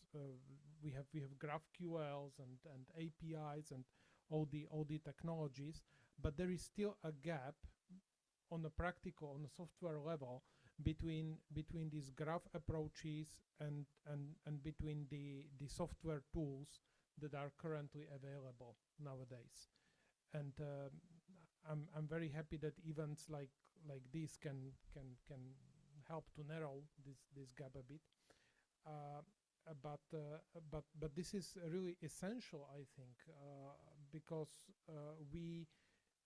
we know how to gather the data and how to gather the metadata. We have some ways how to control the quality, how to control the requirements of the data, you know, that we store and that we take into the system. But then, on the other hand, to really provide them, including the context, that's currently very challenging. And that's also one reason why we are involved in Materials Commons, to narrow this gap. And for me personally, this is a big topic these days, where I'm trying to kind of make some proof of concepts to integrate, you know, these two worlds together. But I think that this is really essential for bringing the data really to your lab. Thank you. Yeah, actually, my thoughts somehow nicely fits what you have been talking about. But in general, I think that the current tooling which is brought by AI shows how the answer to that actually question can differ in time, because now I see that the biggest issue with the data we have is not the format or the actual data representation, because this can be relatively, not easily, but changed, and it can be actually transformed using some actual ontology to the more useful data set. The issue is with the inherent quality of the data set, which is given by the practice when collecting the data. And so we did put a lot of effort in past to, for example, reshape the data into databases and create some different formats. But it turns out that now the biggest issue is what actually is happening in the field, how the things are documented, who did it, how educated are the people who do the actual data collection, and if this is if the quality is present there and their information are at least somehow transferred into the data, even in writing or recording anything, it can be working with. But the issue is if we capture this and who does it. So I think, for example, the meaning of fair and what is fair data somehow changes, because previously we would say it's extremely coherent, interoperable data, but the thing is that fair by design means how I can transfer my knowledge into something what is time-proof. Okay, thank you. So we have some indications what to do. And thank you for mentioning that it is important to know who provided the data. And sometimes those who are the biggest experts are more senior and write on the paper. And this week I heard actually from one of my colleagues, not in Prague, but online, that the AI will help to convert these handwritten notes into the data or knowledge in this system. So what is your opinion? Is this possible? Because there is also a semantic issue, yeah? If I write my notes, the semantic mapping is very difficult to do my semantic issues in my notebook to some ontology or whatever. So is this possible? I would say, I hope yes, because we have a running project specifically for that, trying to somehow extract the data from the written resources we have. It is complex, definitely. It has its caveats, but in general, the text recognition or automated text recognition developed so much that now you can relatively safely transfer almost anything, even in handwriting. Of course, it might be complex in some cases, but it works. Then the natural language processing developed also so much, so you probably would be able to extract more coherently and more information that the human would do if doing that by hand. And we did it for tens and tens of years. We did this for our databases. So we are definitely reaching the point where actually, and that was I was mentioning before, that we would be able to somehow start skipping that in between step to build the structured information so much and just record what we see in the natural language in a way that it is like how we feel it, and the actual recording, the data which we will produce will be of better quality than we will do this on purpose. I believe this is the way which we are like reaching.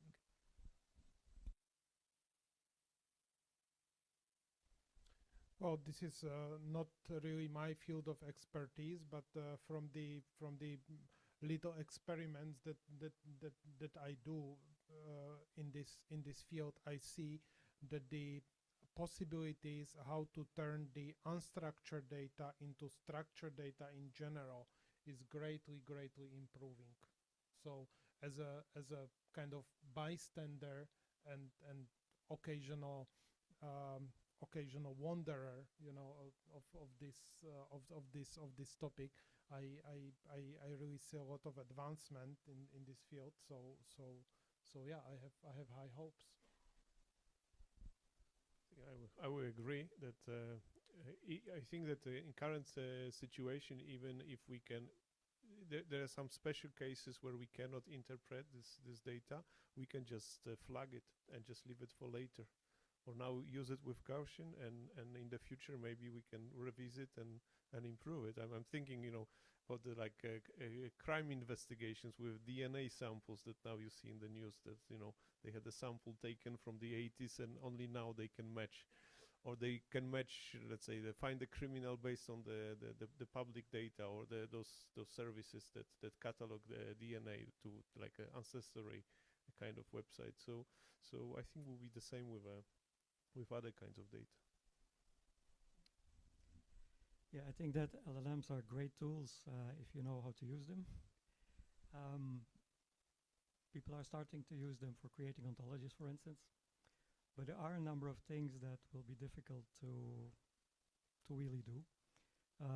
Maybe one of the biggest success stories for ontologies is gene ontology. Started over 20 years ago. It's actually still ongoing. I did the mistake of signing up for the news group. And so almost every day I get some mail that, yeah, we are going to deprecate this term and we add these things to it. This project, Gene Ontology, was funded both by European Union, the National Institutes of Health, and also the major pharmaceutical companies, because they thought this is pre-competitive and it's good for everyone. But Michael Ashburner, who started this project, he used to say, it's easier for biologists to share their toothbrush than their definition of gene. So getting into an agreement that is shared by experts all over the world is not such an easy thing to do. I don't know if LLMs can solve that. Again, as always, you prepared me for a next question, because you have this semi-autonomous system, and semi-autonomous system has to do decisions relatively quickly. In your lab, maybe it's slower, but then I've seen some labs globally where the decision has to be made in fraction of seconds sometimes.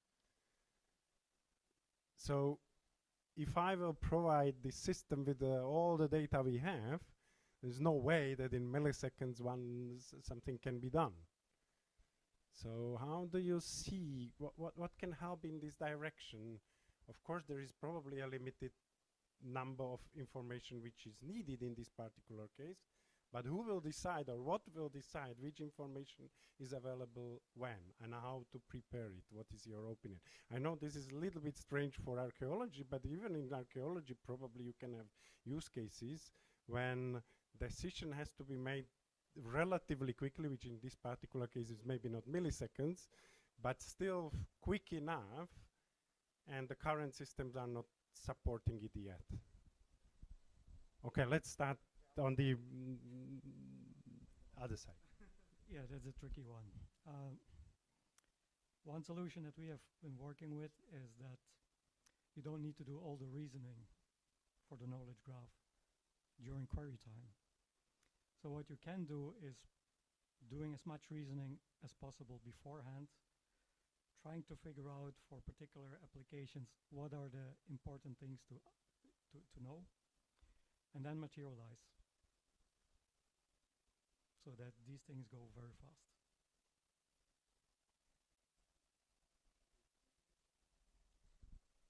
I don't have much personal experience, but I remember my colleagues when I work in Berkeley lab that there was lots of discussion about embedded AI for the light sources, like synchrotrons and Large Hadron Collider, that they produce so much data that they cannot send it.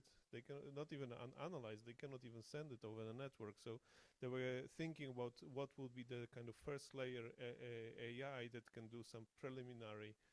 But this is really not the project I was involved. So preliminary filtering. Yes. Okay. But so in your system, there is never such a time pressure? In our experiments, not really. Also our models, we don't have that much data. Like we decide on new composition we want to test, and basically the AI runs much faster than experiments. So we don't have this problem. There is a similar problem in manufacturing. So for example, if you think about, let's say, if you use injection molding or like resin injection when you do composite parts, what you want to do is avoid defects, and it also matters because of cost. Like if you produce for example, I know the case of elements for an aeroplane that's something that a colleague in our institute investigating. So right now there are certain elements that cost, for example, 20,000 euros, and only 1 in 100 is good, passes all the tests.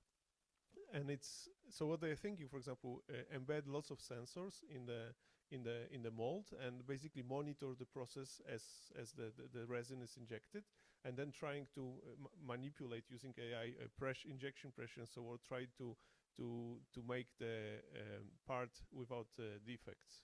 So there's lots of research in this area on using AI in manufacturing. But again, this is not my field. I just know that this problem exists and there are good researchers working on it. Yeah, I just wanted to comment on that. Also not my field, but there's a field called stream reasoning, where there are two different ways to deal with data. One is you're only interested in outliers. So think about a bank that is looking for suspicious money transfer. What they do is they look at the stream of data that is coming and only pick up the things that are suspicious. The other one is where you want to store as much data as possible, but too much data is coming in too short time. So what they may do is to look at the window of data, compute an average, for instance, or whatever kind of aggregation function, and store that.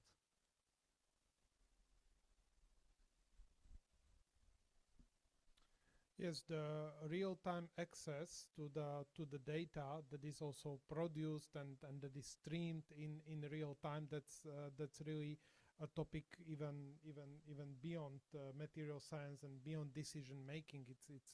There is whole area in computer science dedicated to low latency access, and unfortunately from the infrastructure point of view, for various reasons, we are actually even introducing further barriers that delay the access to the data. Yeah, for example, nowadays when you deploy some system, like repository or so, it will have by default set some rate limiters and some things that improve the security, and they improve the local performance of the system as a whole. But on the other hand, they create a barrier to access to the data in real time, and that further complicates this fast decision making. Then related to that, there's a problem of the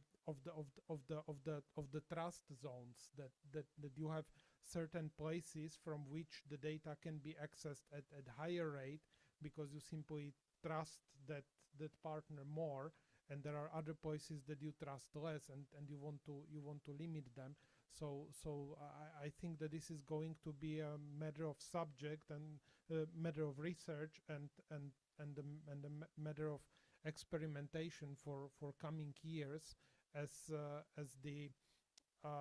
the demand for this low latency data access for quick decision making will increase, and as it will create pressure, then this will have to be addressed. But there are many on strictly on the technical level. There are many obstacles to this. Yeah, of course, we in our field are not dealing with that kind of speed or the levels you are speaking about. But in general, there is some time pressure, because any field work is usually constrained by some like time resources and money, and as well it is.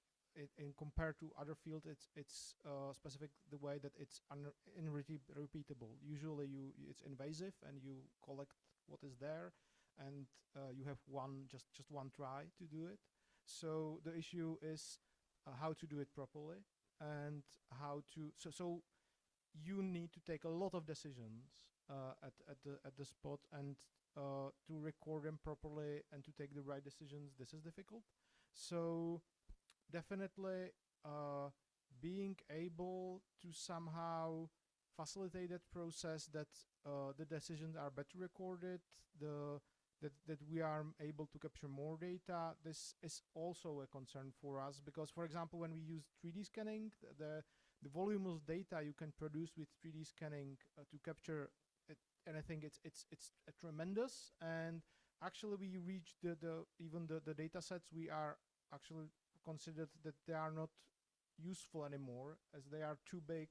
So there is so few people who actually can process them that it is unfeasible. So it is better to have lower quality data because actually it can be processed in practice. So it's every time about balancing some resources, and these are often like difficult decisions. Yeah, I'm very happy to hear this because I'm from imaging part of the world. What does it mean, big data in this case, which you mentioned that we are at the edge of if to keep it? Yeah, actually, if you really scan some very complex situation, it can be like tens of terabytes of 3D data just for one situation, which is actually so much that it is hard to process on any like common hardware, which creates constraints because the institutions which are involved in the field are often like very small museums and the companies which are not so well equipped for such types of data, and that creates friction. This is really interesting for me because in archaeology, I would expect that I would like to collect as many data as possible. Just for you to explain why I was so immediately involved is because I come from a biological imaging and there is a field which is called light sheet microscopy, which is just scanning 3D objects, and it's generating enormous data, which is in the range of terabytes per few hours. And you can have many animals, so you can create 100 terabytes in a week or two easily. And the agreement in the community, if you, for example, analyze a fruit fly and its development, is that you analyzed it, you acquire data, process it, delete raw data. The reason is very simple. You can have as many fruit flies as you want, and no one cares that the next fruit fly will be slightly different. So it's very easy to repeat the experiment. I had a friend at the Faculty of Sciences in Prague at Charles University, and he asked me the question that he has some lizard and did the image analysis of this lizard, and it's, I don't know, 50 or 100 terabytes of data. Should he delete the data? Because I think it was mentioned that in, let's say, 5 to 10 years, there will be better analytical approaches to get even more information from this data. My question was, how often you see this lizard? And he said, well, this is probably first time or maybe once in 20 years. So I told him, store the data, raw data. 100 terabytes is nothing compared to the fact that you will not see this, and this is a kind of raw animal from a nature, so you don't want to. If you can have a new scientific question, so you will hopefully will find. So in archaeology, I expect that it's even worse, because in 2,000 years you probably will not see something like this. So how it is? Actually, it's a lot about resources, because archaeology as a field have to advocate for itself all the time, because the most of the field is paid by the individual developers, by people who are forced to pay for the research, and so you are in the constant negotiation of what is feasible, and as well building all supportive infrastructure costs money. Of course, now integration into some national solutions brings some new options, definitely, for such stuff. But still, in general, it is actually more feasible to capture the point and the ideas and the main messages, and not so much unstructured data. Because what we even see in the past data is that of course, we have extreme amount of legacy data, but the people who are actually working with it in detail, it's so few. We have a lot of people who are just coming and taking some like basic ideas and some already synthesized version of data, but going into directly back into primary data, it is relatively rare, and it would make it just worse, because yeah, it will be even the volumes will be problematic. Yeah. Okay, still no questions from the audience?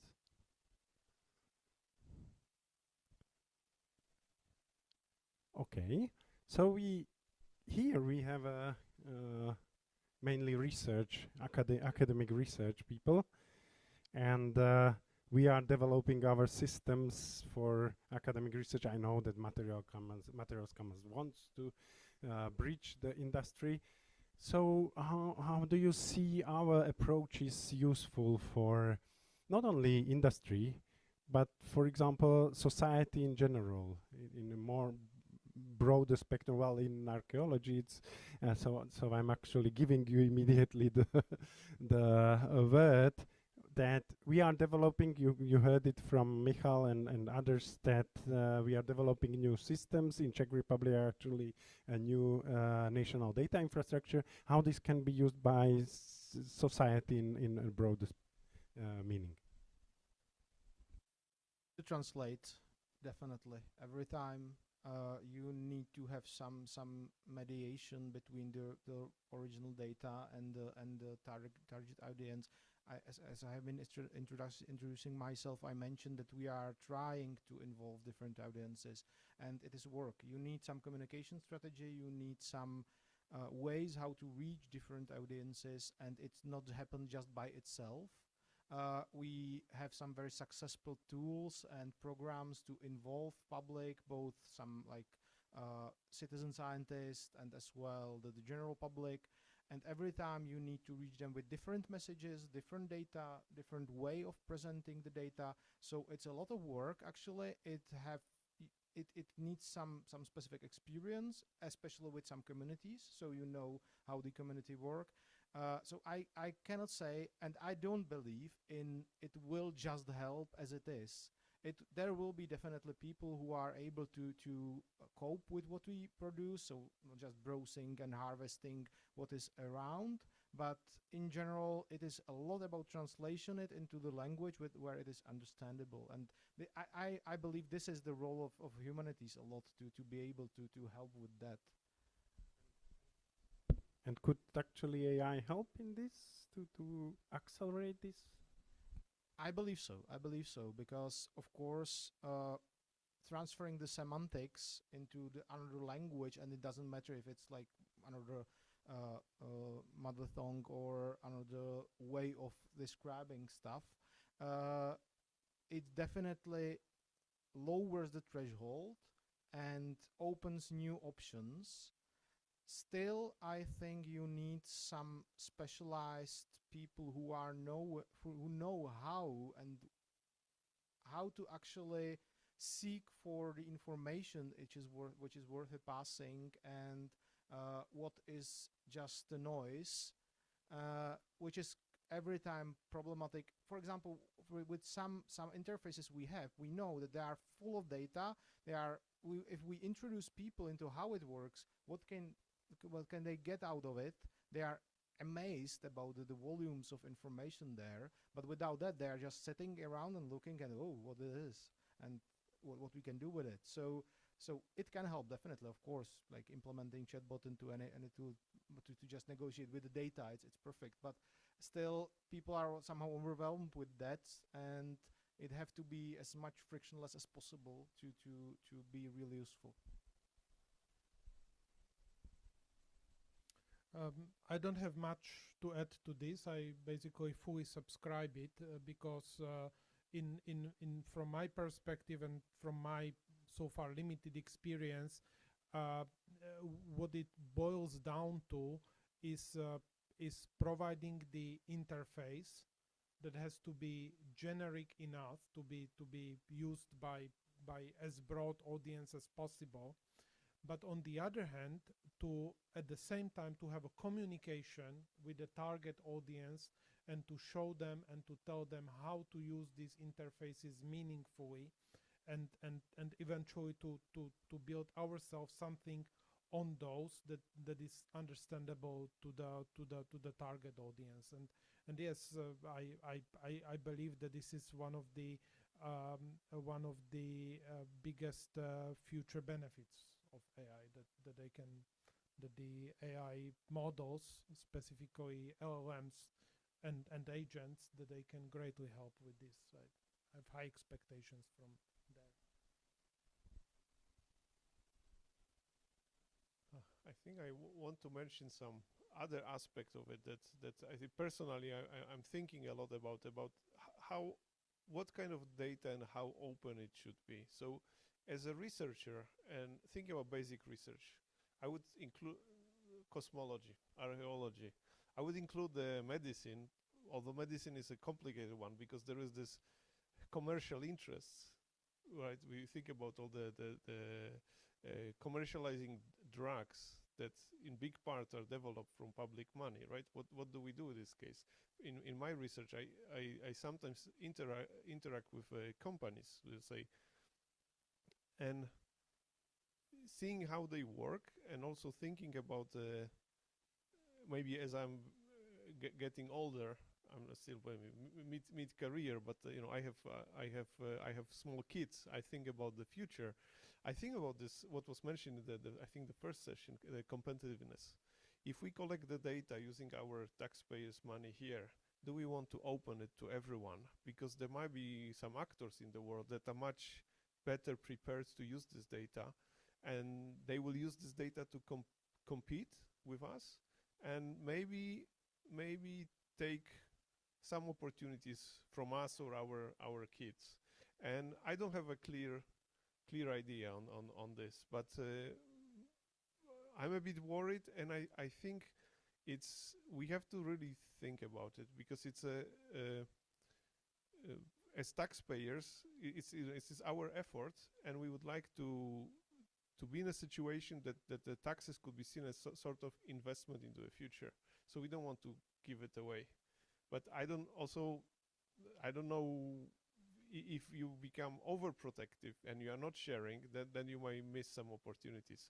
So one of the reasons why I enjoy coming to meetings like this is basically to exchange opinions and try to see if we can compromise it somehow.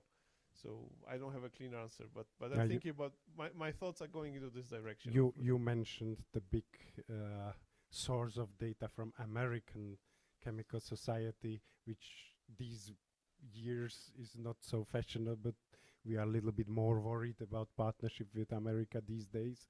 And yeah, so where is the borderline, how to share these things? Yeah. But okay, American Chemical Society, it's a journal, right? It was published, and we have hard copies over here, right?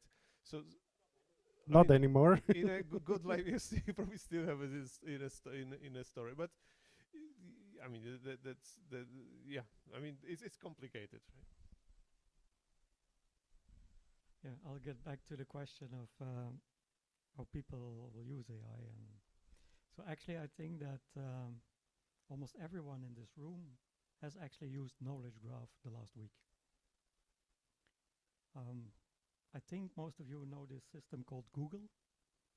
If you search, you find this little info box that is actually based on a knowledge graph that Google has collected. And actually, it was Google who coined this term knowledge graph. In the old days, we probably would have called it knowledge base.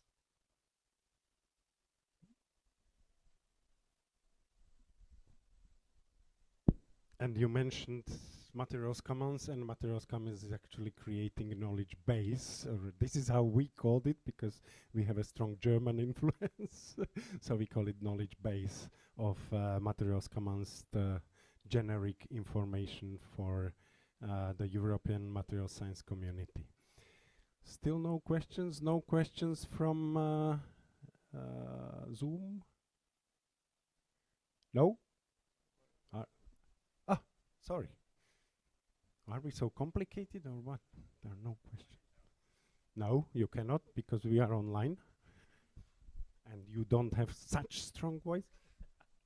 Thank you. So we've heard today quite a lot about high quality data, but it was in a sense used interchangeably together with the documentation as if they were standardized. But how do you view the problem of different researchers collecting it's completely in their right mind, different ways they are capturing the data, even though perhaps high quality and well described, but for answering different research questions. And now we would like to populate the graphs, as you've mentioned, to answer some other questions. the secondary use of the data isn't all that easy if the data are collected in different manners. How do you view this as potential obstacle, or what to do with that? It's a very loaded question, isn't it? There is no one to answer. I would try at least something. Yeah, that's obstacle. It is. And that's why I'm so much stressing the process. That we need to start from scratch every time. And it's more, the quality is not about individual step. It's about the quality of the whole workflow, and being able to stay coherent throughout all the steps. And this is, I think, what concepts like fair by design brings us to, like, think about more in better detail. And every time standards are pain to implement, but in general I like more idea to implement principles than standards, because this is what helps people think better, conceptualize better. And it doesn't matter much which standard they choose, but the important is that they are clear about their concepts and are able to describe what they are doing in as close as possible to the reality. So if I somehow answer this, and that is what we should think about, how we should capture these processual decisions in the resulting data.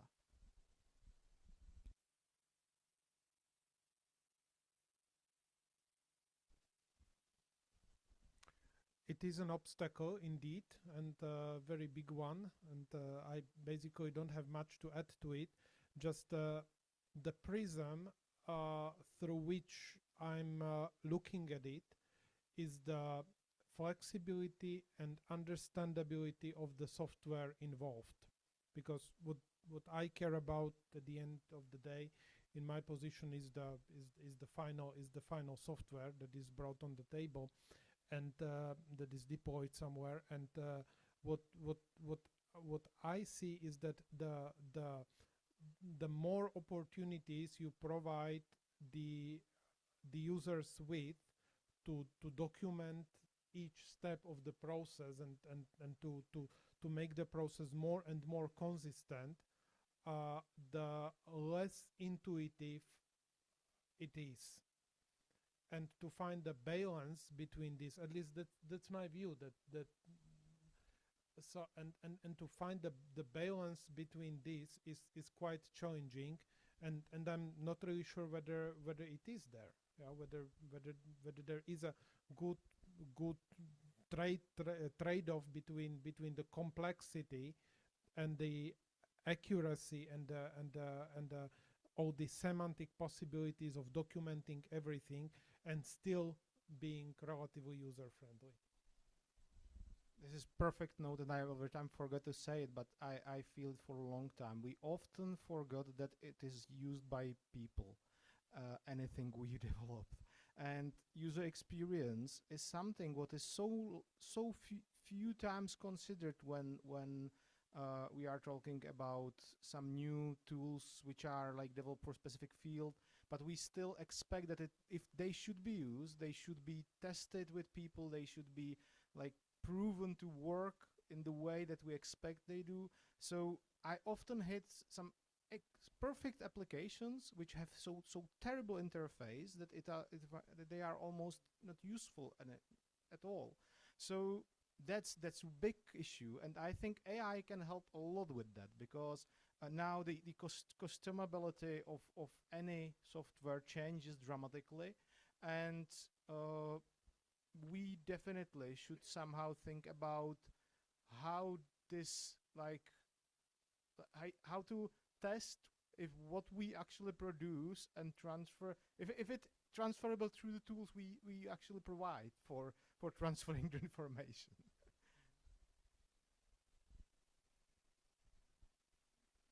I don't have many comment on the general case, but in some specific cases in a self-driving lab, there is this concept of multi-fidelity optimization, where you build a model or number of models on different data of different quality, and then you try to fuse this information. So you basically explore your space rapidly with a simple model, and then you just refine it with so there is a mathematical framework that operates like multi-fidelity Bayesian optimization. So, but those are specific cases. I don't have much to add to general case. I will first connect to your comment about applications and so on. So this Michael Ashburner that I mentioned before, he said that there are three kinds of people that work with ontologies. The first one are the philosophers who really care about modeling the world. And they're the realist philosophers that, for instance, would never want an ontology about the Lord of the Rings or Game of Thrones, because these worlds are not real. They also don't care about how the knowledge is represented.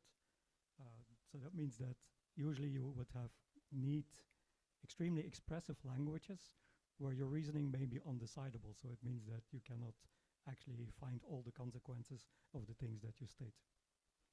Then you have the computer scientists like me who care about reasoning, who care about what languages you use, the complexity of the reasoning. And we don't really care whether it's real things that we model. And then there's the application experts. They don't care about all of that. They just want their application to work. Okay, so coming back to your question, we've heard today a few times more data is better data. So maybe we should rephrase this into more contextualized, high quality data accessible in a semantic and integrated way is better data. Thousands of conditions. That's, yeah, that sounds like a fairy tale. I have a semantic question and observation.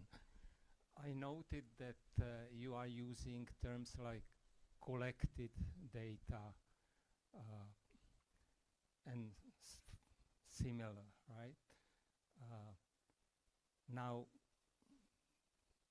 as if you just find data, but data in fact are made.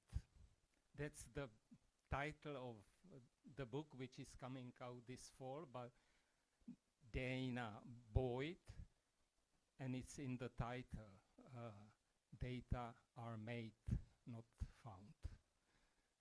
And the reason I guess you are avoiding this term made is that somehow you would imply subjectivity into the whole thinking. But my question is whether it would not be more precise to use this term made. And by extension, I would make same argument for the term AI, because it's misnomer. I mean, you hear very often, well, I don't agree with this term, but I have to use it because everybody is using it. But what if you just use data processing? That's what it is. And it's not just superficial, because semantic here is very important. It goes directly to ontology. So that's my question. Would you consider using different terms? Thank you. So I showed you this small ontology which we made together with people from Optimate. Actually, Optimate started a working group where they wanted to create a relatively general ontology, and they made the mistake to start with what is a material. After 6 months, the group disbanded. But this is definitely an important point, but also a difficult point. So we have been discussing when you have material in an ontology, is this really the material, the physical thing? Or is it actually, because we use it for software, is it really data about material? And it's not maybe the same thing. So should we have representations of both things? The thing is that it gets very complicated and you get stuck. And that's why people avoid discussing that and just say material, it's there.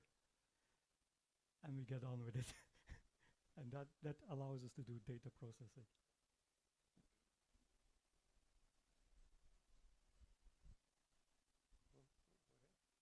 That's a complicated question. I'm a practical person, so thinking about changing the terms, I'm not sure if I would like to engage in educating my, in conversations and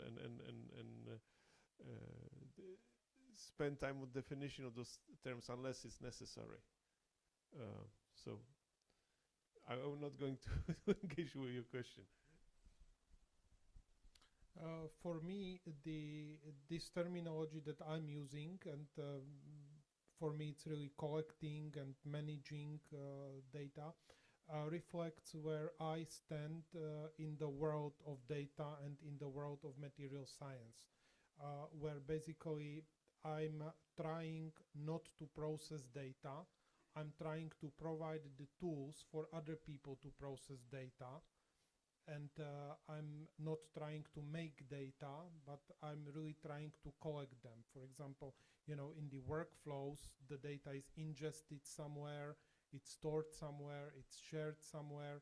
And when someone processes the data, that's also part of the workflow. Does it concern me? Yes, it does, but I'm not the one who processes the data.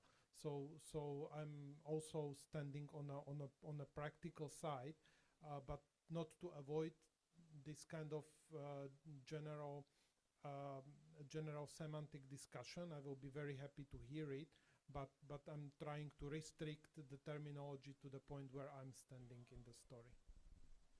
I have it the same with Michal regarding the collecting data, because again I'm as well responsible for the repository, so that's why I'm speaking like that.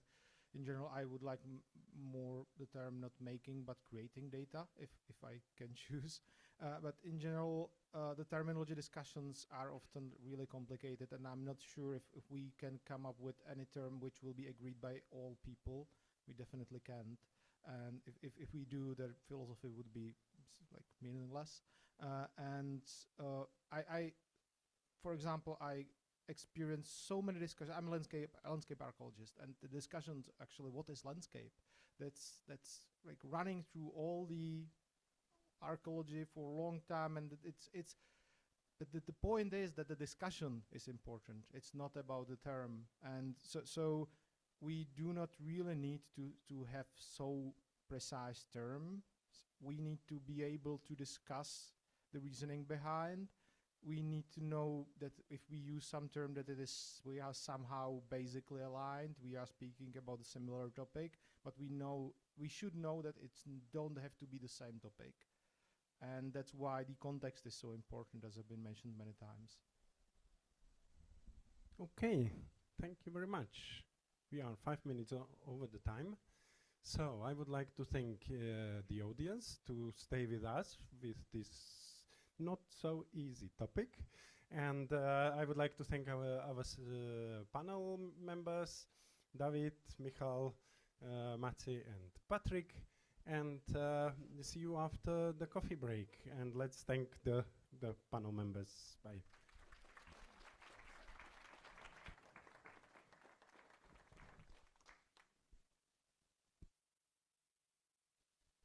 Ladies and gentlemen, I would like to welcome you at this afternoon and last panel of today's conference. And let's start before we all got excessively tired, and especially our speakers. So let's put all the rest of our energies into discussion now.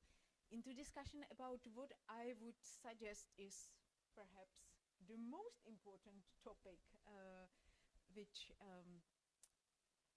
I am not surprised would be in focus at the very end, because quite often this sort of happens with topics like ethics, responsibility, and so on, public goods in relation to technology. But I think that rather than downstream, this is really an issue that has to be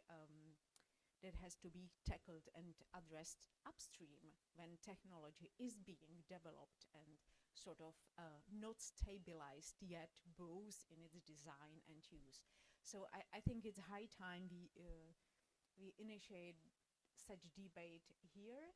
We have finally we have two distinguished guests, speakers in this panel. As you see, we were also supposed to have Professor Jan Zeman, Vice Rector of Czech Technical University, but for some reason he is not here. So as Václav Moravec would say, we leave the chair here for him to perhaps pop up during the discussion. Let's see. Anyway, I would now like to welcome our two speakers. First one is Michaela Ligertová. Michaela is a biologist, university lecturer, and Vice Dean for Development and Quality at Jan Evangelista Purkyně University. Since 2023, she has focused on integrating artificial intelligence into research and education, partnering with Czech academic teams and research institutions to bring large language models into the full research cycle. So, Michaela, welcome here. And the other speaker is Jaroslav Anděl, who is a curator and conceptual artist working at the intersection of art, science, and technology. His work currently explores the cultural, philosophical dimensions of visuality, artificial intelligence, and data. He has organized numerous international projects addressing the relationship between art and emerging technologies, and authored the installation on the history of machine processing of data installed in the conference room. So you have already had a chance to see part of his work, and now perhaps we will also comment more on why and how he has developed it. Let's see. But before I give floor to the first speaker, which I would then invite Michaela to be, let me say that we agreed on a few questions which our speakers would first address, either all of them or some of them. Then they will have a chance to react to each other. Then we open up a plenary session, and as you see, we are only 2 or 3 here on the stage, so we really rely on your contribution. And at the same time, there will be a deliberative platform set up for some parallel discussion and voting regarding the issues, ethical issues that we are currently facing in relation to artificial intelligence and robotics. But I will announce details on how to do it later. So let me just recapitulate the questions that our speakers would somehow address. Firstly, in the era where artificial intelligence is rapidly transforming how knowledge is generated, processed, and disseminated, what are the most pressing challenges that must be addressed to ensure responsible research and data production? So, very overarching question. Secondly, which ethical, epistemic, and infrastructural issues are most critical, such as data bias, transparency, reproducibility, environmental costs, very important, debate as well, or ownership. There are the biggest governmental gaps, and how should responsibilities be divided between governments, research institutions, which some of us represent, the industry to ensure accountability, transparency, and importantly also public trust. What governance mechanisms, standards, or regulatory frameworks are needed to safeguard accountability and public trust? So we ask about possible more concrete measures. How can international coordination be achieved to address cross-border issues such as data access, sovereignty, or uneven regulatory regimes, both within EU and regarding EU and the rest of the world? And how can different disciplines meaningfully shape norms and practices around AI-driven research?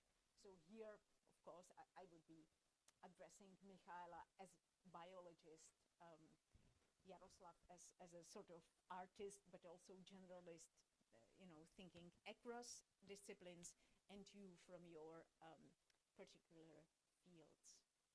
So, Michaela, please, let's start.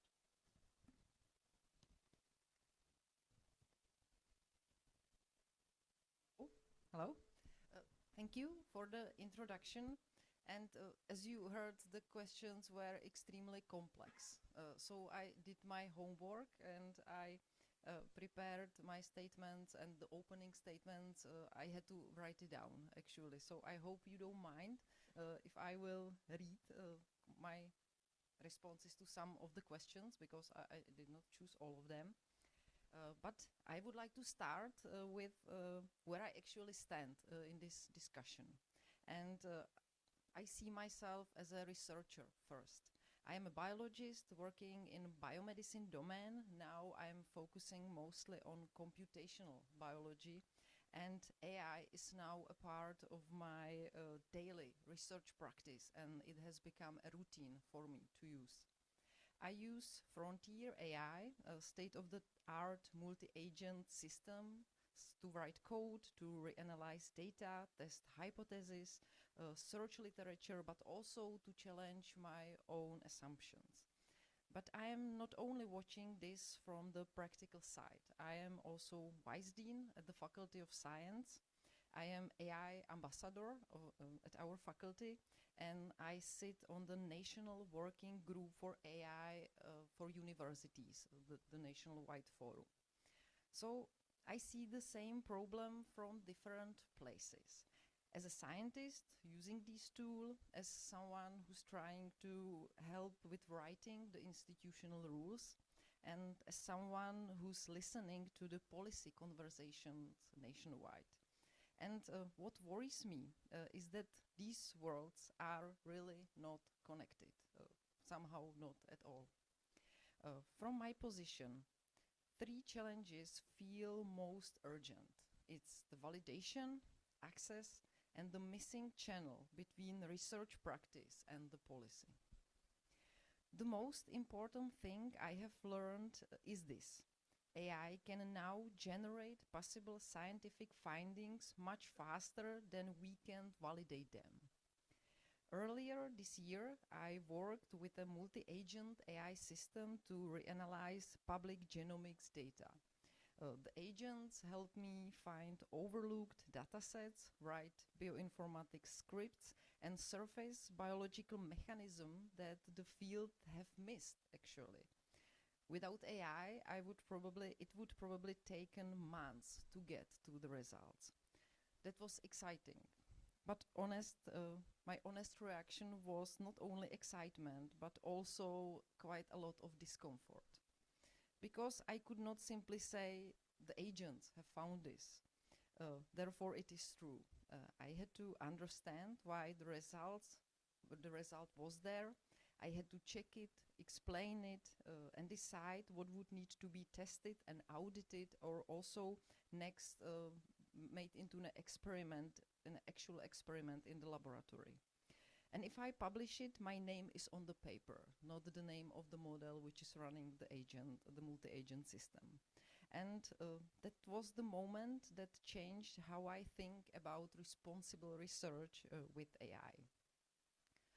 For me, the problem is not that the AI is useless or only a hype. This is clearly not. I have seen it find real things. The deeper problem is that AI changes what a scientific result is now. The result is no longer just a table or a statistical test. It also includes the model used, the prompts, the workflow, the data sources, the code, the verification steps, and the human decisions about to be trusted. Our methods, sections, and institutional rules are not yet built for that and to cover this. So if I had to name the first challenge, I would say generation is no longer the bottleneck, the validation is for now. AI makes exploration cheap, but confidence is still expensive. Understanding is still expensive. The scientific responsibility is still human. This is why transparency has to become more practical than just saying we used AI. We need something closer to an AI lab notebook as we are used to in biomed. Something that would log what model was used, for what role, with what data, what was checked independently, and where the human made the decisions. This is the record that lets or will let another scientist ask, can I trust this? Is it reproducible? Can I challenge the results and the assumptions? That is the epistemic challenge. The infrastructure challenge is just as serious. Many governance conversations are about frontier AI systems, but most researchers in public universities and research institutions cannot access the frontier in a stable way. So we are writing rules for tools that many of us cannot run. We are expected to evaluate systems we cannot touch, and peer review work produced with the tools we may not have access to. And I think this is a serious problem because you cannot peer review what you cannot run yourself. This is not about wanting nicer and more expensive tools. It is about whether the scientific community has the capacity to check, contest, and reproduce AI-assisted work and workflows. The third challenge is one that worries me the most. No one is really tracking the frontier from the ground. Policy conversations happen at the level of principles, strategies, regulations, and risk frameworks. That level is necessary, of course. But the practical knowledge of these systems what these systems can and cannot do is being produced every day by the researchers themselves who use them in actual workflows. Those researchers see the strange failures. They see what can be delegated and what absolutely cannot be delegated. But the knowledge mostly stays private and silent. People are still afraid to talk openly about AI use in their research from fear being stigmatized. And there is no normal channel for sharing this practical knowledge with institutions and the policymakers. So policymakers and institutions are trying to draw a map. Practitioners are walking through the territory every day, but the map and the territory is not connected, are not connected for now. And the territory is moving very fast. We are in exponential now. That is why I think the governance gap is not mainly a lack of principles. So we have many principles as transparency, accountability, fairness, reproducibility, human oversight. The gap is operational. Who gives researchers approved tools? Who tells a PhD student what they can put into a model? Who teaches reviewers how to read an AI-assisted methods section? Who collects feedback from researchers who actually use these systems every day or every week? For me, responsibility has to be divided in a practical way. Researchers remain responsible for the claims they publish. Institutions should be able to provide access, training, approved tools, and clear rules. And government has to treat AI research to treat AI as infrastructure and not as an optional productivity tool. Finally, on the question of disciplines, I do not think norms will come only from the top down. They have to come from practice. Different fields now know what counts as convincing evidence in their own work. In biomedicine, a hypothesis is not enough. You need mechanisms, you need reproducibility, controls, and eventually biological validation. Other fields will have different trust tests. For me, one simple norm is this: outsource effort and not the judgment. Use AI to search wider, code faster, compare more papers, find hidden patterns, and challenge assumptions, but do not let it close the argument for you. The human still has to decide what matters, what is supported, and what deserves to be tested. So, the question I would like to leave on the table today is this: if practitioners, institutions, policymakers, and industry each hold only one piece of the picture, where is the channel that connects them? Who is responsible for building the capacity to track the frontier from the ground while is it still moving?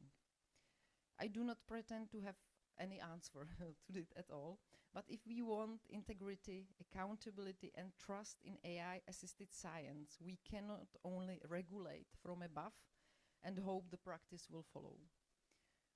We have to make practice visible, make validation teachable, and build infrastructure that lets the scientific community keep up. Thank you.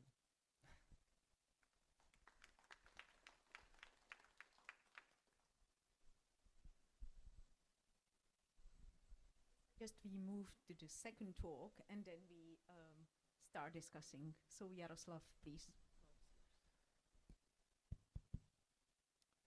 Okay, thank you for invitation and for an introduction. And I also prepare my introductory statement because I felt that questions were really difficult and complex. So I have chosen what I think was second question: which ethical, epistemic, and infrastructure issues are most critical? Data bias, transparency, reproducibility, environmental cost, and ownership. So, in my view, all of the above. The question is, how are ethical, epistemic, and infrastructure issues interrelated? Their interconnectedness present, and that goes to your question about who makes connection. Their interconnectedness presents a wicked problem to scientific methods and institutions, as they are separated in specialized knowledge silos. There are other features of scientific enterprise that AI deployment makes more visible and problematic. Take, for instance, citation metrics that originated in the 1960s in the field of library science to track sources in earlier publications and evaluate the impact of academic research.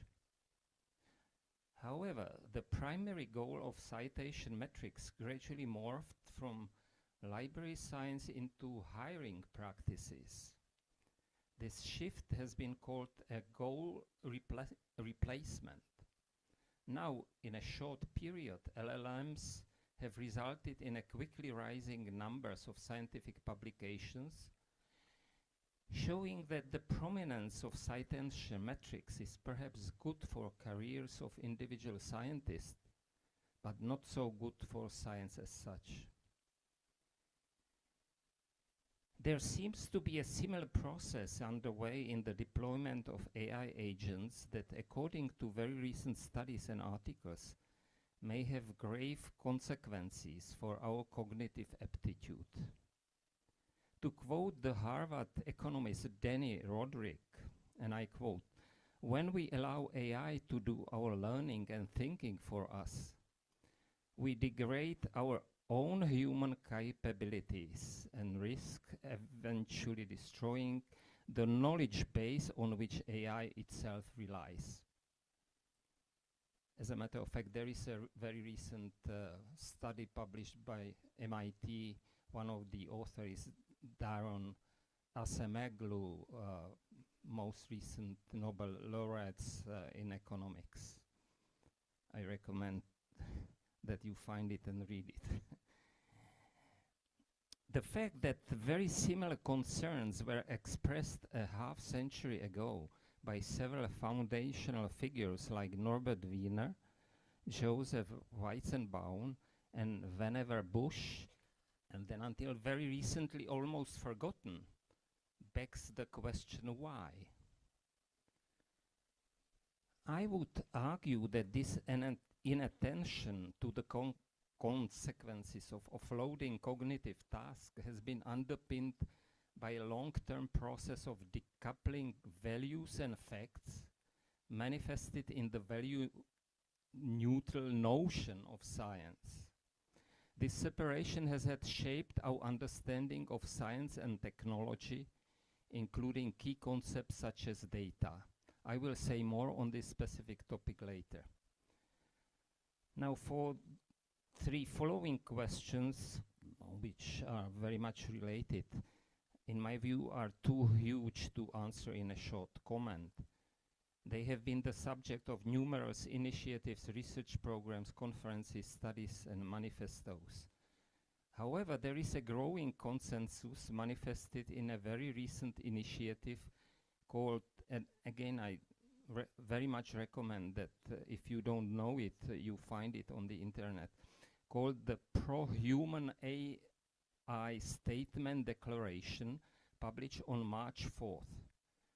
Facilitated by the Future of Life Institute, it represents a broad cross-partisan coalition of labor unions, faith groups, and civil society organizations, deliberately excluding major AI companies. This is really breakthrough, I think, because there were representatives of far left and far right, and they agreed and they reached this consensus, and this is really maybe turning point.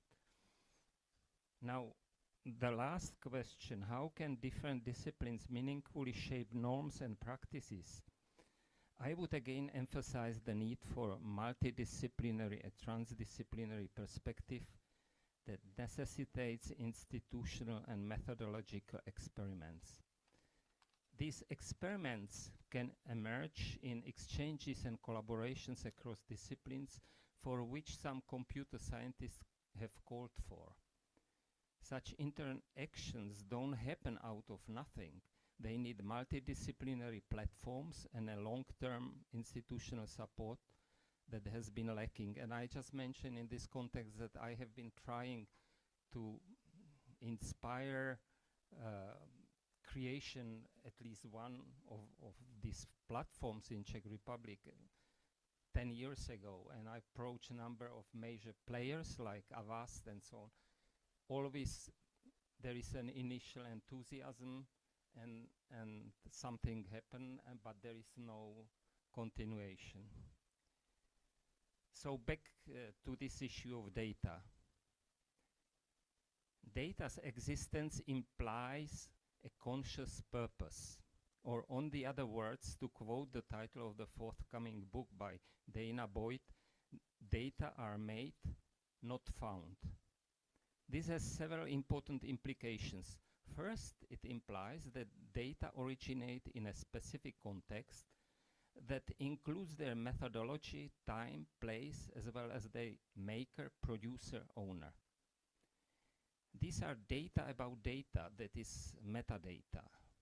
They tell us where, when, who, how, but they don't say anything about why data were made. The question why is the question about purpose. The conscious purpose is what drives our thinking and acting. The conscious purpose implies a certain value system which is then implicit in data. In other words, data are latently value-laden. This finding leads us to the phrase between facts and values, which I use for the subtitle of the exhibition AI and Predecessors. And you see the one chapter in the back of this room. And yet, as I mentioned, their existence is predicated on a specific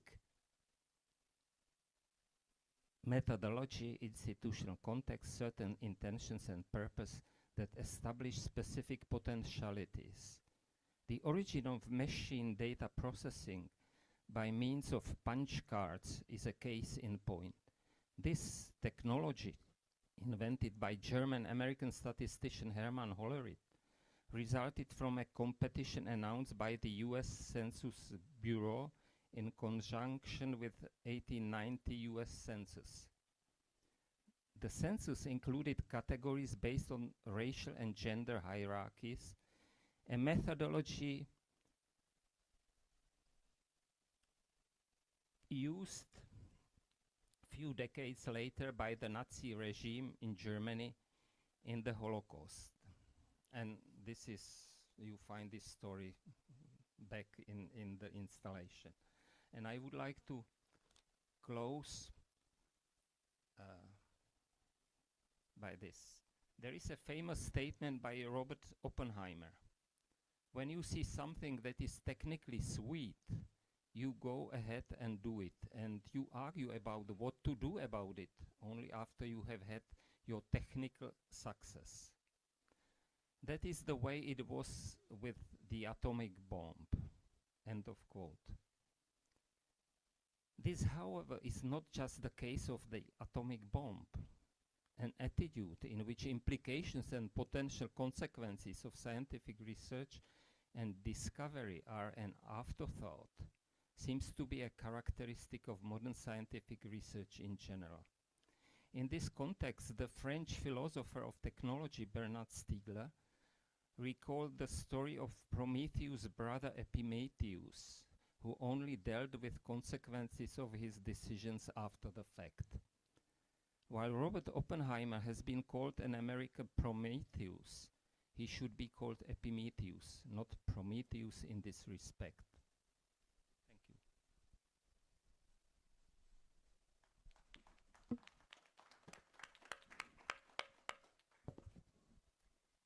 So thanks a lot for opening. Now, in the first round, I would invite you to perhaps react to each other if you have any thoughts on that.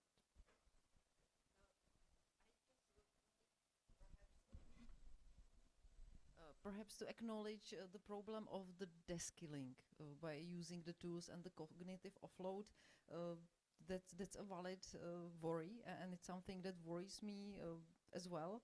And but I think, and I'm trying to experiment with building these tools myself, that we can actually use AI to support the critical thinking and to teach the PhD students how to reason scientifically correctly and so on.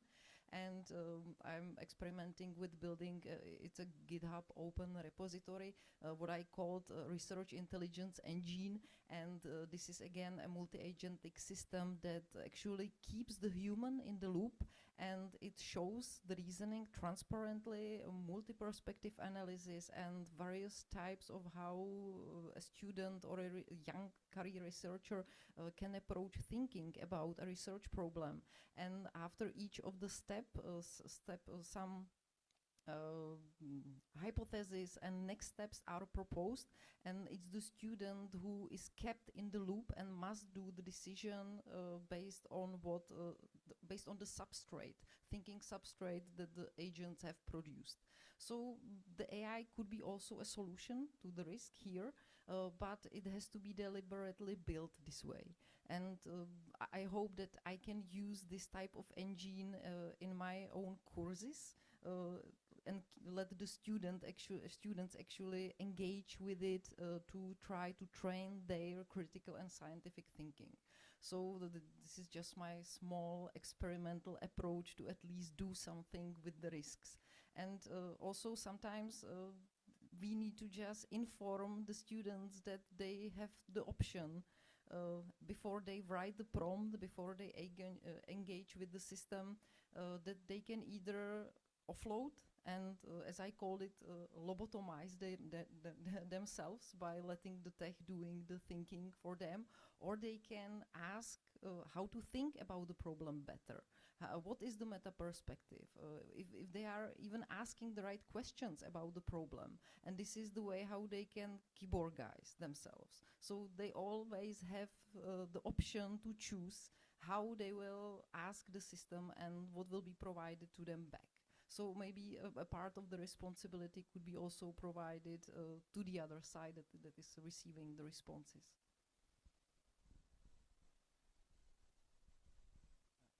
Well, you make a number of points which I have question about, but I have to choose just one. You mentioned that these technologies are now cheap, and that's what we heard in like first session today. But I think we should be careful here. We should think a little bit deeper, because they are not cheap, because they are enormous costs.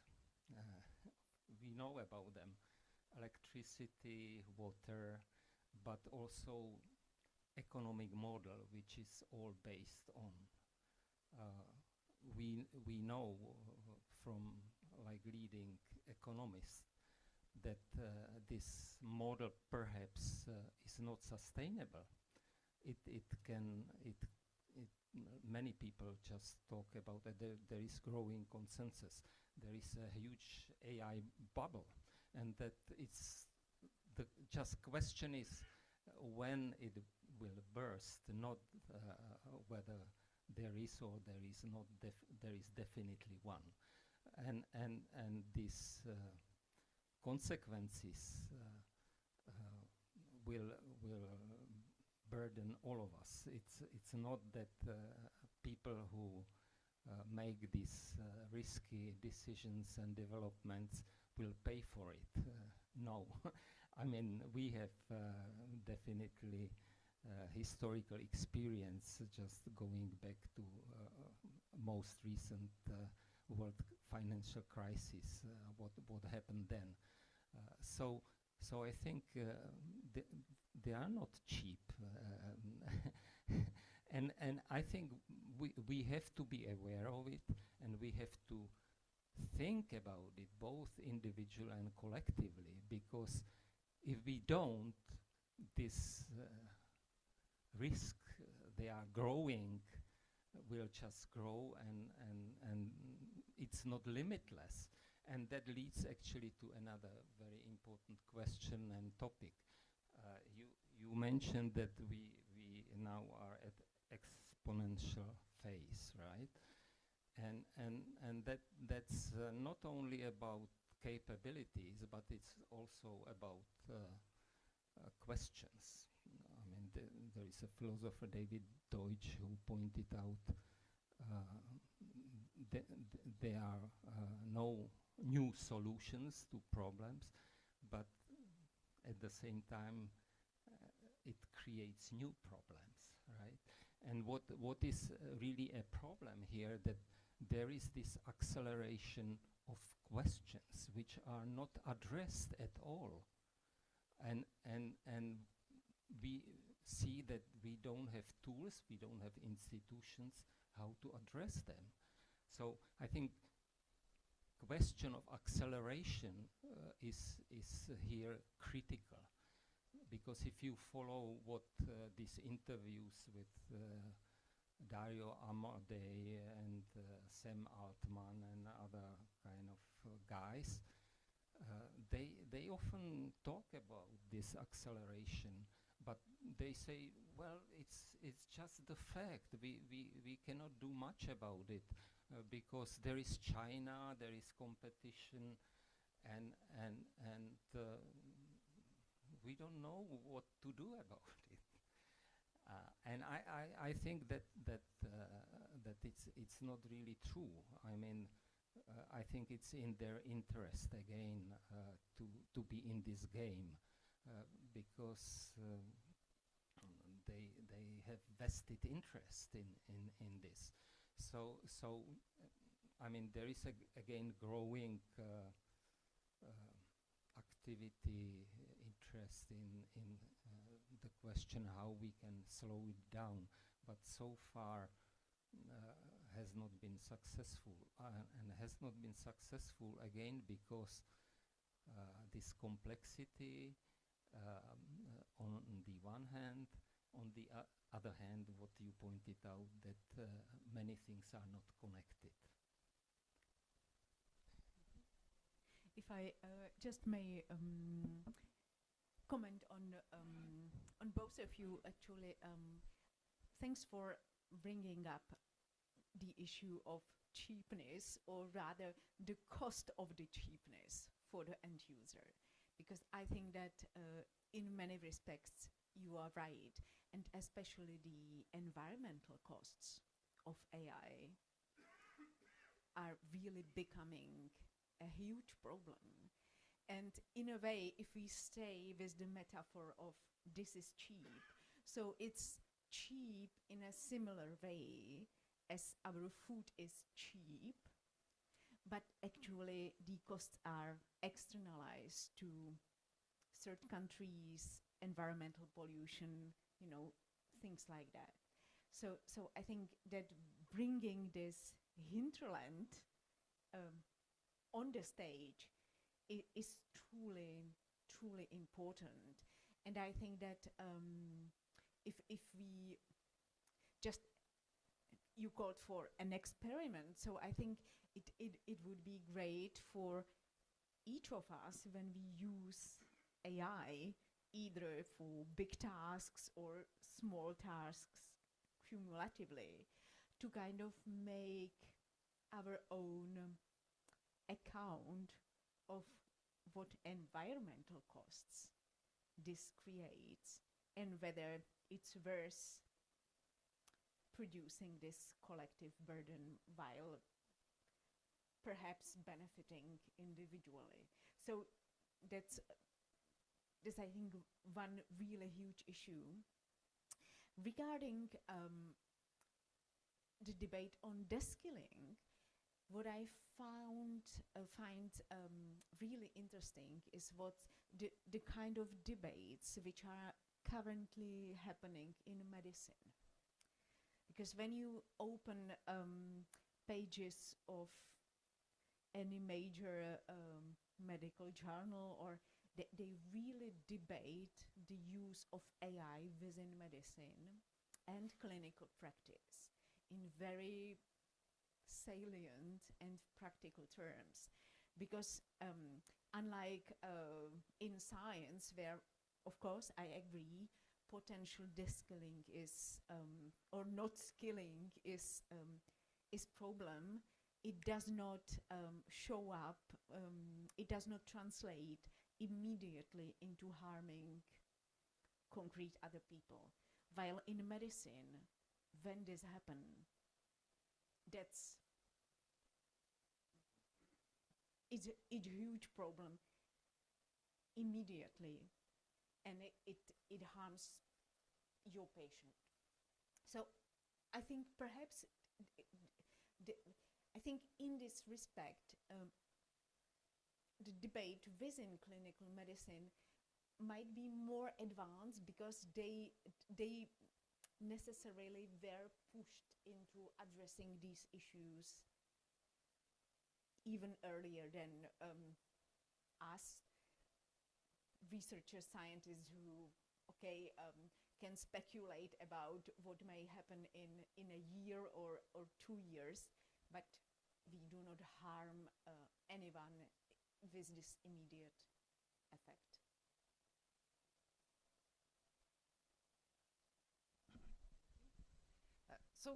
First I wanted to address the environmental issue.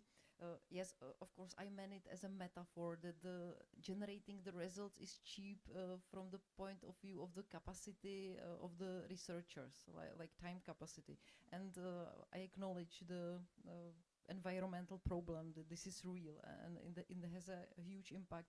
But we also need to differentiate the energy needed to train the models and separate it from the energy needed to run the models and to generate a response to your query and so on. They are related, but it's still a little bit different. And the question is if really each of the researchers should have bad conscience about actually writing a prompt and using the tools to improve research, to save resources, maybe to plan better experimental design and so on. On the other hand, we are not having any information about how much it actually really costs. There is no quantification, there are no real numbers, so it's very difficult to measure actually how much energy are we really using when we are using these tools for research. What we know that we should have bad conscience from using cars and driving individually and so on. So yeah, it's not only a question of using AI and AI tools. And but I agree that the training of the large runs and the whole life cycle of the GPUs and everything and the data centers, it's a huge problem. And yeah, you are totally right. About the skills of the doctors, I think that the skills among the doctors are distributed by the Gaussians, you know. So there are doctors which are great and can seriously help you, but there are also doctors whose skills probably are not that great, and those would benefit from using the AIs, and their patients would benefit from using the AIs. And if I could choose a doctor, I would probably nowadays visit a doctor who is using some kind of state-of-the-art AI. I would deliberately go and want the doctor to consult the new algorithms, because I mean, so, just to clarify, I was not suggesting that either we should not use AI or feel shame that we do it whatsoever, or the doctors should not use it, but that we should be using is possibly with the awareness of the costs and kind of accountabilities towards ourselves, community, humankind, whatever, about those costs and whether they are justified. That's all. And the same with the doctors. I mean, it's clear that in medicine it has a hugely positive role to play, but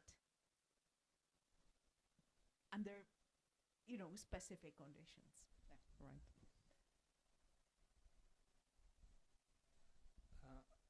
I would like to go back to one topic you mentioned about this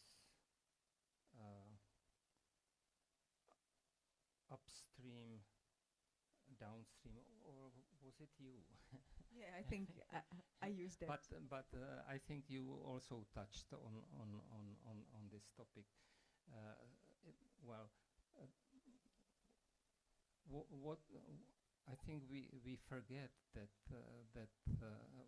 and that was your point, that most often themes of responsibility, ethics, and all these questions are always addressed when it's basically after fact, when technology is already established, and so what you can do then. I mean, that's the case with social media, and we have seen what very negative consequences it brought, and we see it also with chatbots, because one of the chapters in this exhibition is story of original chatbot, which was called Eliza, created by Joseph Weizenbaum in the 1960s. And it's a very interesting, but also it's a warning, and that's what when he created it, and it was much simpler technology than in the 60s. That people thought that there is conscious being in that program, and immediately it was used for therapy, and Joseph Weizenbaum was horrified. There is this anecdote he talked about that his secretary used ELISA, and she knew what is the technology about and so on. Still, she asked him, Professor Weizenbaum, can you leave the room because I would like to use ELISA for private conversation. So this was really shocking to him, and realized that this is a huge problem. He started to address, and since the late 60s, he actually focused all his energy on this topic, our relationship to the computer. But he became basically outcast from AI community, computer science community, because of his critical attitude. And he was for a long time only voice who was very critical. He published a book, and if you read his book, Computer Power, I won't quote precisely, Human Reason and Computer Power is the title. You see that he saw many issues coming, which now computer scientists, after many years, are discovering his work, and he warned us, and it's very curious, mind-boggling, I would say, that something which was obvious to him, and he warned, and he worked, and still society did not listen to him. And now we see all these issues emerging, and it's getting very serious. I mean, you all read the stories about suicide and mental really issues, and megalomania, you name it. And we still don't have precise data about this, but I mean, there must be, because there are hundreds of millions of users. So again, after the fact, and the point is that this consideration should not be, as you pointed out, something we think after, but at the beginning. It should be part of our education, maybe even in secondary education, and definitely in higher education.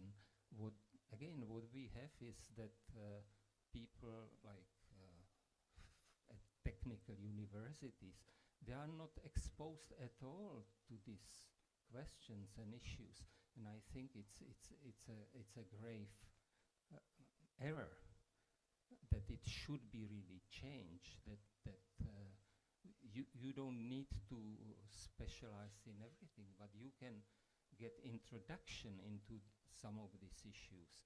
Some universities in the West actually are starting now doing it, but I think it's about time we start doing it something like that in the Czech Republic. Mm-hmm. Thank you. So I think it's a good time to open up the floor for any questions, ideas, suggestions, observations. Yes, please. Thank you. Patrick Španěl, Academic Council, Academy of Czech Republic. This was wonderful hour to listen to you. It was like watching a ballet performance, and so many ideas, so much philosophy. So I have to admit it was hard for me to keep the attention and to remember all the ideas which were mentioned. So I hope you can actually share your written scripts with us at some point, because it would be so useful to use an AI tool to get a summary of each of your talks in like bullet points. But let me just ask a question back to the title of your session. Responsible research and data production in the age of AI. One idea I picked in your discussions was the idea of changing role of scientific publications in science. You mentioned the method sections are, Dr. Ligertová mentioned, the method sections are missing really the intermediate steps of how AI tools are used. Dr. Angel mentioned that all science is a data science. So I would just go straight to the point in the question.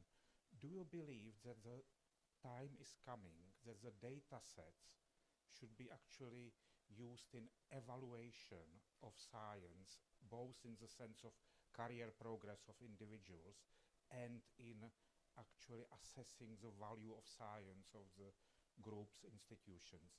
So let me just rephrase it. How do you think the creation of data sets should be evaluated in evaluation of science?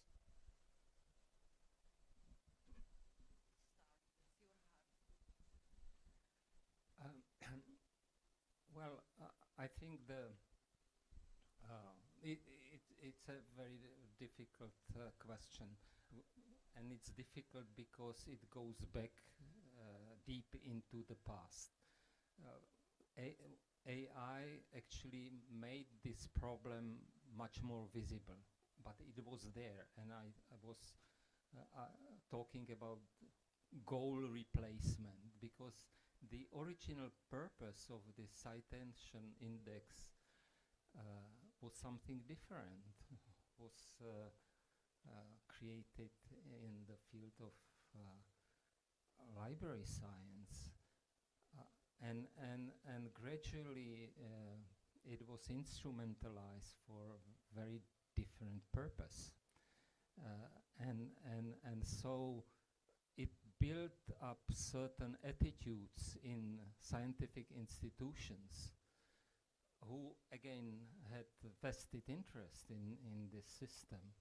And if you go through the history, you find that there were critical voices, and if you talk to, I don't know, almost any scientist, but at least that's my experience when you talk to scientists talking about these practices, they complain about it all the time because they know various tricks how you can kind of enlarge your index and many different techniques what you can do. So again, this is like you would have to address this issue first, because again, what AI does, not only in this field but in many other fields, that it accelerates and it amplifies. So if you have, I mean, it's a problem of dynamic balance. So if you have a certain system which is very complex, like let's say functioning of science or society in general, there are always some problems, but usually institutions have tools how to address those problems. So there is always some imbalance, but you have tools how to address it, right? But now something like AI comes in and amplifies first these negative problematic aspects, right? And now society does not have those tools because, again, there are different temporalities. you create ethical standards and all these issues in time. It's a slow time related to fast time of technology and science. So why is that? Because we have not created, again, institutions, instruments, how to connect them. And so we have to start first thinking about it, identifying, and then we can really address it, yes? So I think this is something what scientific institutions should do.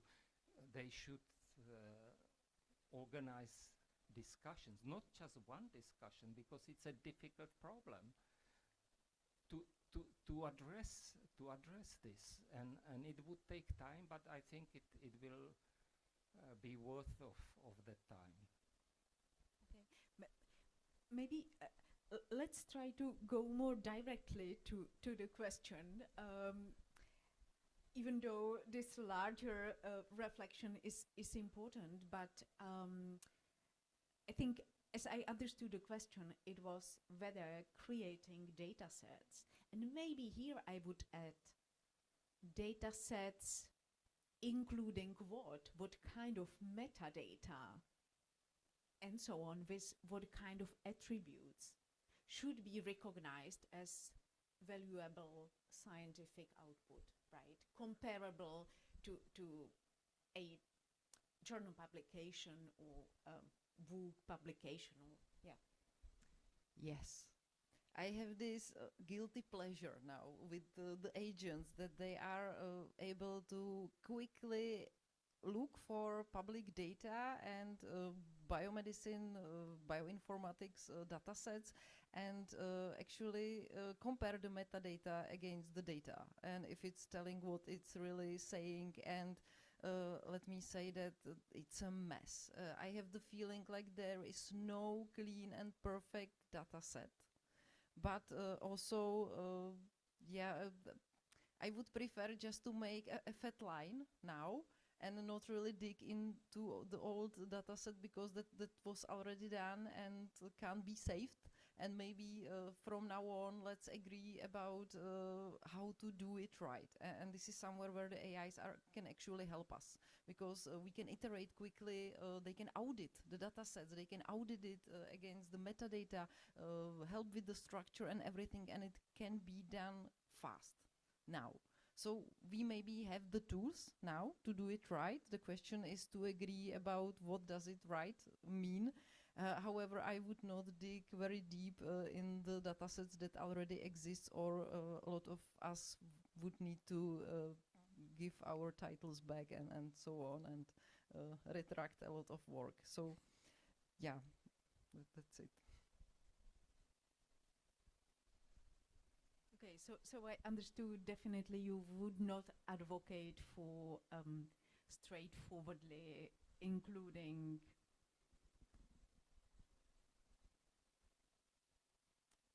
data sets production into as an item recognized on CVs or in research assessments, but well, I think it will happen, and there is a plan actually that there will be a scoring system from AI algorithms that will immediately evaluate each of the publication that was published based on some scale on how reproducible and trustable it is. Because now we have the capacity and the compute to actually very quickly differentiate which of the publications or the methods and were done right and which not. So this will probably naturally happen, and everyone will be scored. And I don't know how we can retrospectively make out of it, but it will be visible in the publication databases, in the datasets. There will be some kind of, like percentage or some semaphore or something like that, how much trustable your data are. You can do it with even with ChatGPT and some of the advanced subscriptions. You can run a reproducibility check on a paper for a paper which was already published, and there are people who are enjoying actually doing this to trying to find and identify mistakes in statistical methods and so on. So I think this will happen naturally. The question is what we will do with that. But what I would like to see in the future, it's like, okay, let's make a line, and from now on, when we have the tools, let's make it better in the future. Marco, please go ahead. Yeah, this is interesting that we will be evaluated by AI. As an experimentalist, I would like to know how AI will know how I did my experiment. That's I don't want to be expressive. It's good to say that we actually have dataset as an output. It's so-called T-type of output, already approved by RVVI, or how is it called, this body, and it's from January 26, January 1st, 26. I don't know if it's good or bad, because as with publications, as famous Coffee Mlanek,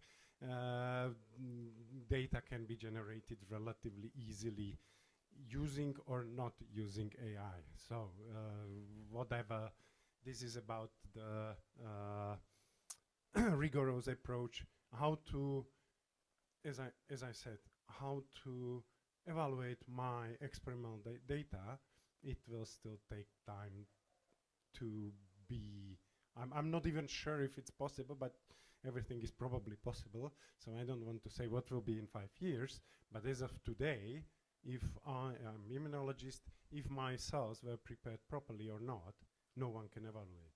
I can evaluate it as the person who did it, but in the data, it's very difficult.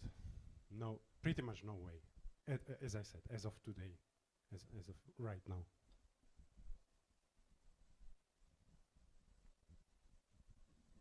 Thank you. Any other either questions, observations? Yes. Maciej Haranczyk, I have a question to you, Michaela. In your introduction comments, you mentioned access, that some researchers might not be able to access the AI to verify. And so I have an ethics question. I was recently asking my institution if we should provide our PhD student access to more advanced tools, which are expensive, and of course the cost is a issue. So on one hand, I thought everyone should have an access, but then practically it will cost so much that maybe we cannot afford. And you mentioned your other role at the university where you promote AI and think about it. So I don't know if you can share any comments on the access and providing access to students.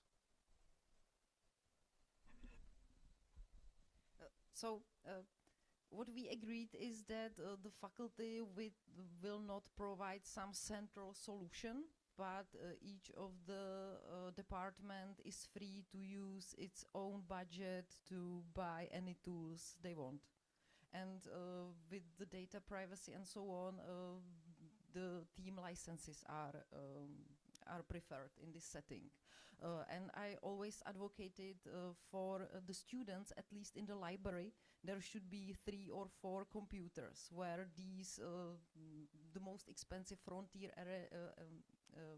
AIs will be available, and there could be some shared form or something where the people can apply for the time to share with the research with the tools. But at least it will be somewhere accessible for those who really want to try and to run some work with it. So yeah, we definitely do not have money to provide to everyone, but we can have at least some places dedicated computers where the subscriptions will be running, and anyone who has not everyone needs it, not everyone is trying to solve something really complex, but in the moment you have, then there should be this one computer in the library or somewhere at the faculty where you can interact with the system.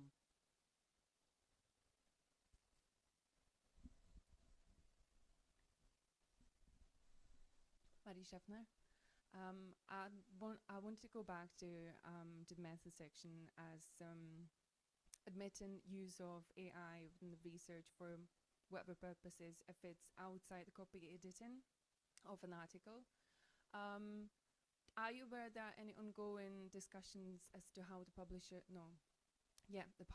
are going to view such statements within the papers? Because let's say European Commission published a paper on the responsible use of generative AI in research, and the first point for the researchers was if they're going to use the AI in their research and for data analysis or whatever way which is going to be reflected in the results, they have to state that in the method section or other different sections as relevant and or stated by the publisher.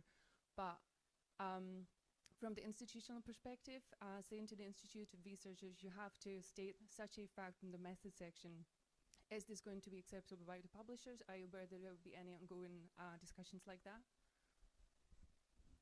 If I may, because this is a huge pain point, there is this shadow zone, because as a researcher you are supposed to transparently disclose everything, and in the rules of the publishers usually there is this small sentence that the editor can that the editors could decide when the use was already out of the scope of what is allowed.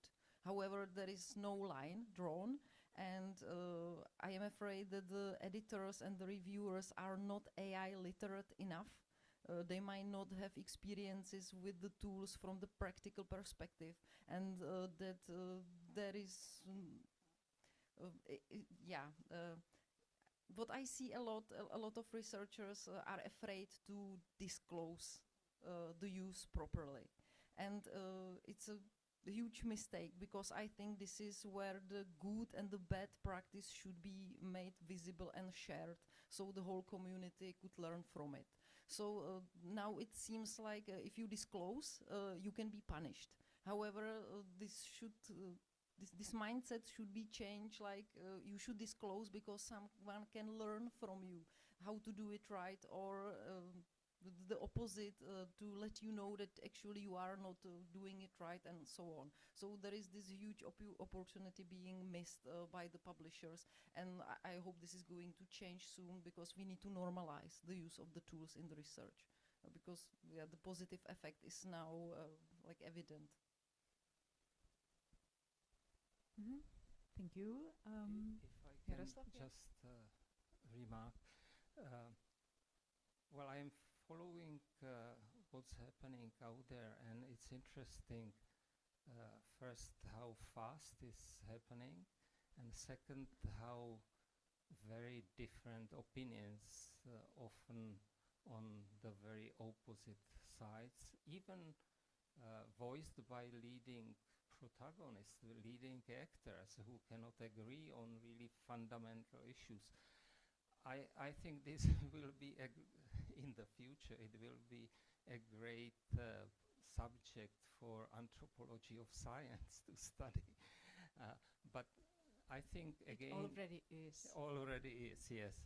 But there is one challenging aspect, which is again the speed and acceleration, because what you are saying eventually it will be. But it's the question, because there are new technologies coming out, and that changes rules and changes opinions and so on. So it raises question where it will end, because it's not limitless, it's obvious. And I think we should also ask this question. Because my artistic background, I would like to draw a parallel here. To be a modern artist, modernism, it was defined by that artists should actually study their medium, and that their work is about the medium. So that goes to Marshall McLuhan point. The medium is the message, right? But since maybe late 20th century, this becomes a big problem because, again, because of technologies. And so you have these technologies of representation from photography to cinema, and then you have video, and then have you new media, and so this just cannot work anymore because there is a new technology so often that you cannot study your medium like what painters did or sculptors did, even photographers could for many years, but now and that was one of the reasons why this notion of postmodernism came about. So I think we are not asking this question about speed, how to address it, what to do about it. And I think we should, we have to, because it's really something which impacts really almost everything. Thanks. We are coming to close of this session. So maybe as the last possible interventions, I would ask either both of you or anyone from the audience to come up with a very clear, concrete step that you would see as both necessary and realistically implementable in the Czech Republic now to improve integrity around and of AI use in research. And feel free to maybe, you know, put on table some good practices you could spot internationally. You mentioned that some foreign universities really strongly integrate education around instruction around ethics and this kind of issues into technical education. You know, whatever small issue we could put on the table, and we could perhaps try to implement here and now. Well, I already mentioned one, which is creating, first maybe something very simple, a platform which would be on a regular basis, where people from different fields and interests can come and have conversation about many issues which are out there. And this can generate something much more concrete and productive. But first, we have to really create community of practice, which means people who share concerns and experience, and from that always many important things are coming out. And plus, and this should be also part of it, and we didn't mention it, is also democratic dimension of science, which often is ignored, but I think it's extremely important because science, of course, is domain of experts, but we should not forget that it's about knowledge, and knowledge is not just property of science.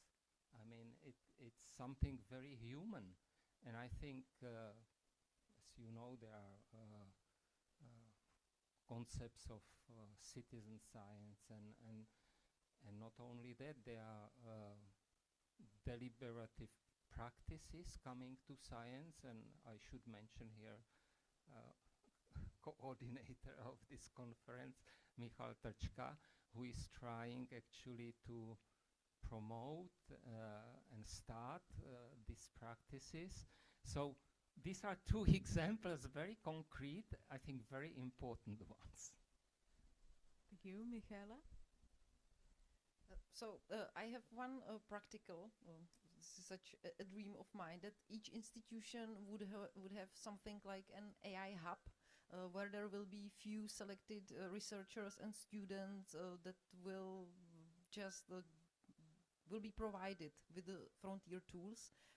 They can choose whatever tool they want to experiment with, they can benchmark it, and they will focus on to monitoring the frontier, the development of the frontier agentic systems, autonomous AI researchers, and so on. And they will log everything, and they will share and feed the policymakers and the institution policymakers with their observations, with the failure points, and so on. And this is the only way how we can build some informed governance, I think, for the future. Okay, thank you. And thank you for accepting invitation to this panel and contributing all your thoughts.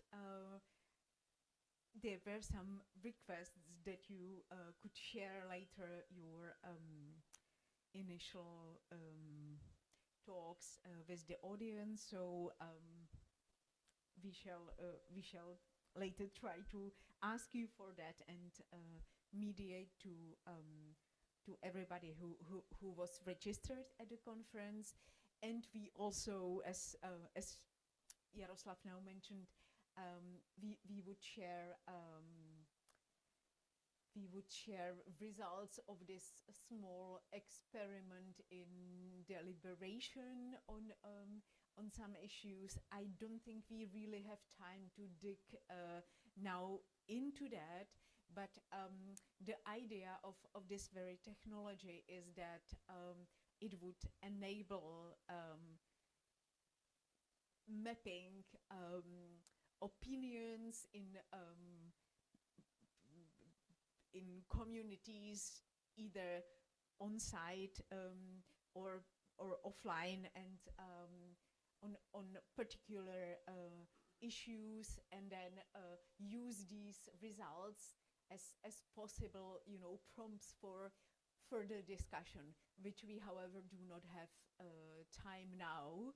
But we will definitely use the results with share the results with all of you, and hopefully it will also provide, become prompts for your either individual future reflection or some debates in the communities, which I totally agree with Jaroslav, are really crucial that they continue in the future and become in some way institutionalized, even if informal, in terms of some informal platform.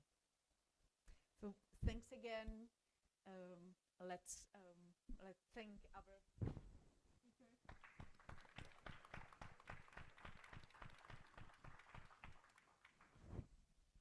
And I think that this makes the very conference. Oh yeah, we will have some formal closing of the conference by my colleague from the Academic Council. Thank you.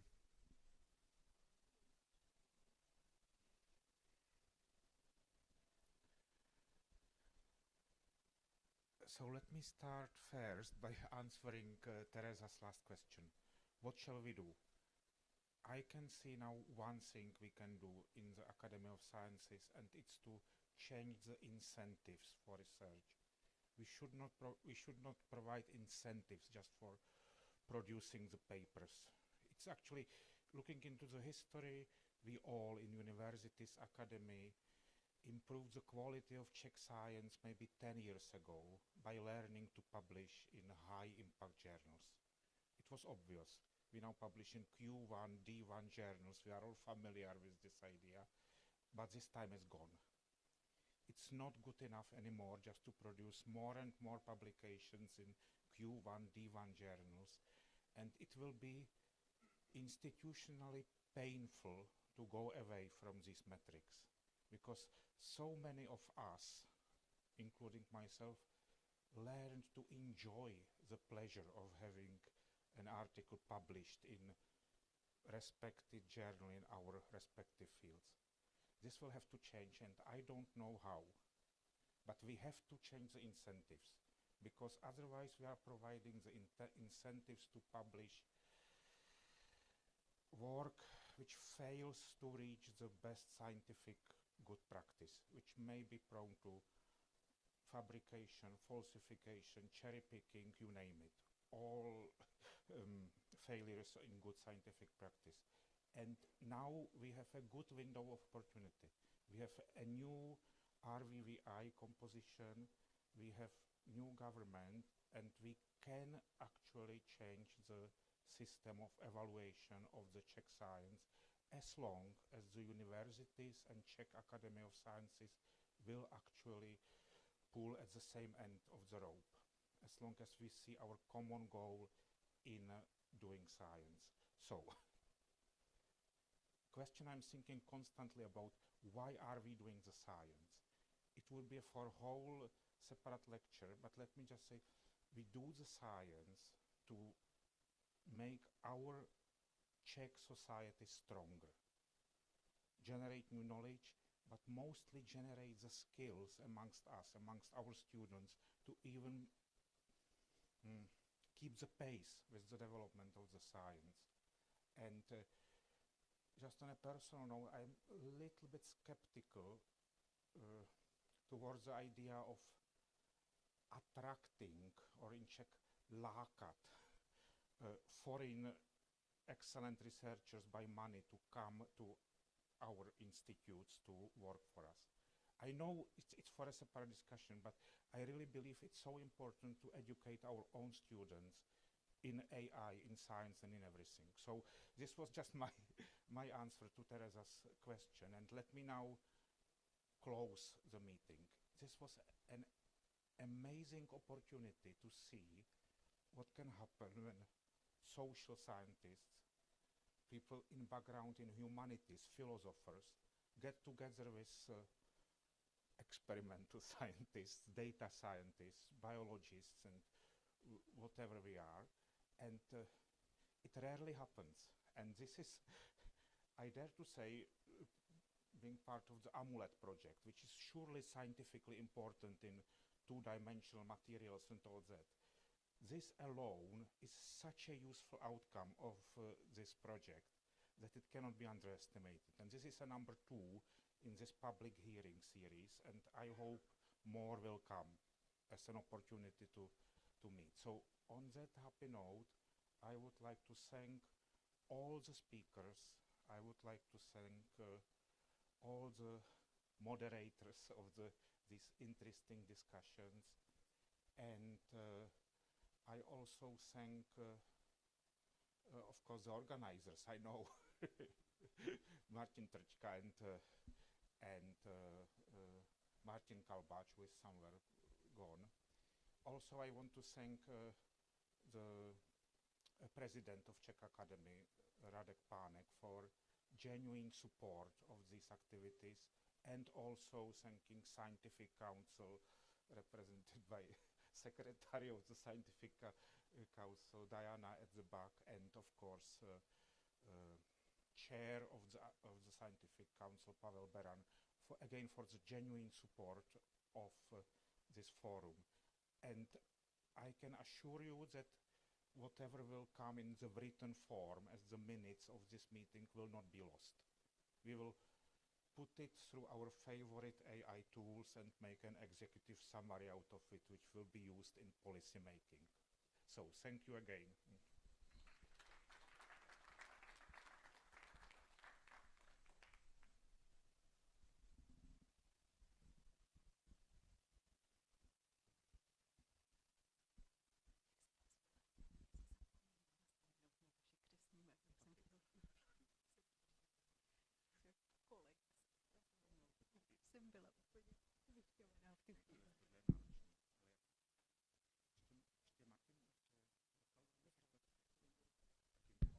I think that's all. And I would like also thank you all of you and cooperation with CIIRC and technical support also Mirka Macháčková, namely from Heirovský Institute, from CIIRC also Jana Bilíková and Alena and Eva Doležalová and all of guests, speakers, participants, audience, and finally maybe one another occasion for discussion is a revision of science. This is also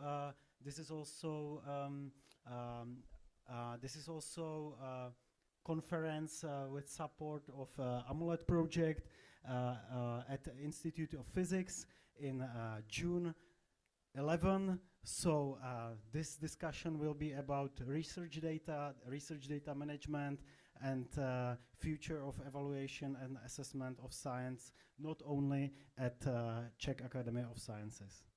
Thanks a lot for your attention and for your energy during this day.